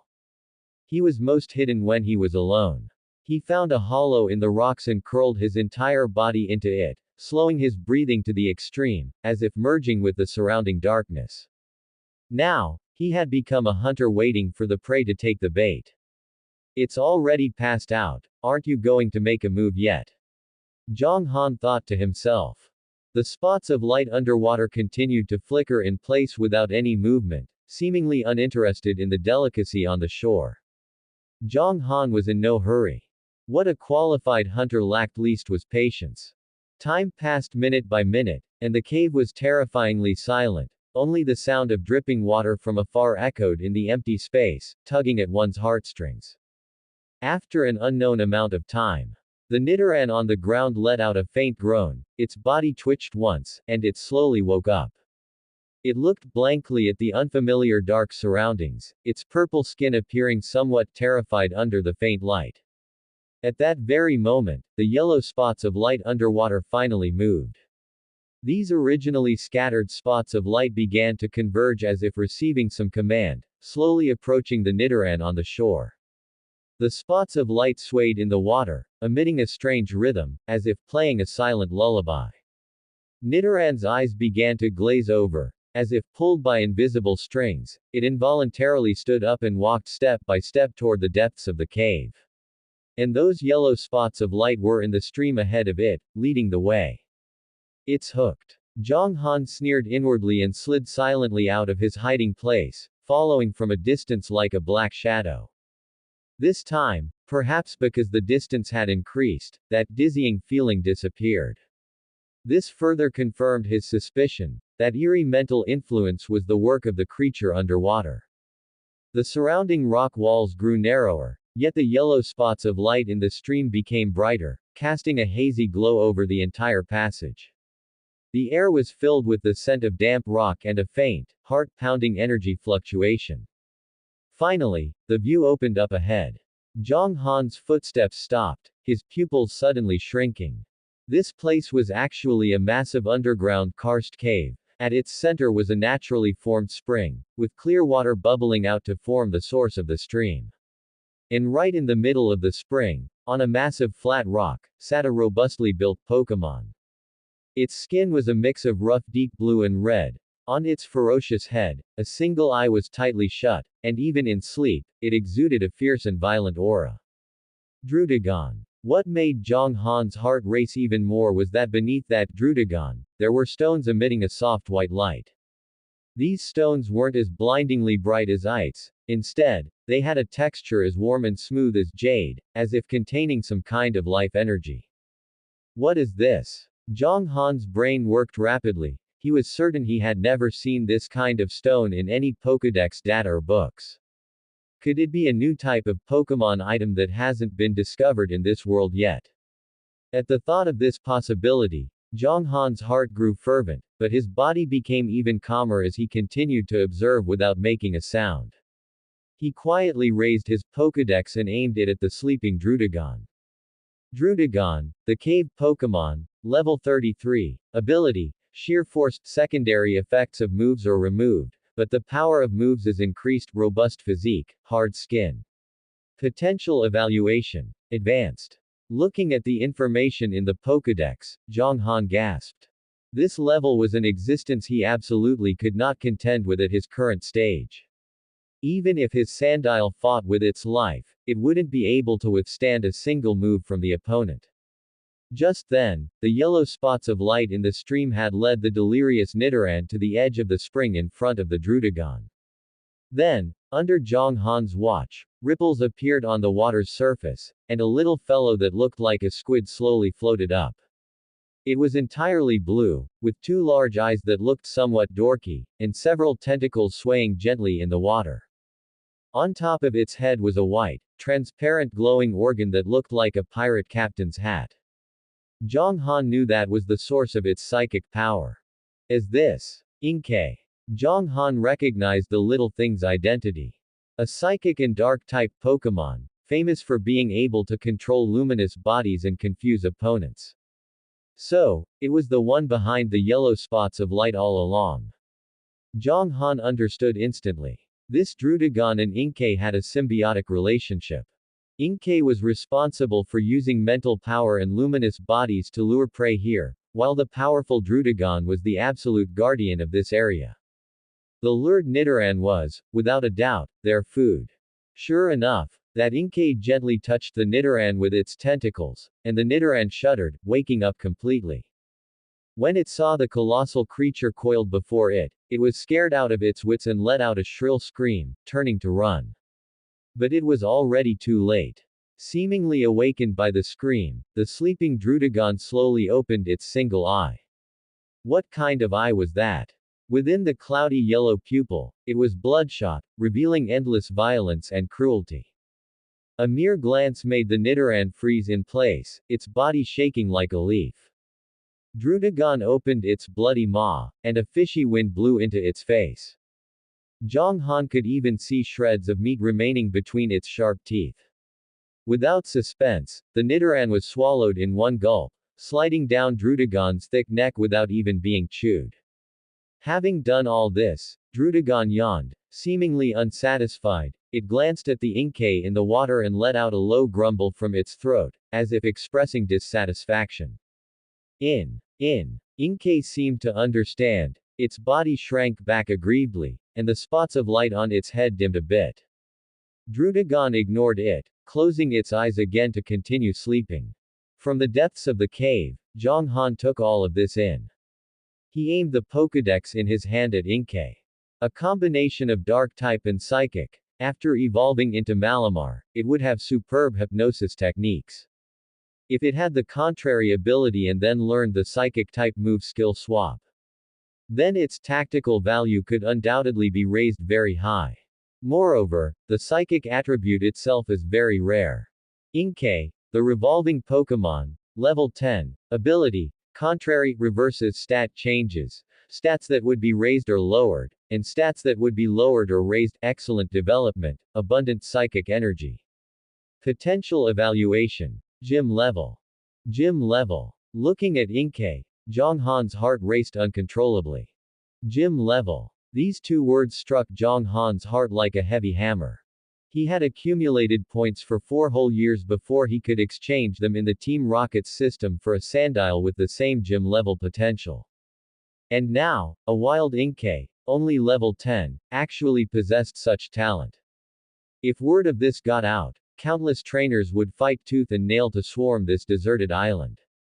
Psychic and dark type. This was an extremely rare attribute combination, excellent in both offense and defense.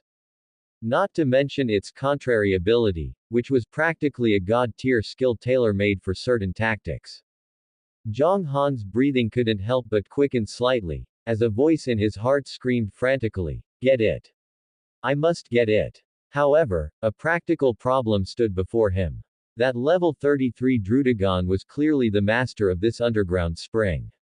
Inkei lured prey for it in exchange for rewards. The two shared a symbiotic relationship. If he tried to capture Inkei right in front of Drudagon, it would be no different from pulling a tooth from a tiger's mouth. With just one dragon rage from that Drudagon, he and Sandile would be finished right here. What should he do?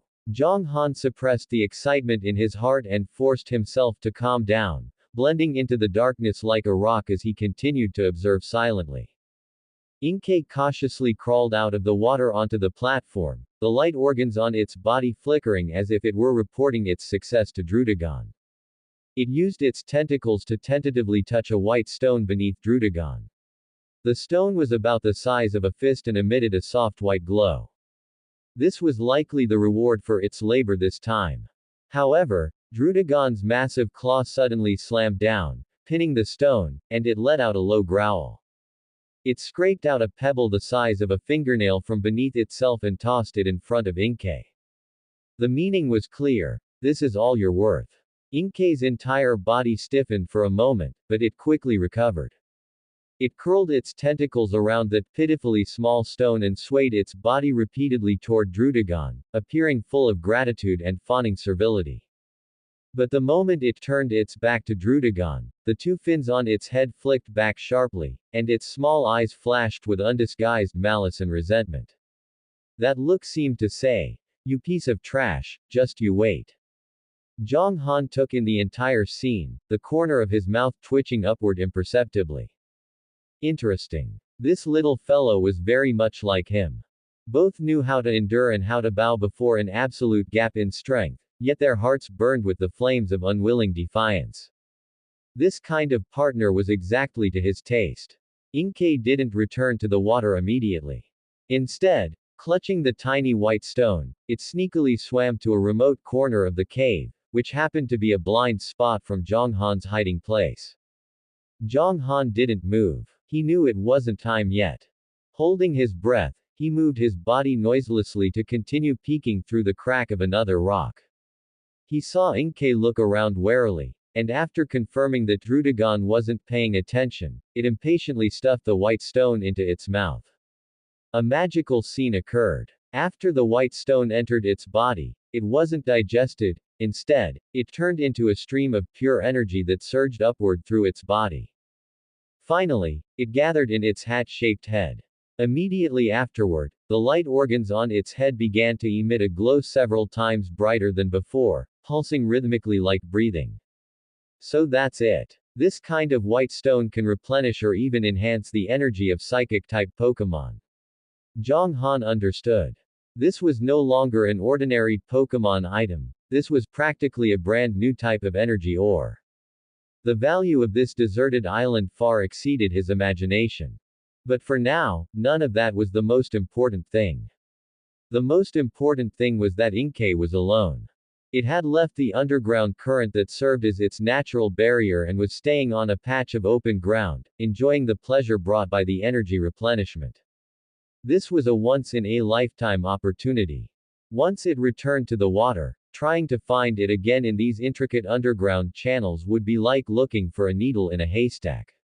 A sharp glint flashed in Zhang Han's eyes, and he no longer hesitated. He took a Pokeball from the tactical pouch at his waist. He gripped the Pokeball in his palm, lowering his body even further. His black combat gear allowed him to almost merge with the surrounding shadows. He didn't release Sandile, as that would make too much noise and easily alert the distant Drudagon. He would rely on himself. Exerting force with his legs, Zhang Han's figure was like a black arrow shot from a bow, rushing toward Inkay's position without making a single sound. 50 meters. 30 meters. 10 meters. Inkay seemed still immersed in the joy of its growing power, completely unaware of the quietly descending danger. Now, Zhang Han's wrist flicked sharply, and the Pokeball traced a precise arc, hitting Inkay squarely on the head. Pop! With a soft sound, red light burst forth, instantly pulling in the Inkay that hadn't even had time to react. The Pokeball fell to the ground and began to shake violently. Once. Twice. Zhang Han's heart rate rose into his throat along with the shaking of the Pokeball. He knew that although Inkay's level was low, its willpower was definitely not weak. One could tell from its daring to resent Drudagon that this kind of Pokémon would never surrender easily. The Pokeball's shaking grew more intense, and the red indicator light flashed frantically, looking as if it were about to be forced open from the inside. Trying to escape, Zhang Han stepped forward in one stride and, without any mercy, stepped onto the Pokeball. He concentrated all his body's strength into his foot, firmly suppressing the Pokeball's struggle. A Psyshock came from inside the Pokeball, attempting to affect Zhang Han's brain. Zhang Han let out a muffled groan, feeling as if his head had been pricked by a needle. But having undergone high-intensity training for years, his willpower far exceeded that of an ordinary person. This level of mental interference wasn't enough to make him lose control. The force under his foot increased by several degrees.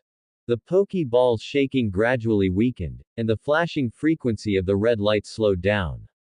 Finally, after one last faint wobble, the Pokeball made a soft ding, and became completely still. Success! Zhang Han let out a long sigh of relief, fine beads of sweat already seeping from his forehead.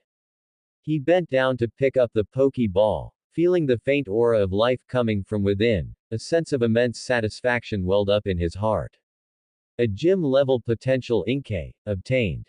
However, he didn't have time to celebrate for long. Roar. A deafening roar suddenly erupted from deep within the cave. The entire cave trembled violently under this roar, and gravel fell from the ceiling.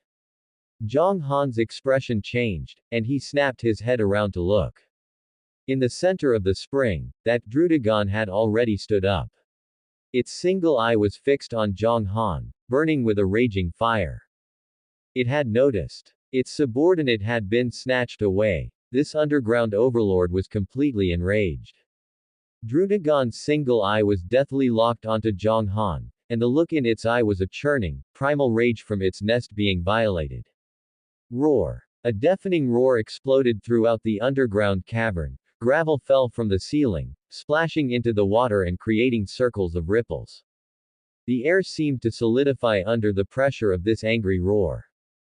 Zhang Han's heart tightened, but there wasn't a trace of panic on his face. His hands moved as fast as lightning.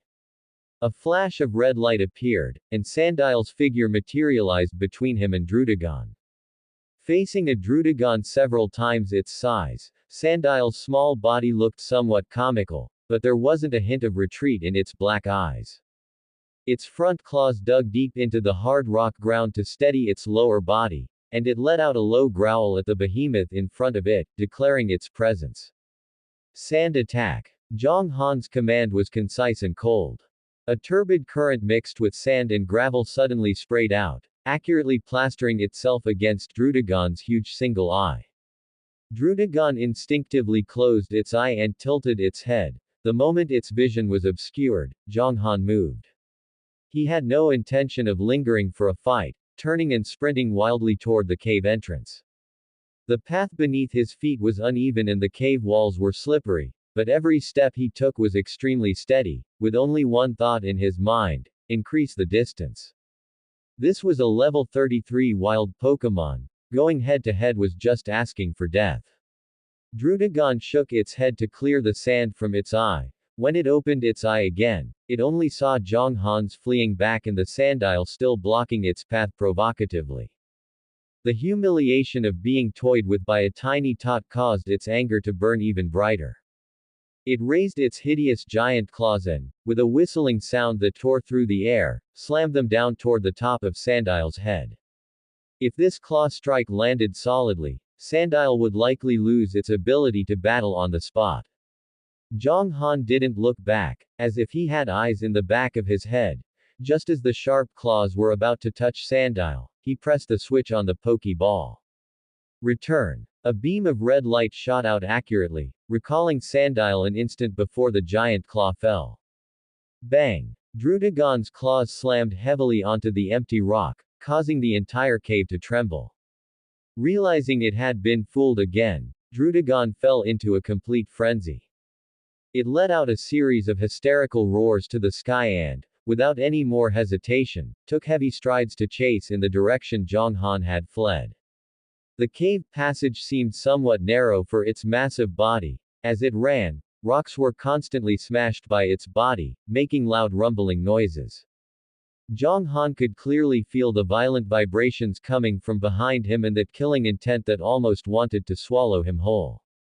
He didn't dare look back, only charging forward with all his might. Finally, a glimmer of green light appeared ahead. He burst out of the cave. Fresh air and warm sunlight rushed toward him, but Zhang Han didn't relax at all. The moment he burst out of the cave, he immediately performed a side roll and hid behind a giant rock. Next, a huge figure carrying endless rage charged out from the dark cave entrance. The Pokemon in the oasis that were originally drinking water and resting leisurely instantly panicked upon sensing Drudagon's terrifying aura, screaming as they scattered and fled, leaving the entire oasis in chaos. Although Drudagon had a pair of wings, it had lived in caves for years, and its ability to fly had long since degenerated. However, as it bathed in the sunlight, its dark red, rough skin seemed to absorb the heat, and its body temperature rose rapidly. Its originally somewhat stiff movements became more swift, and its speed was actually several points faster than in the cave. Zhang Han cursed inwardly, seeing Drudagon adjust its posture. Its speed surged, and the distance between them was rapidly closing. His gaze quickly swept across the surroundings, looking for any terrain or objects he could use. Soon, a pair of Pokemon snuggling together not far away entered his sight. Nidorina and Nidorino. A thought flashed through Zhang Han's mind instantly. He immediately changed direction and charged toward the position of those two Pokemon. Drudagon pursued relentlessly. Its mouth still carried the scent of that Nidoran that had been lured by Inkay earlier. When Zhang Han brushed past Nidorina and Nidorino, the following Drudagon also brought this scent before them. The two Pokemon were stunned at first, then their noses twitched wildly. When they confirmed the source of that familiar scent mixed with blood and fear, their eyes instantly turned crimson. That was the scent of their companion. Grief and anger instantly drowned out their reason. They let out a shrill scream and, regardless of the huge gap in strength, crazily turned around and used the sharp horns on their heads to ram hard into Drudagon. Although their attacks couldn't cause any substantial damage to Drudagon, this sudden entanglement successfully hindered Drudagon's pursuit. Now's the time. Zhang Han seized this precious breathing room, bursting forth with his fastest speed, finally shaking off Drudagon and rushing onto the beach at the edge of the oasis. The speedboat was parked right at the shore. He jumped onto the speedboat in a few steps and quickly started the engine. Vroom! The roar of the motor sounded, and the heavy stone in Zhang Han's heart finally fell. He looked back at the chaotic battlefield behind him, and the corners of his mouth couldn't help but rise. The harvest this time was too great. A gym-level aptitude Inkay, with infinite potential. As for you, big guy, and those white stones in your nest that can boost psychic powers. Zhang Han looked at the enraged Drudagon in the distance, his eyes flashing with a light of determination to succeed. Wait until I come back, and it'll all be mine. He had already started planning that once his strength increased, he must come back and catch this Drudagon and those mysterious stones all in one go. However, just as he was preparing to drive away and was imagining the future. Whoosh! A sharp sound of breaking air came from behind. Zhang Han's pupils shrank suddenly, and a feeling of extreme danger enveloped his whole body. He instinctively wanted to jump ship. But it was already too late. A giant rock the size of a house was thrown by Drudagon with brute force. It drew a deadly parabola in the air and accurately smashed right into the center of the speedboat. Boom! With a loud bang, the speedboat instantly shattered into pieces. Wood chips and metal parts flew everywhere, and the hull disintegrated directly under the huge impact, sinking rapidly into the water. The cold seawater instantly submerged half of Zhang Han's body. He emerged from the water in a disheveled state and looked back. On the beach not far away, Drudagon had already resolved the entanglement of Nidorina and Nidorino and was staring at him gloomily with that cold single eye. That look was no longer pure anger, but like looking at a piece of moving food that was about to be caught. Zhang Han wiped the seawater off his face. Instead of panicking, he let out a cold laugh. Think you've won just like this? He raised his hand and, with a thought, the space ring flashed with a faint light. The next second, a simple-looking black surfboard appeared out of thin air on the water in front of him. Zhang Han flipped himself onto the surfboard and pressed a button on it. Buzz buzz buzz. At the tail of the surfboard, two palm-sized propellers started up instantly and began to rotate at high speed. The sound wasn't loud, but the churned seawater formed two huge whirlpools. Before Drudagon could react to what this thing was, the surfboard had already carried Zhang Han away like an arrow from a bow, speeding across the sea surface. That speed was more than one level faster than his speedboat. In the blink of an eye, Zhang Han's figure disappeared where the sea met the sky, leaving only a long white wake in the Drudagon on the beach letting out an unwilling roar at the ocean. The sea breeze blew through Zhang Han's hair. He looked back at the desolate island which had already turned into a small black dot, his gaze calm and profound. This island, I will come back again. Next time, it won't be to escape. Hoenn Region, Slateport City. This is a major city in the southern Hoenn region. It boasts clean water and abundant food. Originally just a great shopping city, its superior geographical location by the sea allowed it to quickly develop into a massive port city. In the southern part of Slateport City lies a beautiful, sprawling beach. With its stunning scenery and pleasant temperatures, it is the premier choice for experiencing the beach and the ocean. The area is bathed in warm sea breezes year-round. The fine white sand glimmers with a golden halo under the midday sun. The waves tirelessly wash against the shore, churning up thousands of snow-white foam piles before slowly receding. Several wingulls skim across the sea surface, letting out clear cries that add a touch of liveliness to the scenery. Zhang Han and Laik were lying on this very beach. Both wore only beach shorts, their bare upper bodies showing a healthy tan under the sunlight. Laik had a robust build with well-defined muscles, radiating a sense of explosive power. With his handsome, resolute face paired with a near-perfect physique, he could easily capture the gaze of every female around just by standing there. In contrast, Zhang Han's frame was leaner, but his muscle lines were smooth and symmetrical, containing a cheetah-like explosive force. He had black hair and black eyes with delicate features. Unlike Laik's flamboyant handsomeness, he possessed more of an introverted sharpness. The two were undoubtedly the most eye-catching sight on this beach. Sandile lay comfortably on the sand nearby, burying its entire body in the warm sand with only its eyes exposed, thoroughly enjoying the sunbath. The newly captured Inkay was much more reserved. It was holding a cup of iced juice, sitting steadily in the shade of a parasol, taking small sips. The luminous organ on its head pulsed in rhythm with its contented mood. Zhang Han turned his head, looking at Laik who was surrounded by a group of beautiful women nearby, his eyes reflecting an indescribable speechlessness. Laik had his arms around girls in skimpy swimsuits, playing splashing games on the beach. His broad hands would, accidentally, brush against their smooth skin from time to time, drawing bursts of playful coy rebukes.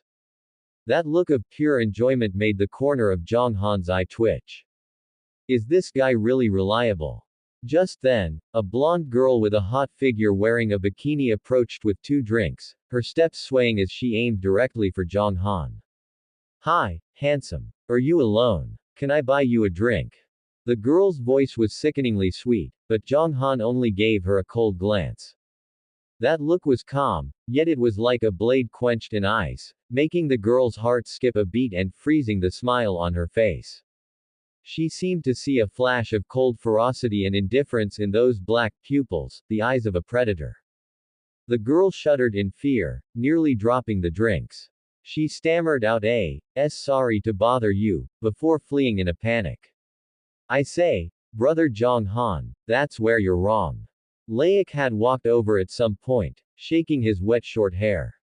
Water droplets splattered everywhere, but his hairstyle, maintained with special hair gel, remained perfectly in place.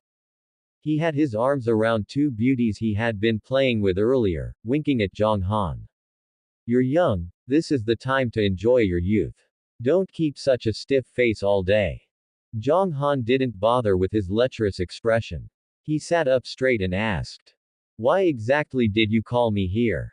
He hadn't escaped that deserted island by the skin of his teeth just to watch Laik play the fool here. Don't tell me it really was just for fun.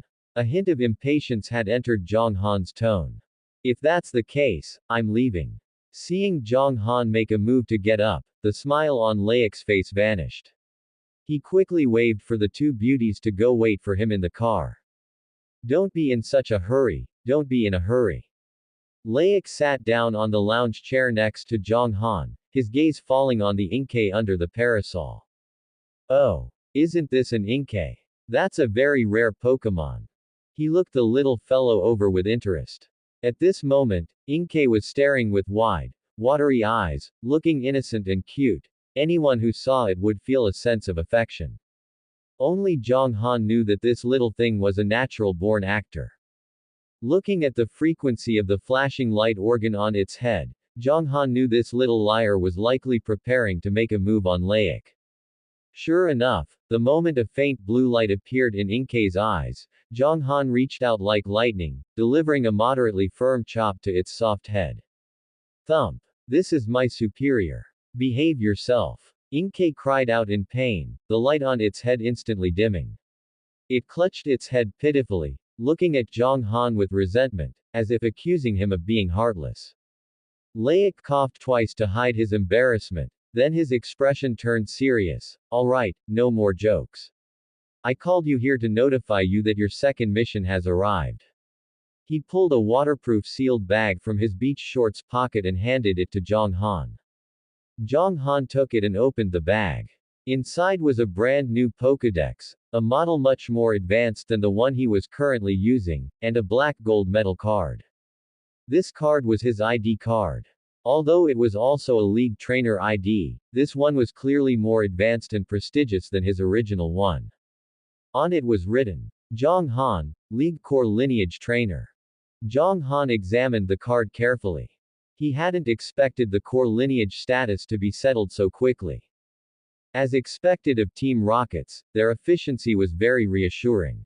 Slateport City hasn't been peaceful lately. Laik's voice dropped, and the sea breeze on the beach seemed to carry a hint of chill. In a week, the annual Ocean Festival will be held here. According to the intelligence we've received, people from Team Aqua seem to be planning some big moves during the celebration. Team Aqua. Zhonghan frowned. He had certainly heard of this name.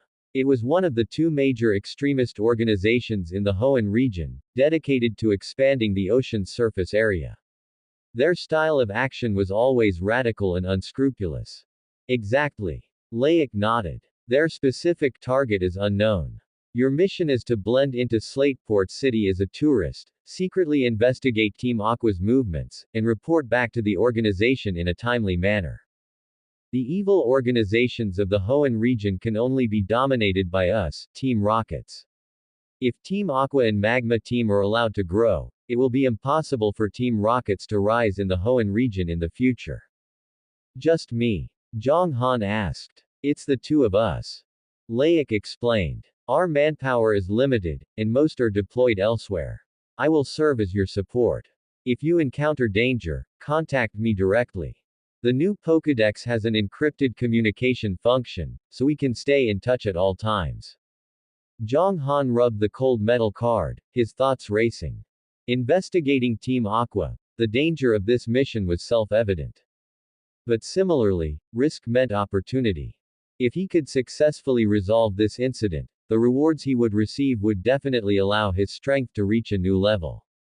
He thought of that isolated island, of that level 33 Drudagon, and those white stones beneath it that could enhance psychic-type energy. Zhonghan knew that if he wanted to keep those treasures for himself, he had to deal with that Drudagon on his own. If he used the power of Team Rockets or others, those psychic-filled white stones would inevitably be shared with others. So, relying on his current strength was far from enough. He needed to become stronger. I'll take it. Zhonghan put away the card and the Pokédex. His tone was calm, but a burning fire blazed in his eyes. Looking at Zhonghan's reaction, Laik nodded with satisfaction. He liked Zhonghan's straightforward and decisive attitude. After parting ways with Laik, Zhonghan walked straight away from the noisy beach. Behind him were the sounds of Laik laughing with the beautiful women and the crashing of waves against the shore, but none of it could enter Zhonghan's world. His heart had already calmed down as he began preparing for the upcoming mission. Slateport City truly lived up to its reputation as the largest port city in the Hoenn region, with a unique scent of sea salt, fish, and diesel permeating the air. From the direction of the docks, the horns of massive cargo ships blared one after another, and seagulls circled in the sky, letting out occasional cries. The streets were bustling with people, sailors, merchants, and trainers rubbed shoulders, creating an atmosphere full of vitality and noise. Every city in the league is equipped with a Pokémon Center, and Slateport City was no exception.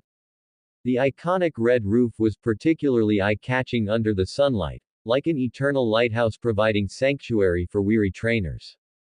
Zhang Han pushed the door open and entered. A blast of cool air hit him, isolating the heat and clamor of the outside world. There were quite a few people in the lobby, but at this moment, everyone's eyes were focused on the front desk. A young trainer, appearing no more than 17 or 18 years old, was red-faced and shouting at Nurse Joy at the counter. Why? Why won't you let me check in? Doesn't the league mandate that trainers can stay at the Pokemon Center by paying league coins? What right do you have to refuse me? Nurse Joy wore a formulaic smile, as standard as if it had been measured with a ruler, polite yet distant. I am very sorry, guest, but because Slateport City is hosting the Ocean Festival soon, there has been a surge in tourists.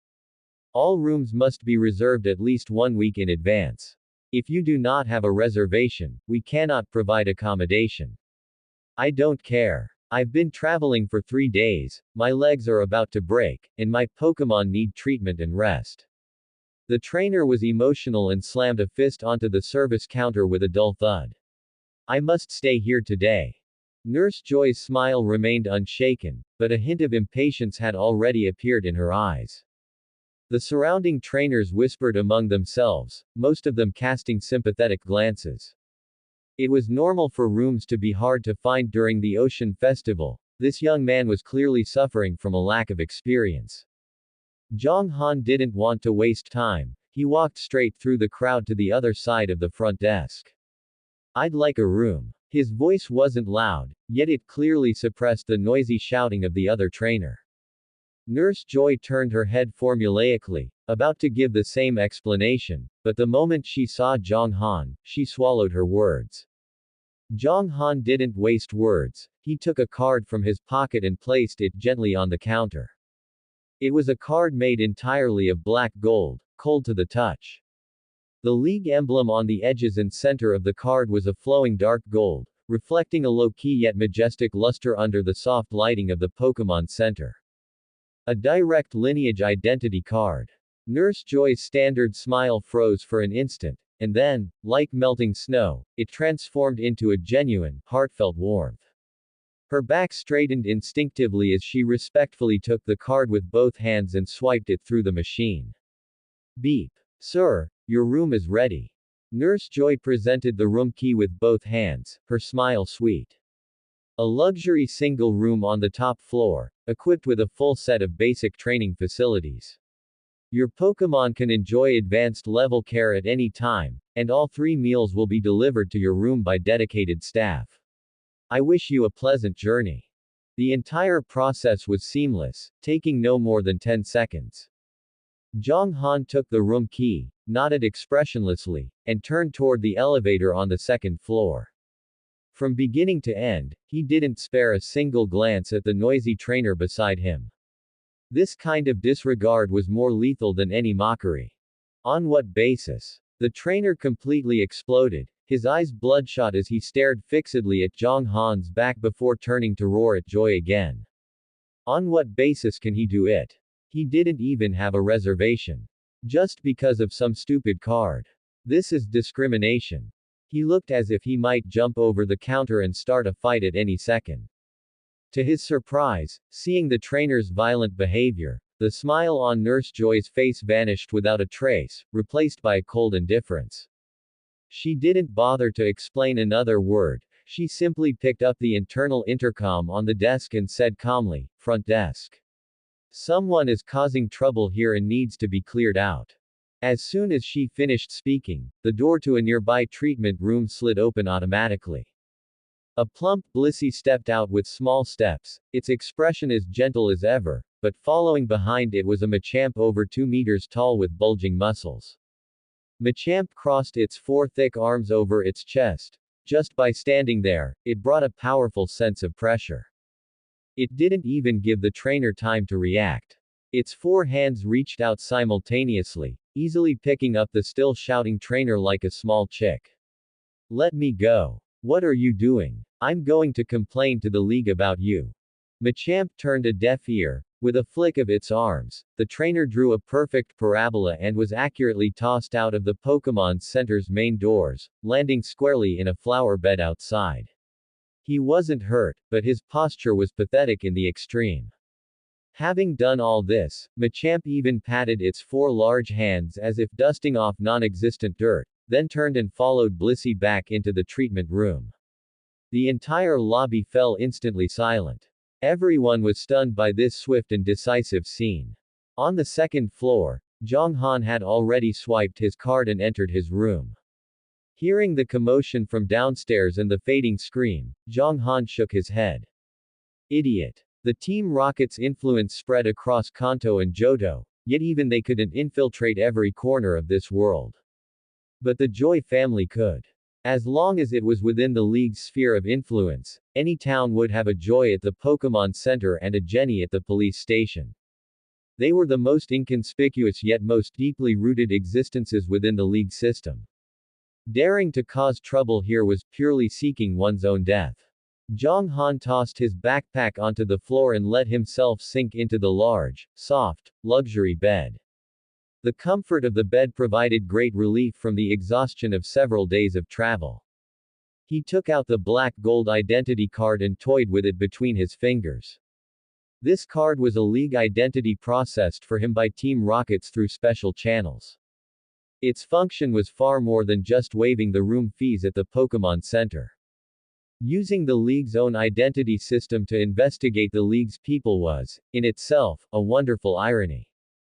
Zhang Han stood up and walked to the large floor-to-ceiling window. From here, he could overlook most of Slateport City's harbor. The busy ships and the Azure Sea were all visible at a glance.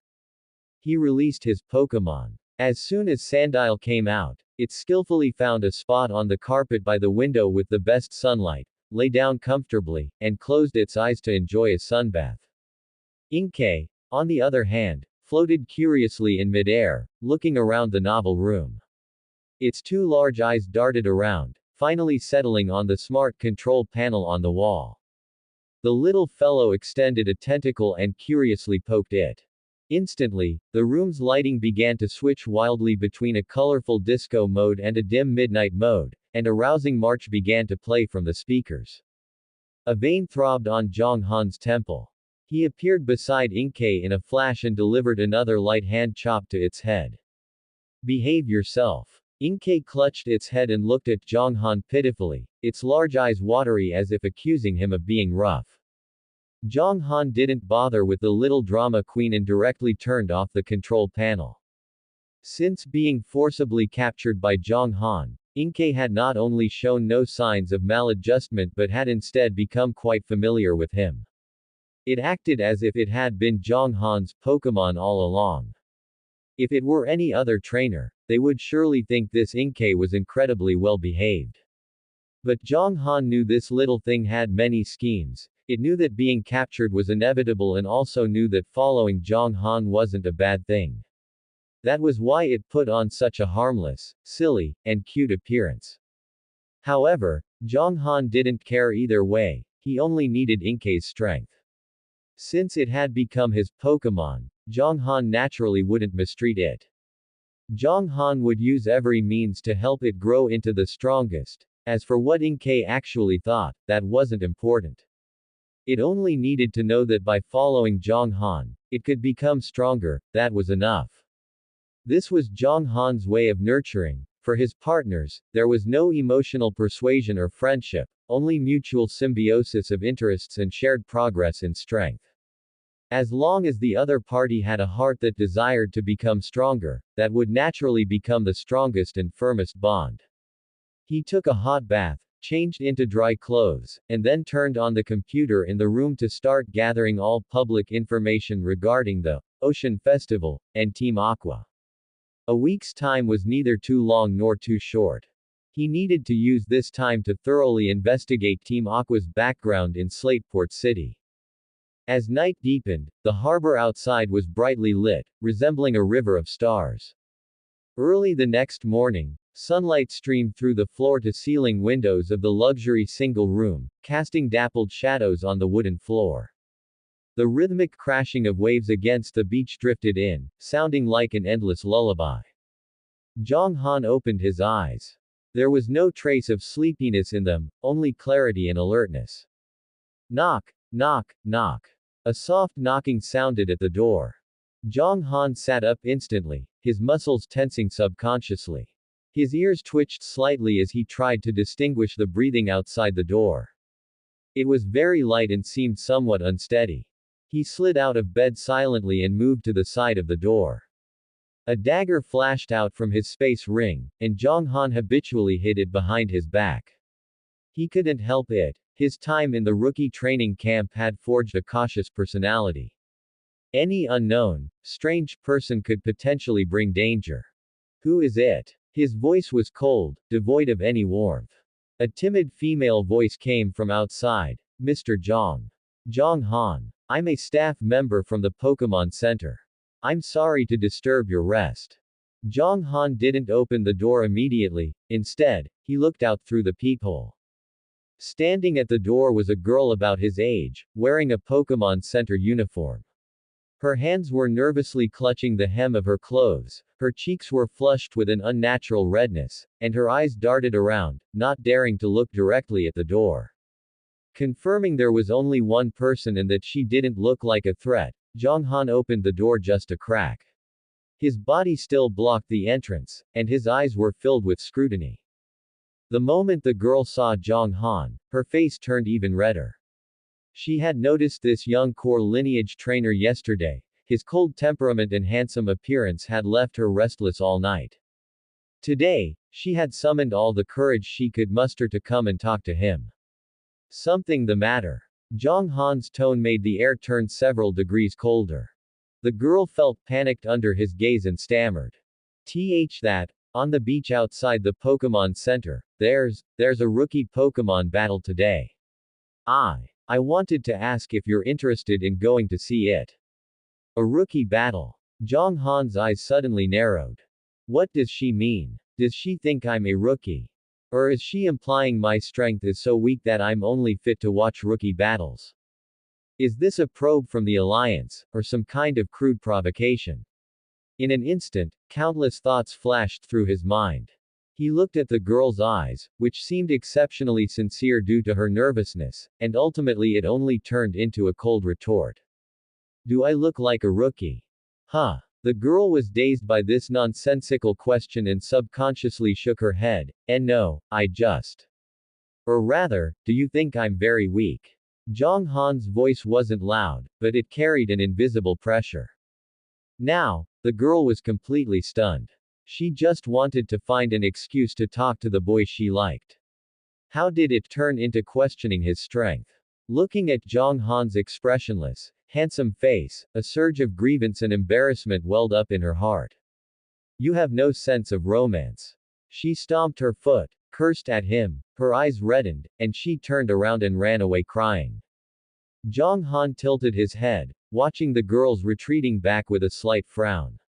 Strange woman. He muttered to himself, completely failing to understand her emotional shift. He was simply analyzing the various intentions that might exist behind a sentence. This was an instinct for survival developed in Team Rocket.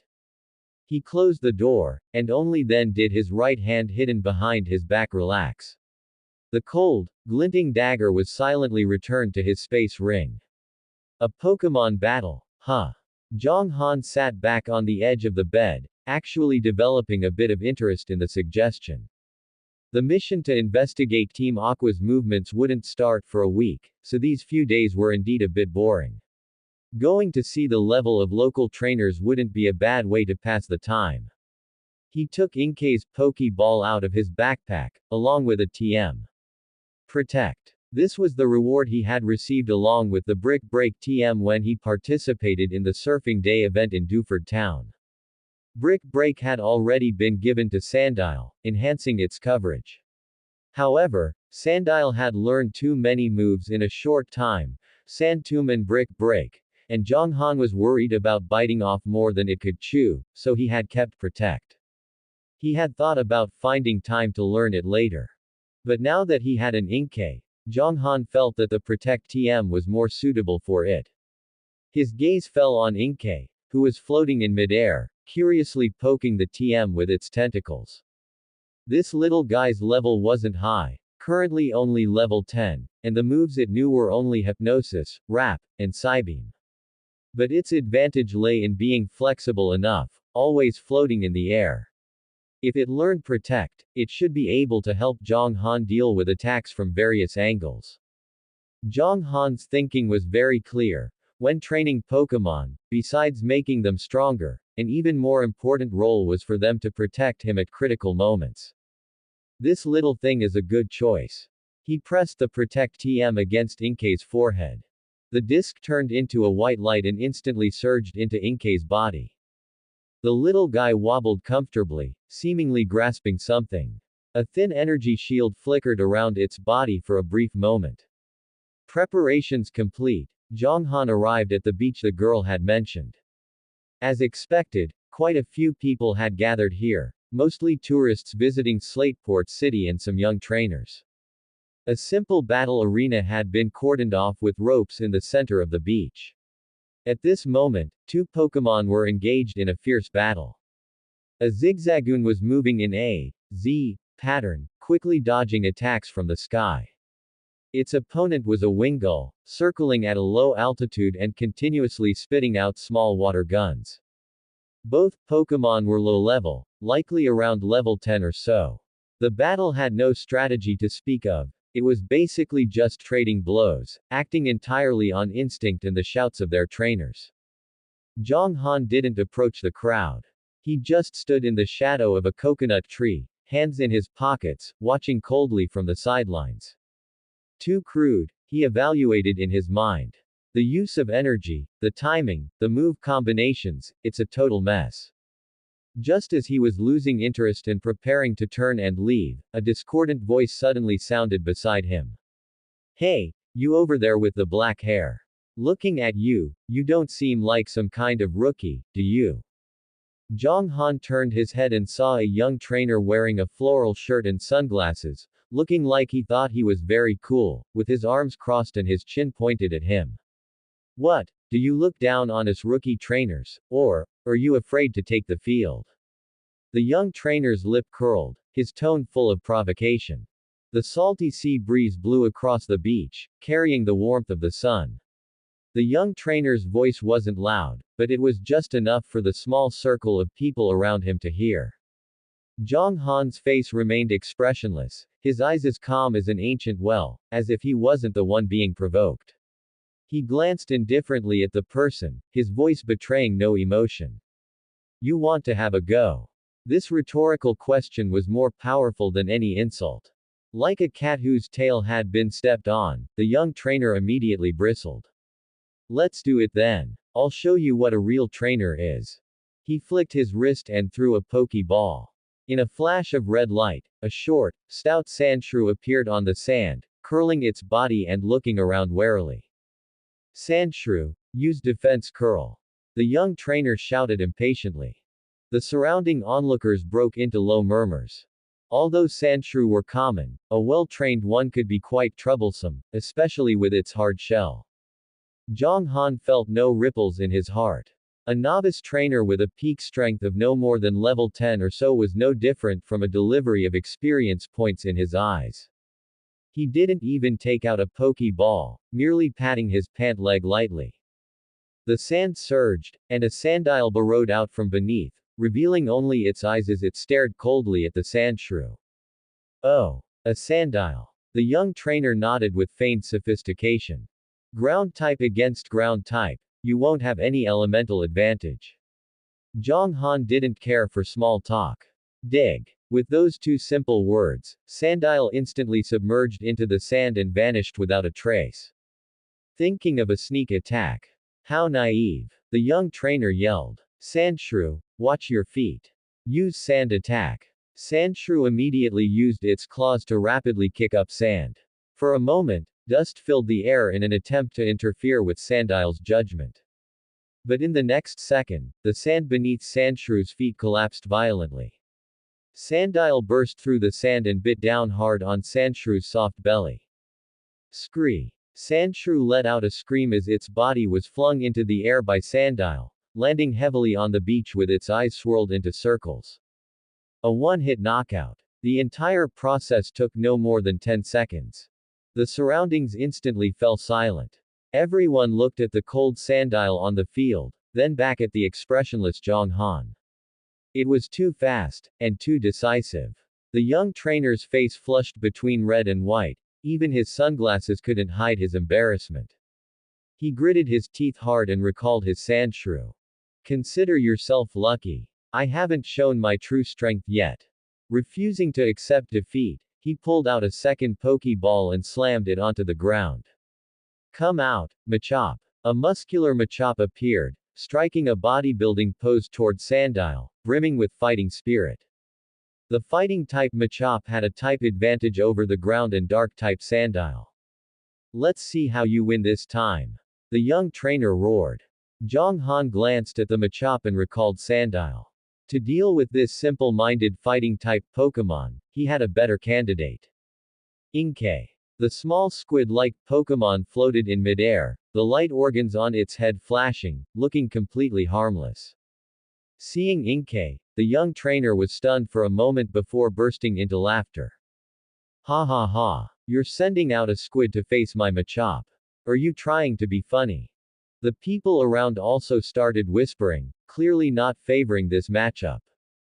Zhang Han acted as if he hadn't heard anything and simply gave Inkay an order.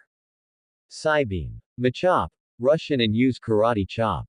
Machop sprinted forward, its legs moving with the sound of whistling wind as it charged at Inkay.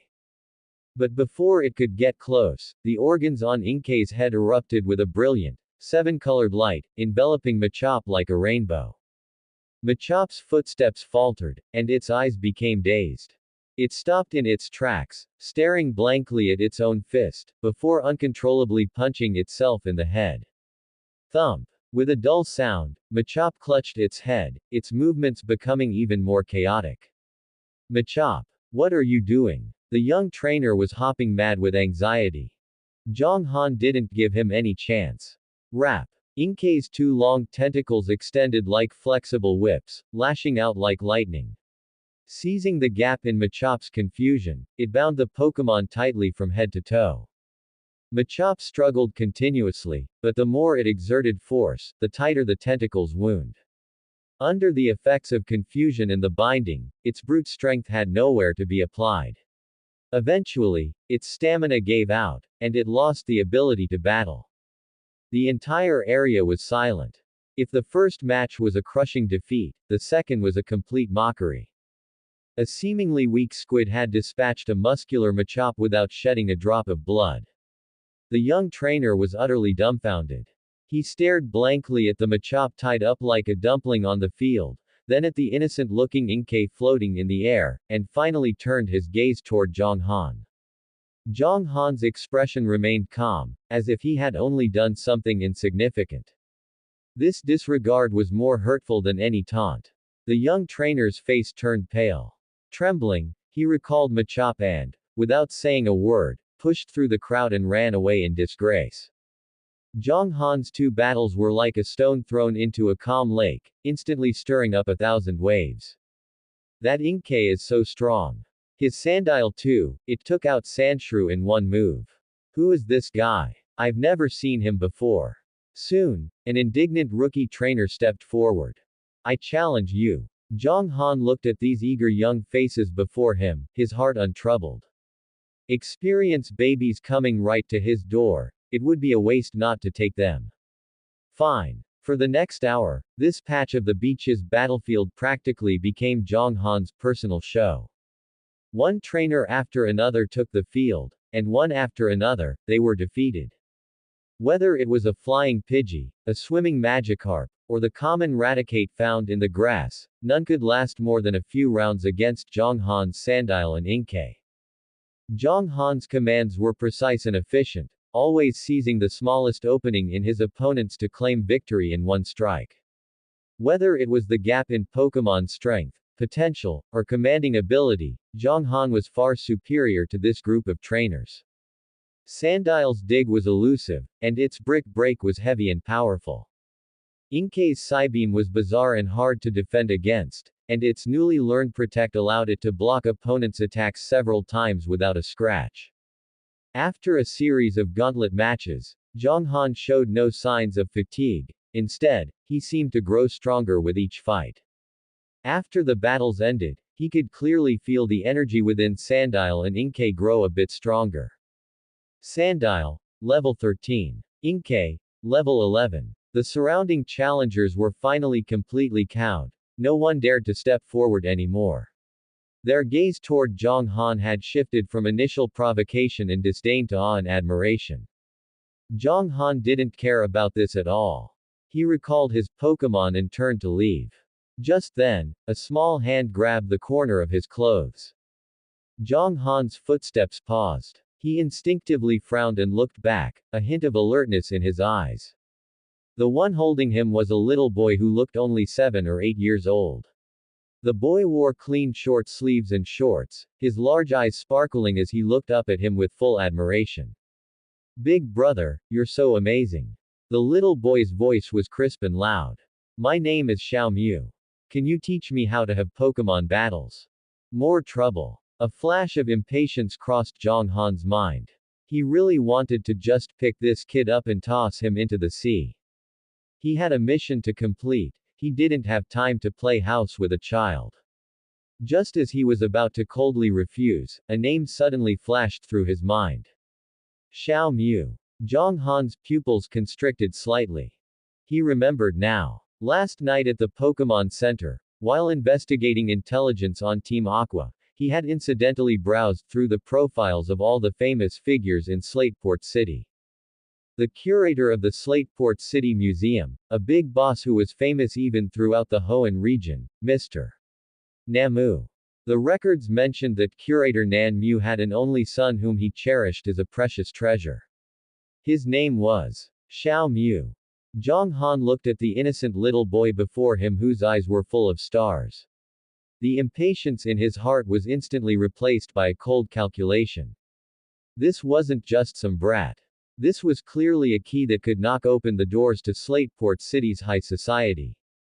Faced with the young boy's face full of admiration, the impulse in Zhang Han's heart to throw him into the sea instantly vanished when the name, Xiao Mu, appeared. The big boss of Slateport City, curator Nan Mu's son.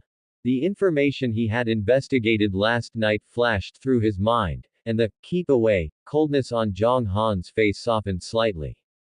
Teach you to battle. Zhang Han's tone was emotionless. Fine. He squatted down to eye level with Xiao Mu, a sudden move that left the boy somewhat flattered.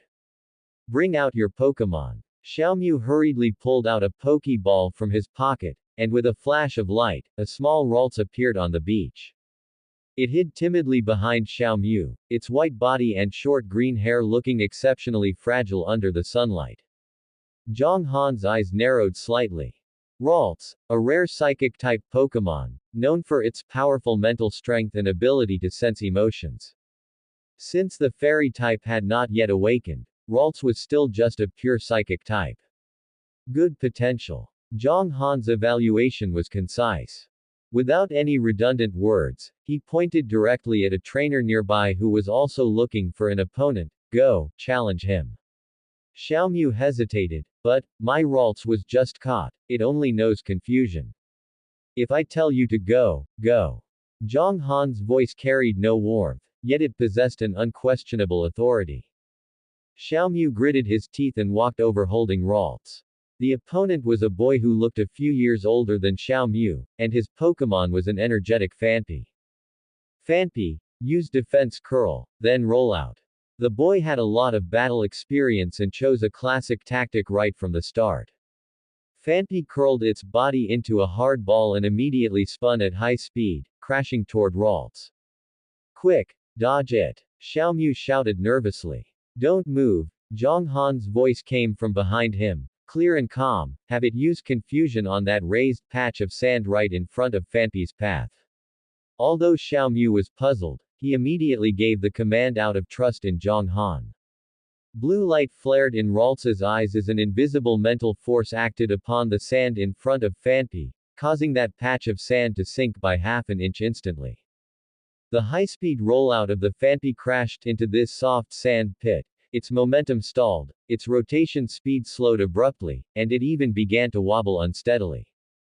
Now, Zhang Han's voice rang out again, confusion, lifted up.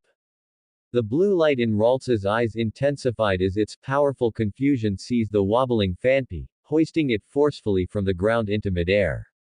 Losing the ground as support, the rollout failed completely, leaving Fanpi kicking its legs helplessly in the air. It's over.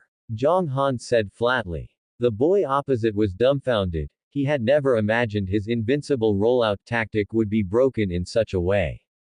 The first victory gave Xiaomu a massive boost in confidence, and the admiration in his eyes as he looked at Zhang Han was almost overflowing.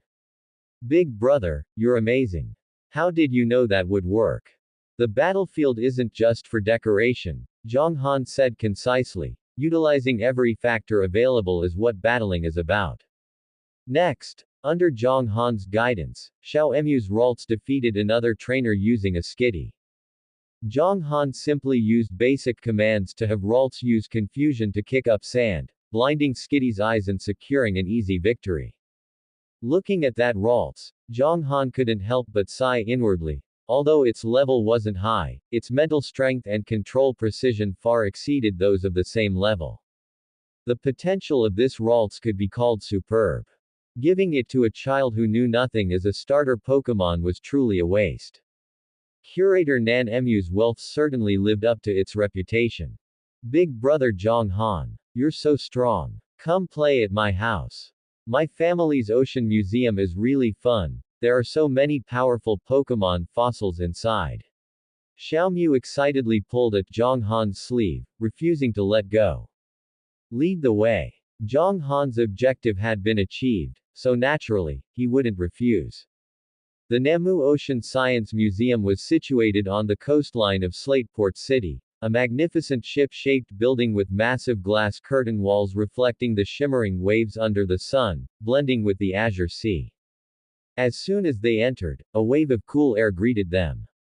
The museum's interior was extremely spacious with a soaring dome, light filtered through massive aquariums, casting swaying spots of light onto the polished floor. A middle-aged man in a suit walked over quickly. When he saw Xiaomu pulling Zhang Han along, his brow furrowed slightly before smoothing out. Xiaomu, don't cause trouble for the guest. The man's voice was gentle, yet it carried an unquestionable authority. He was precisely the curator of this museum, Namu. Dad. This is big brother Zhang Han. He taught me how to win 2 battles. Xiaomu said as if showing off a treasure. Namu's gaze fell upon Zhang Han, sizing him up. This young man had a cool temperament and sharp eyes. He didn't look like the ordinary traveling trainer his son described. Thank you for playing with my son, I am Namu. Namu extended his hand and gave Zhang Han a polite handshake.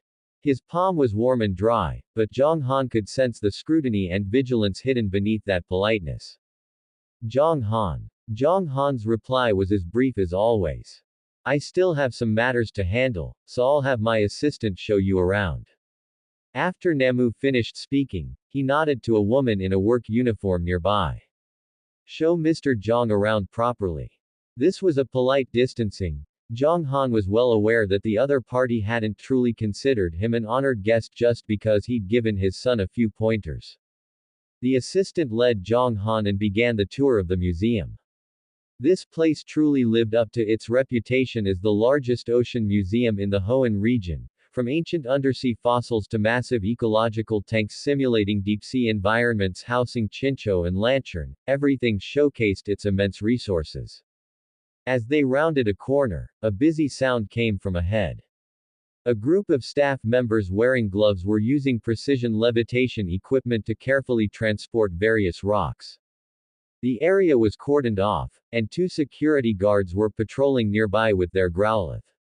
What are these? Zhang Han asked casually. Ah, these are precious exhibits our museum just acquired through special channels, the assistant said with a hint of pride. They are item rocks capable of enhancing the power of specific weather moves, and they are worth a fortune. She pointed to one blue rock that was completely moist, as if it were eternally dripping water. For example, this one is a damp rock, it can extend the duration of the rain dance move. She then pointed to a dark red rock nearby that emitted a faint heat. That is a heat rock, which corresponds to the sunny day move. The assistant's introduction continued, but Zhang Han's attention was no longer on it.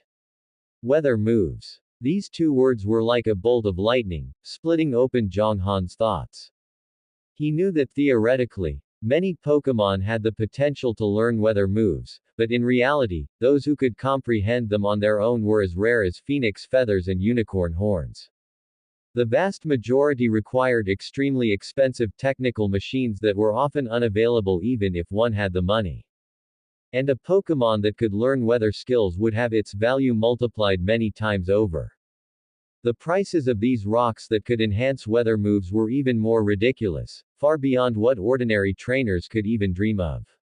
Our curator spent a great deal of money to obtain them, the assistant sighed, especially that one, it's the most precious of all the rocks this time. She pointed to the largest damp rock. Its volume was several times that of the others, and its surface flowed with a visible moist luster, looking like a giant blue heart. It has its own name, called the Heart of the Tides. Zhang Han's gaze only lingered on the Heart of the Tides, for a brief moment before being drawn to an unremarkable stone in the display case next to it. That stone was earthy yellow, its surface dry and rough, covered in sand-like patterns. Among the many dazzling rocks, it appeared so simple and unadorned. A gritty rock. Zhang Han's heart skipped a beat. In the future, his Sandile would have the chance to comprehend the weather move Sandstorm. However, the possibility of this was not high, because Pokemon that could learn weather moves on their own had potential that was at least at the quasi-Elite Four level. An extremely dangerous thought emerged from his heart without warning, growing wildly like vines. If he could get a gritty rock and let Sandile come into contact with it early to sense the power of sand contained within, would it be possible to help it comprehend the move Sandstorm? This was not baseless fantasy. These kinds of strange stones containing weather power were inextricably linked to their corresponding skills. For Pokemon, they were the best guiding stones. Zhang Han's breathing slowed involuntarily as his eyes stared fixedly at that gritty rock, his brain beginning to whir frantically. The surrounding security measures were extremely tight. Infrared scans, pressure-sensitive floors, and those two Growlithe with their keen sense of smell. Taking it by force was no different from seeking death. Forget about getting it, he would likely be subdued before even touching the display case. Even Team Rockets couldn't control every corner of the world, but the League's power could. In a city where Jenny and Joy were everywhere, challenging the authority of a famous regional figure would definitely not end well. He knew very well that if he made a move in such a place, he wouldn't even know how he died. But once this thought arose, it could no longer be suppressed. That wasn't just a simple stone, it was a shortcut that could cause a qualitative change in Sandile's strength. But for now, it was certainly unobtainable. Time flew by, and the Ocean Festival arrived as scheduled. The entire Slateport city was immersed in the carnival of the festival, with the main venue set on the vast sandy beach by the sea. The salty sea breeze brushed past, carrying the aroma of grilled skewers and desserts. Waves lapped against the shore, intertwining with the clamor of voices and noisy music to compose a melody unique to summer. On the beach, trainers dressed in cool summer attire gathered in small groups, while their Pokemon played and frolicked nearby. A few children chased a Marill drifting with the tide, while flocks of Wingull circled in the sky, letting out clear, sharp cries from time to time. Zhang Han wore a pair of beach shorts and a casual t-shirt, looking out of place among the jubilant tourists surrounding him. He ignored the wonderful performances and instead walked alone to the underside of a pier extending into the sea. It was relatively secluded here, with damp shadows blocking out most of the noise. Leaning against a rough bridge pier, he took out his Pokédex and dialed Laic's number. Any movement from Team Aqua? Laic's voice came through the Pokédex, sounding a bit distorted with a hint of static noise. Zhang Han's gaze swept over the lively crowd in the distance, his voice kept very low. They've been too quiet these past few days, no movement at all. The more it's like this, the more abnormal it is. Layak's voice grew heavy. The Ocean Festival is their best opportunity. With so many people, it's the perfect time to strike. Keep observing, they won't be able to hold back. Okay. Zhang Han gave a concise response and hung up the call. He put away the Pokédex but did not leave immediately. He knew that such a large-scale celebration was exactly the breeding ground for shadows. He was like a hunter lurking in the darkness, patiently waiting for the prey to reveal its tracks. Sure enough, before long, a figure broke into his line of sight. It was a man wearing a blue bandana on his head and matching shorts, a very conspicuous outfit. He didn't blend into the reveling crowd. Instead, like a startled mouse, he moved sneakily along the shadows at the edge of the beach, his eyes darting around, scanning his surroundings warily from time to time. Zhang Han's gaze instantly turned cold. This outfit was standard for a Team Aqua grunt. It was as if he was afraid people wouldn't know he was a villain. He followed quietly, his footsteps light, making no sound under the cover of the noisy ambient environment. The Team Aqua member seemed to want to buy some takoyaki, but after hesitating at the stall for a long time, he finally gave up and turned toward a more secluded corner. Now, Zhang Han seized an opportunity, darting out like a leopard and closing in rapidly from behind the man. The other party seemed to sense something and was about to turn around when Zhang Han landed a precise hand chop to the back of his neck. Ah! The man didn't even groan, his eyes rolled back, and he slumped down limply. Zhang Han caught him in stride and dragged him into the deeper shadows under the pier, the movements fluid and seamless without attracting anyone's attention. He roughly threw the man onto the sand and then waited with his arms crossed, composed. A few minutes later, the man slowly woke up. He shook his groggy head and, upon opening his eyes, saw an expressionless young man looking down at him. You, who are you? What do you want? The man was both startled and furious, struggling to crawl up. Tell me, what is Team Aqua planning for the Ocean Festival? Zhang Han's voice was flat, devoid of emotion. I don't know what you're talking about. The man said stubbornly. If you dare touch me, Team Aqua won't let you off. Zhang Han didn't bother wasting words and simply snapped his fingers. The Inkei floating beside him understood immediately. The light-emitting organs on its head began to flash irregularly, alternating between light and dark, emitting a strange and captivating glow. The man's gaze was instantly drawn to the light. He tried to struggle at first, but soon his eyes became dull and vacant, his eyelids feeling as heavy as lead. Hypnosis. Zhang Han gave the command softly. Whether it was an Inkei or its evolution, Malamar, their use of hypnosis was extremely sophisticated. And Zhang Han's Inkei had relied on hypnosis to constantly lull Pokemon into Drudagon's mouth. Its mastery of the skill had already reached perfection. Dealing with a grunt with such weak willpower was as easy as pie. In less than 10 seconds, the Team Aqua member's body relaxed completely, his eyes hollow, falling entirely into a hypnotized state.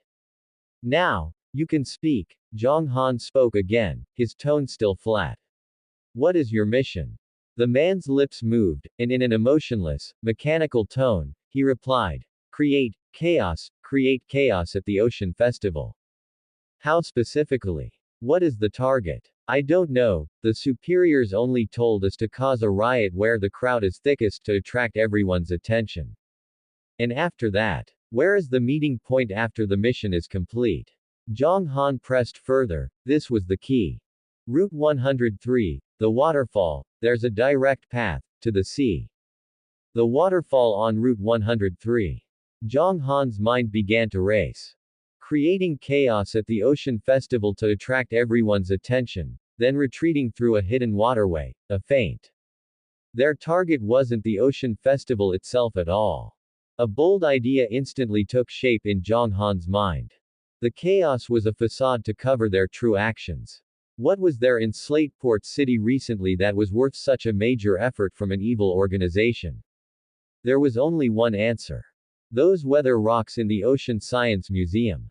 Zhang Han's breath hitched slightly. He remembered that massive damp rock named the Heart of the Tides. Team Aqua, an organization dedicated to expanding the ocean's surface area, would inevitably covet such a treasure that could enhance weather abilities. Their target was the heart of the tides. Zhang Han's heart began to race, but not from nervousness, from excitement. An uncontrollable surge of excitement welled up from the bottom of his heart. Team Aqua's target was the heart of the tides, while his own target was that gritty rock that could help Sandile master Sandstorm. Their goals didn't conflict. In fact, Team Aqua's actions could create the perfect opportunity for him. As long as the museum fell into chaos and the security forces were drawn away by Team Aqua's main force, wouldn't he have the chance to fish in troubled waters and secretly make off with a gritty rock? This was simply a godsend. The corners of Zhang Han's mouth couldn't help but curl up slightly, a calculating light flickering in his eyes.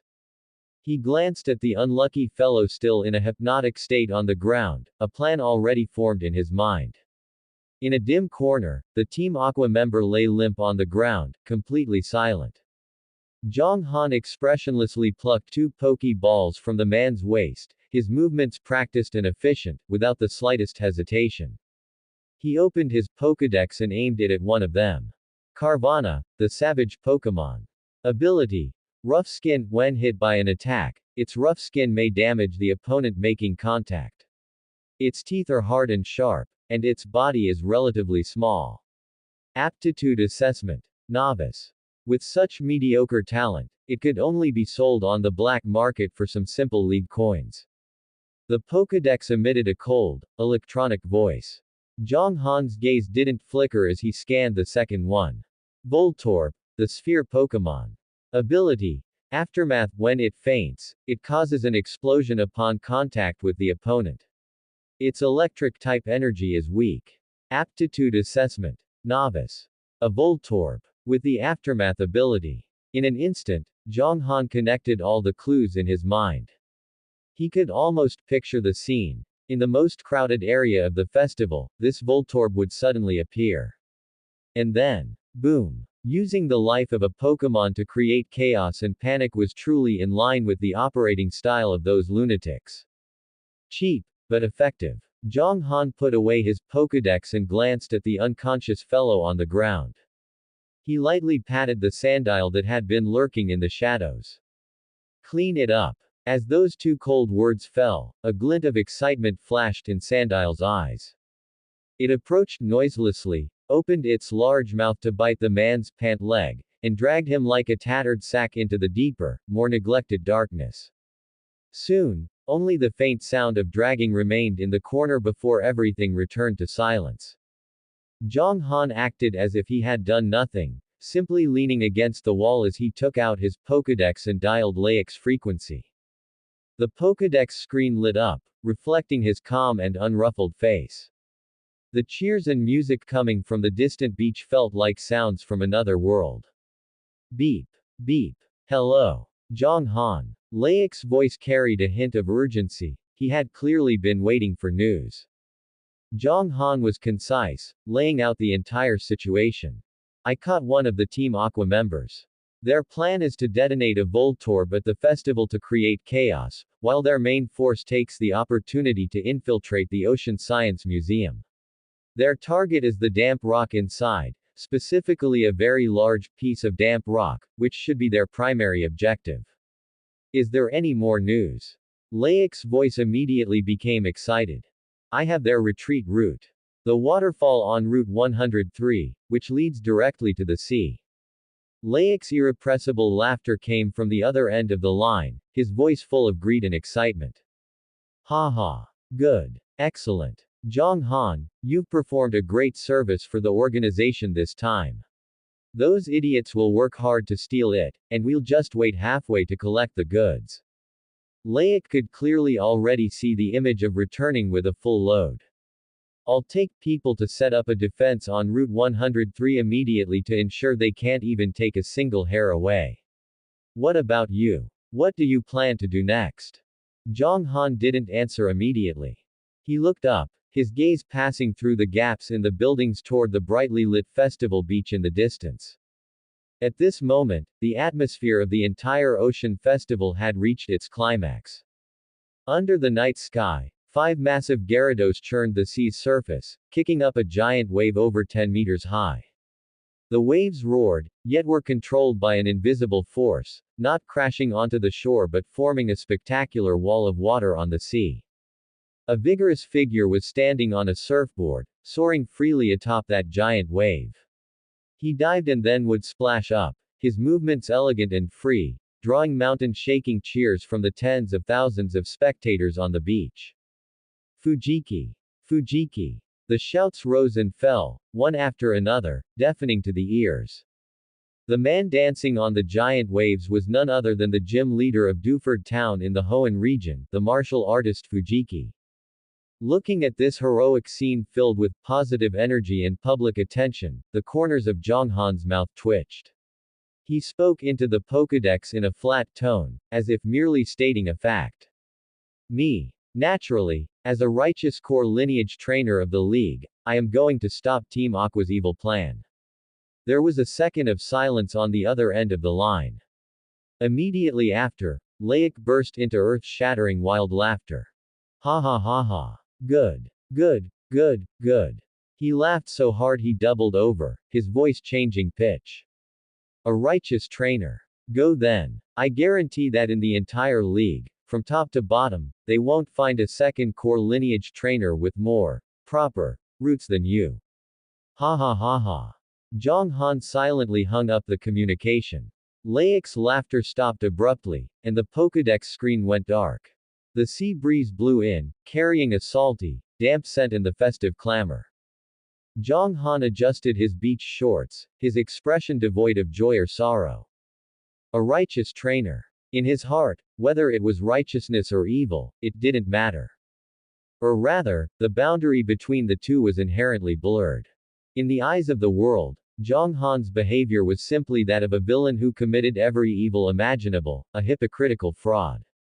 It was utter evil. But all the world's viewpoints were based on their own perspectives. To others, Zhonghan's actions were unpardonable because they damaged their interests. But for Zhonghan himself, whether it was killing for treasure or deception and plotting, they were simply necessary paths on the road to becoming stronger. He would not waver, nor would he doubt himself. He turned and walked toward the Ocean Science Museum. Since he was going to role-play a hero, he had to have some spoils of war, for a hero. For example, a piece of gritty rock lying quietly in a display case, ignored by everyone. At the peak of the giant waves, the man's agile figure seemed to merge with the sea as he soared through the towering wall of water raised by 5 Gyarados. As the final spray fell, Fujiki steadily glided onto the beach on his surfboard, kicking up a cloud of white foam. Whoosh! Thunderous applause and cheers instantly drowned out the entire beach. The festival's atmosphere reached its climax. With the finale over, the bonfires on the beach were all lit, their warm orange glow reflecting off every excited face. Melodic and cheerful music played as people spontaneously danced around the bonfires. The air was thick with the aroma of grilled meat and the saltiness of the sea, blending into the unique scent of Slateport City's Ocean Festival. Zhonghan leaned against a coconut tree with a glass of juice, watching it all with cold indifference. His heart, however, was not as calm as his appearance suggested. He was waiting for a chaos he had long foreseen. Zhonghan. A hearty voice cut through the noisy crowd as Fujiki, shirtless with a towel around his neck, walked toward him with a laugh.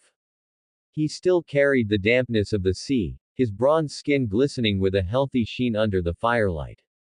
Before Fujiki could even get close, a small figure darted out from behind him like a fired cannonball, lunging straight into Zhonghan's arms. Big brother Zhonghan. Teng Jai's crisp voice was filled with undisguised joy as she clung tightly to Zhonghan's arm, looking up with bright, sparkling eyes full of admiration. Zhonghan's body stiffened for a moment. This sudden, unguarded intimacy made him somewhat uncomfortable. But the feeling was fleeting. He quickly relaxed, put on a gentle smile, and reached out to rub Teng Jai's head. You little girl, what are you doing here? I followed my brother, of course.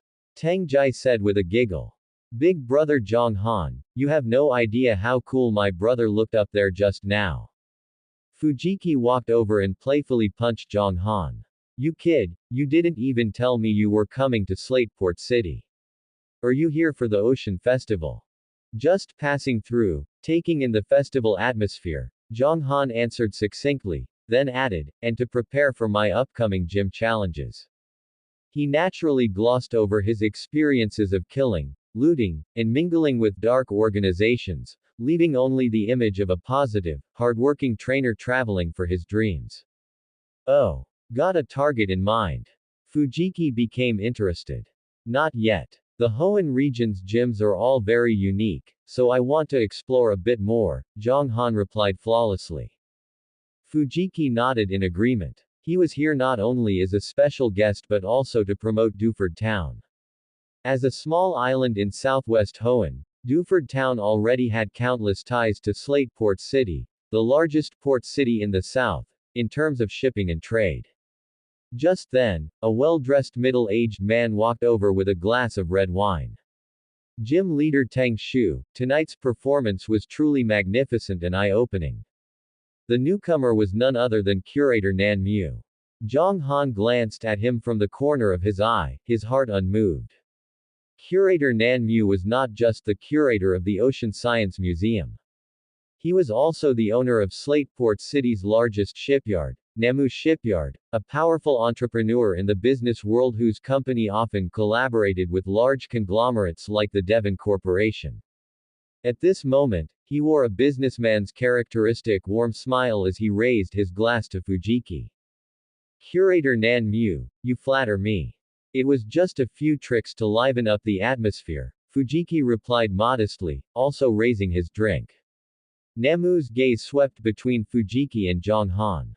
When he realized the person beside Fujiki was Zhang Han, a flicker of surprise flashed through his eyes. The young man he had been secretly wary of in the museum a few days ago was actually this close to the famous gym leader of Duford Town. Curator Nan Mu instantly had an idea. Although Duford Town's development was currently far behind Slateport City's, its rich mineral resources and beautiful island environment made it a prime location for future tourism development. His keen business sense told him that building a good relationship with this young gym leader would bring nothing but benefits. And this young man named Zhang Han seemed like a good bridge. And this is? Curator Nan Mu asked as if casually, though his gaze was locked onto Zhang Han. My friend, Zhang Han, Fujiki introduced. So it's little brother Zhang Han. Curator Nan Mu's smile became a bit more sincere as he proactively extended his hand to Zhang Han. Please forgive my lack of hospitality at the museum the other day. Let me reintroduce myself. I am Namu, the curator of the Slateport City Ocean Science Museum. Zhang Han looked at the extended hand and sneered inwardly. Lack of hospitality. It was clearly scrutiny and wariness. Now that he saw his good relationship with Fujiki, he immediately changed his tune. A pure businessman indeed. Zhang Han's expression remained unchanged as he smiled and shook hands. Curator Nan Mu, you are too kind. The handshake was brief. Curator Nan Mu's attitude toward Zhang Han became significantly warmer. He inquired about the relationship between Zhang Han and Fujiki with great interest, his words filled with flattery and goodwill. Zhang Han responded half-heartedly, while mentally counting down the time. Those idiots from Team Aqua should be making their move soon. Just as Curator Nan Mu was warmly inviting Fujiki and Zhang Han to visit his shipyard when they had time. Boom! A deafening explosion suddenly erupted from the nearby crowd. This sound was definitely not festival fireworks, it was dull, violent, and carried a destructive aura that tore through everything. The entire beach seemed to tremble. The cheerful music came to an abrupt halt. The crowd's noise froze instantly. Everyone stared in shock toward the source of the explosion, where a massive ball of orange-red fire surged into the sky, turning the night as pale as death. After a brief silence came heart-wrenching screams and total chaos. Ah! An explosion. People are dead. Run! The crowd was like a school of startled fish, scattering in total disorder. Cries, screams, and the sound of crashing tables and chairs mixed together, the once joyous festival grounds instantly turned into a living hell. Fujiki's expression changed. He tightly covered Tang Jai's eyes, his gaze sharp as he looked toward the fire.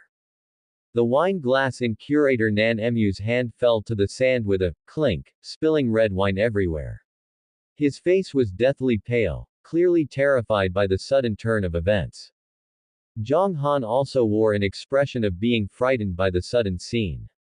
But looking at the blood flowing and the scattered flesh at the explosion site, his heart remained unmoved. It has finally begun. The first explosion was not the end, but the beginning.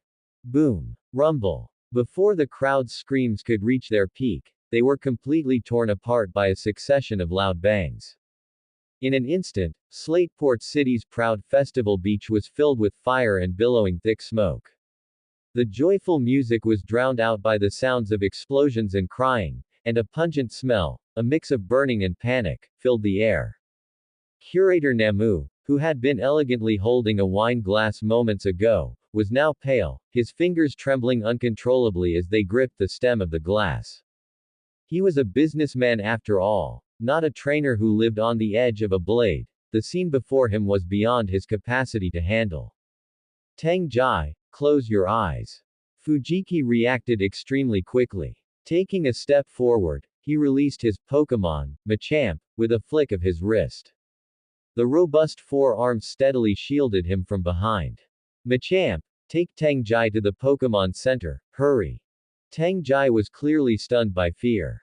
Her small face was filled with confusion and terror as she stared blankly at the fleeing and wailing crowds.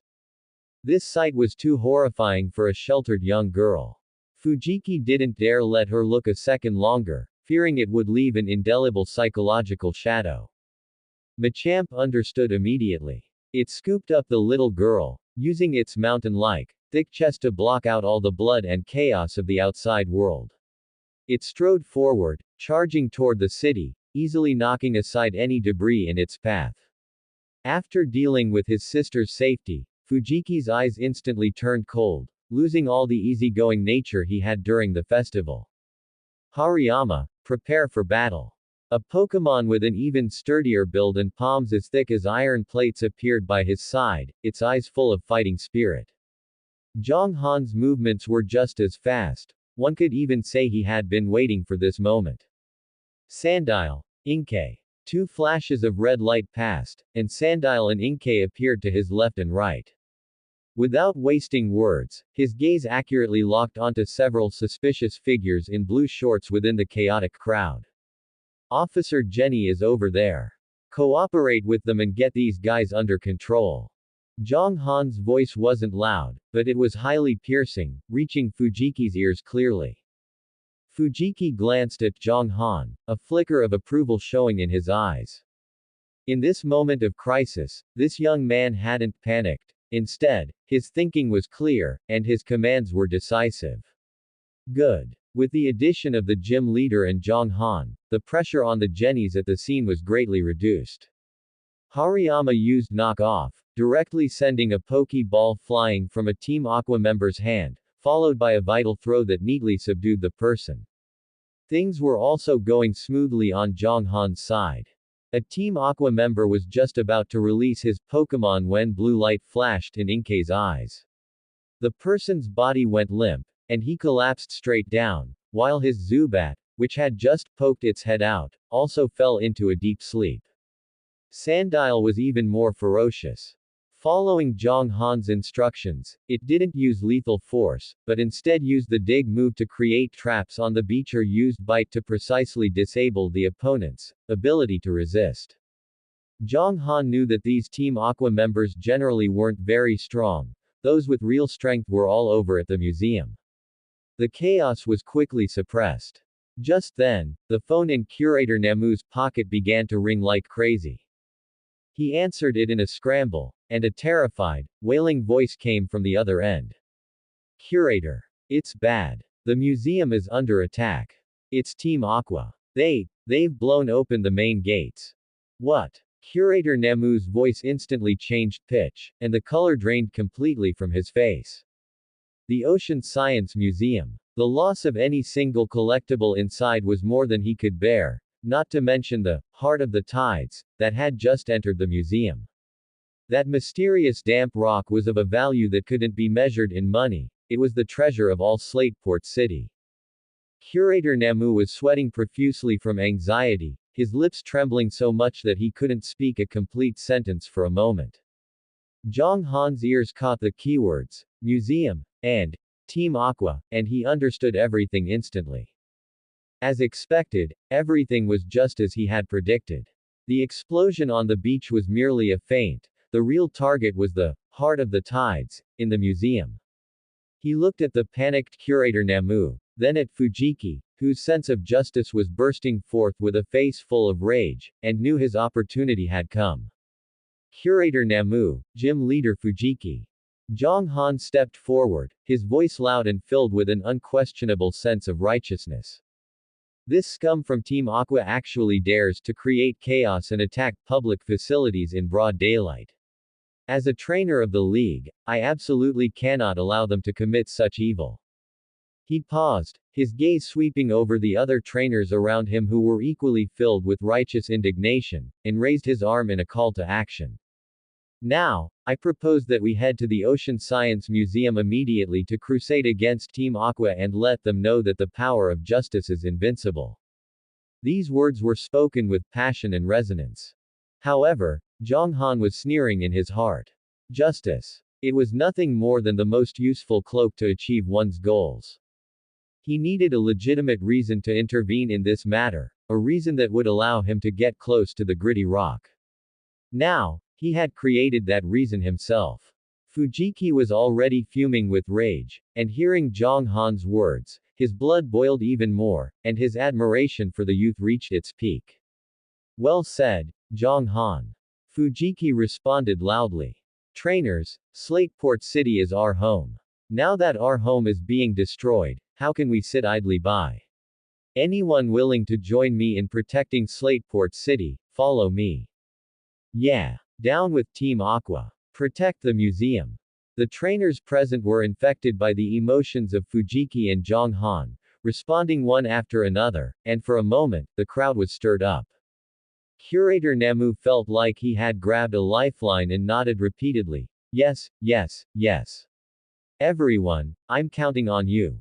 As long as we can take back the museum, my Namu shipyard will surely reward you handsomely. The group charged toward the Ocean Science Museum in a grand procession.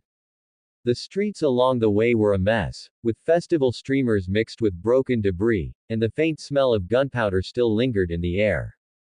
Soon, the grand silhouette of the Ocean Science Museum appeared before everyone's eyes. However, at this moment, the museum had completely lost its former glory. All external lights were extinguished, and the massive building lay prone in the night like a silent beast. Only a few dim emergency lights cast pale patches of light in the darkness. Most shocking of all was the museum's main gate, made of a special alloy, which had been violently blasted open, leaving an irregular large hole with charred black marks on the edges. Members in Team Aqua uniforms were standing guard at the entrance in groups of 2 or 3, holding pokeballs. When they saw the large group of trainers led by Fujiki and Zhang Han, they were first stunned, then fierce expressions appeared on their faces. HMPH, a bunch of people coming to their deaths. A Team Aqua member who seemed to be a minor leader stepped forward, took a pokeball from his waist, a disdainful sneer hanging on his face. You think you can stop Team Aqua's great plan? Without a word, Fujiki's Hariyama had already taken a combat stance. Zhang Han's gaze bypassed these lackeys and peered into the bottomless darkness deep within the museum. He licked his somewhat dry lips, the thought in his heart becoming clearer and clearer. Laik of the Team Rockets should already be lying in ambush with his people at the waterfall on Route 103, ready to rob the robbers. And he, right here, in the name of justice, would reap as many benefits as possible. Outside the museum, the remaining Team Aqua members were still putting up a desperate struggle, but against Fujiki, their resistance seemed pale and weak. Fujiki's Hariyama was a true gym-level mainstay. Its battle-hardened muscles and aura were incomparable to these small fry. Hariyama sank into a horse stance and struck out with force palm. The wind from the palm howled, and the two Team Aqua members at the front, along with their Pokémon, were sent flying like kites with broken strings, instantly losing their ability to fight.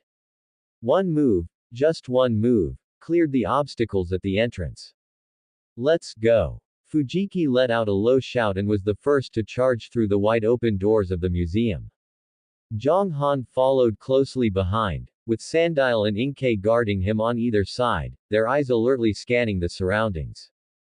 As soon as they entered the first-floor lobby of the museum, the sight before them made Zhang Han gasp. This place had completely turned into a battlefield. The once solemn and dignified exhibition hall was now a mess. A massive Wailord model hung halfway from the ceiling, its body covered in scorch marks left by energy attacks.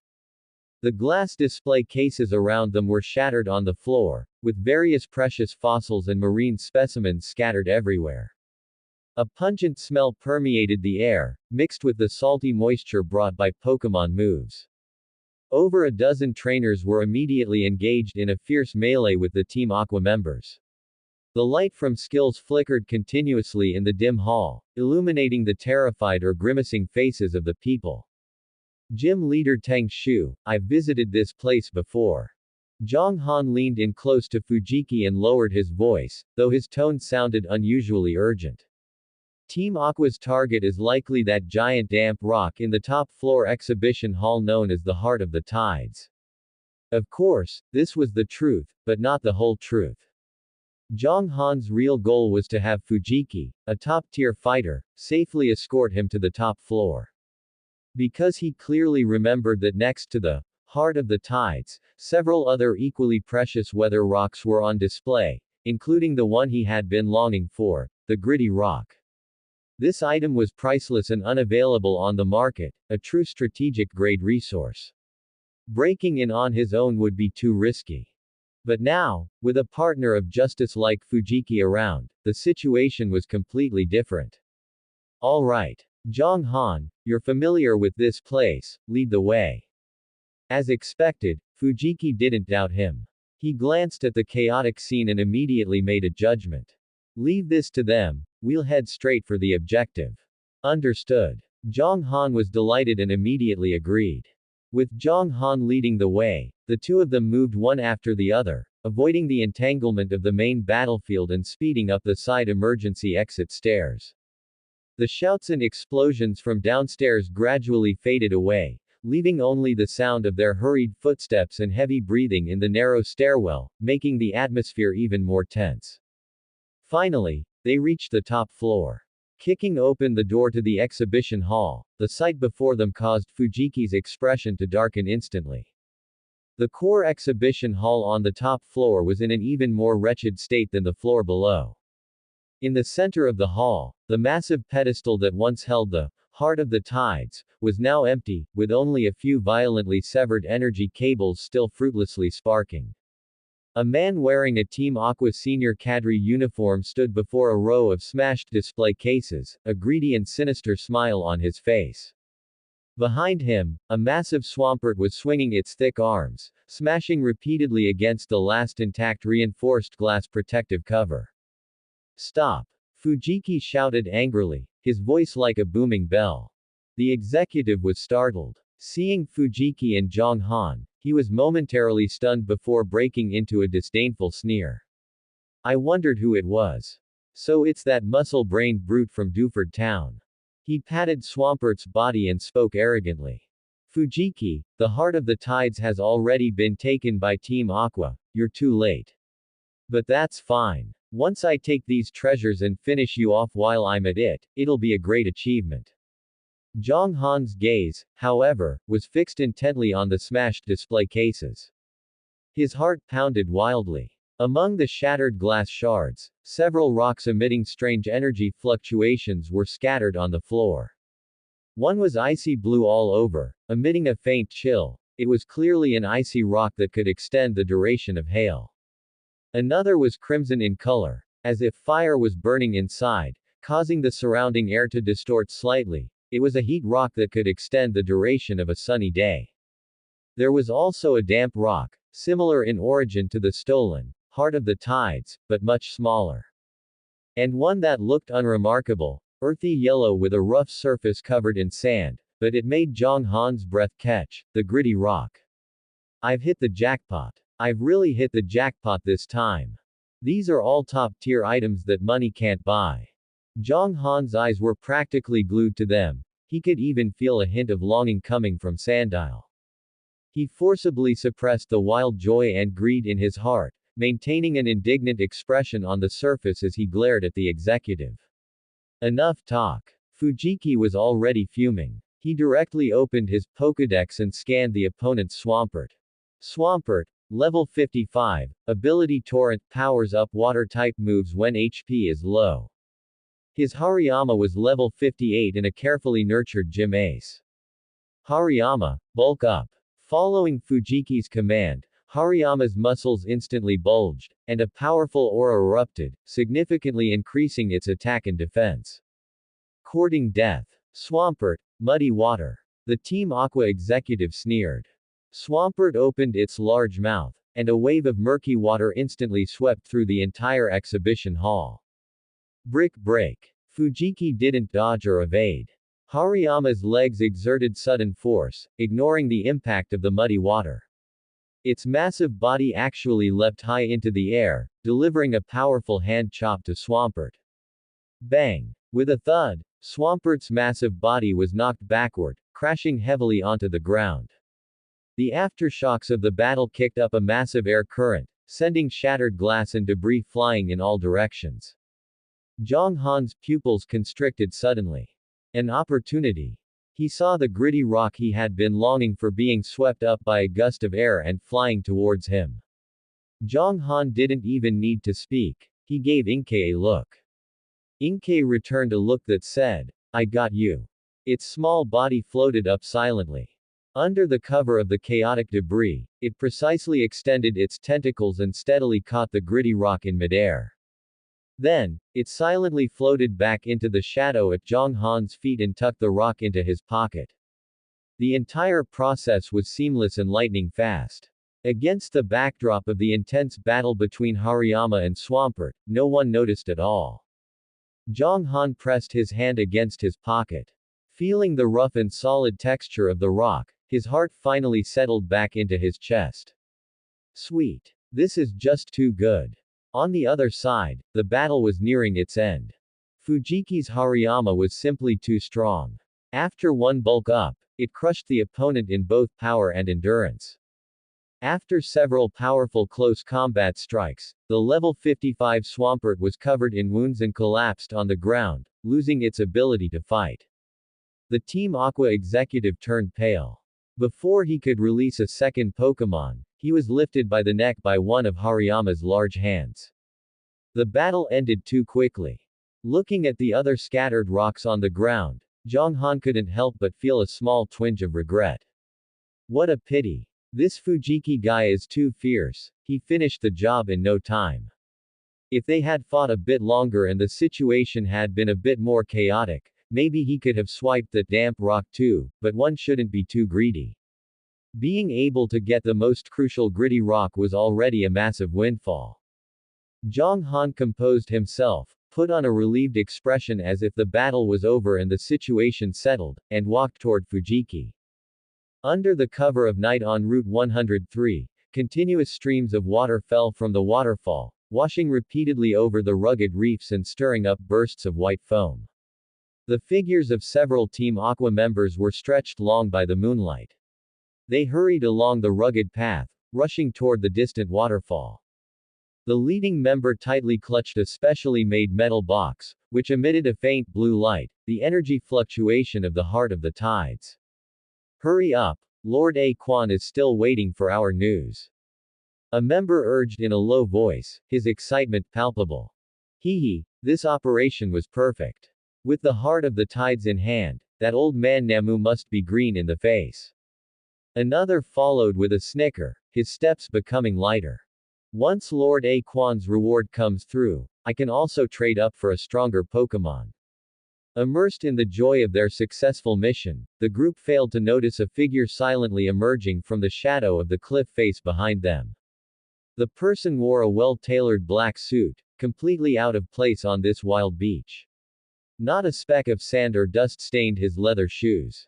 He leisurely clapped his hands, the crisp sound standing out sharply against the roar of the waves. Yo ho, you've all worked hard. Layek's voice held a hint of lazy amusement. Where are you planning to take this big treasure? The Team Aqua members were startled and whipped their heads around. Who's there? What they saw was not just Layek's smiling face, but also a dozen or so people in identical black uniforms emerging from the darkness behind him. The bright red R on their chests branded itself into their eyes like a searing hot iron.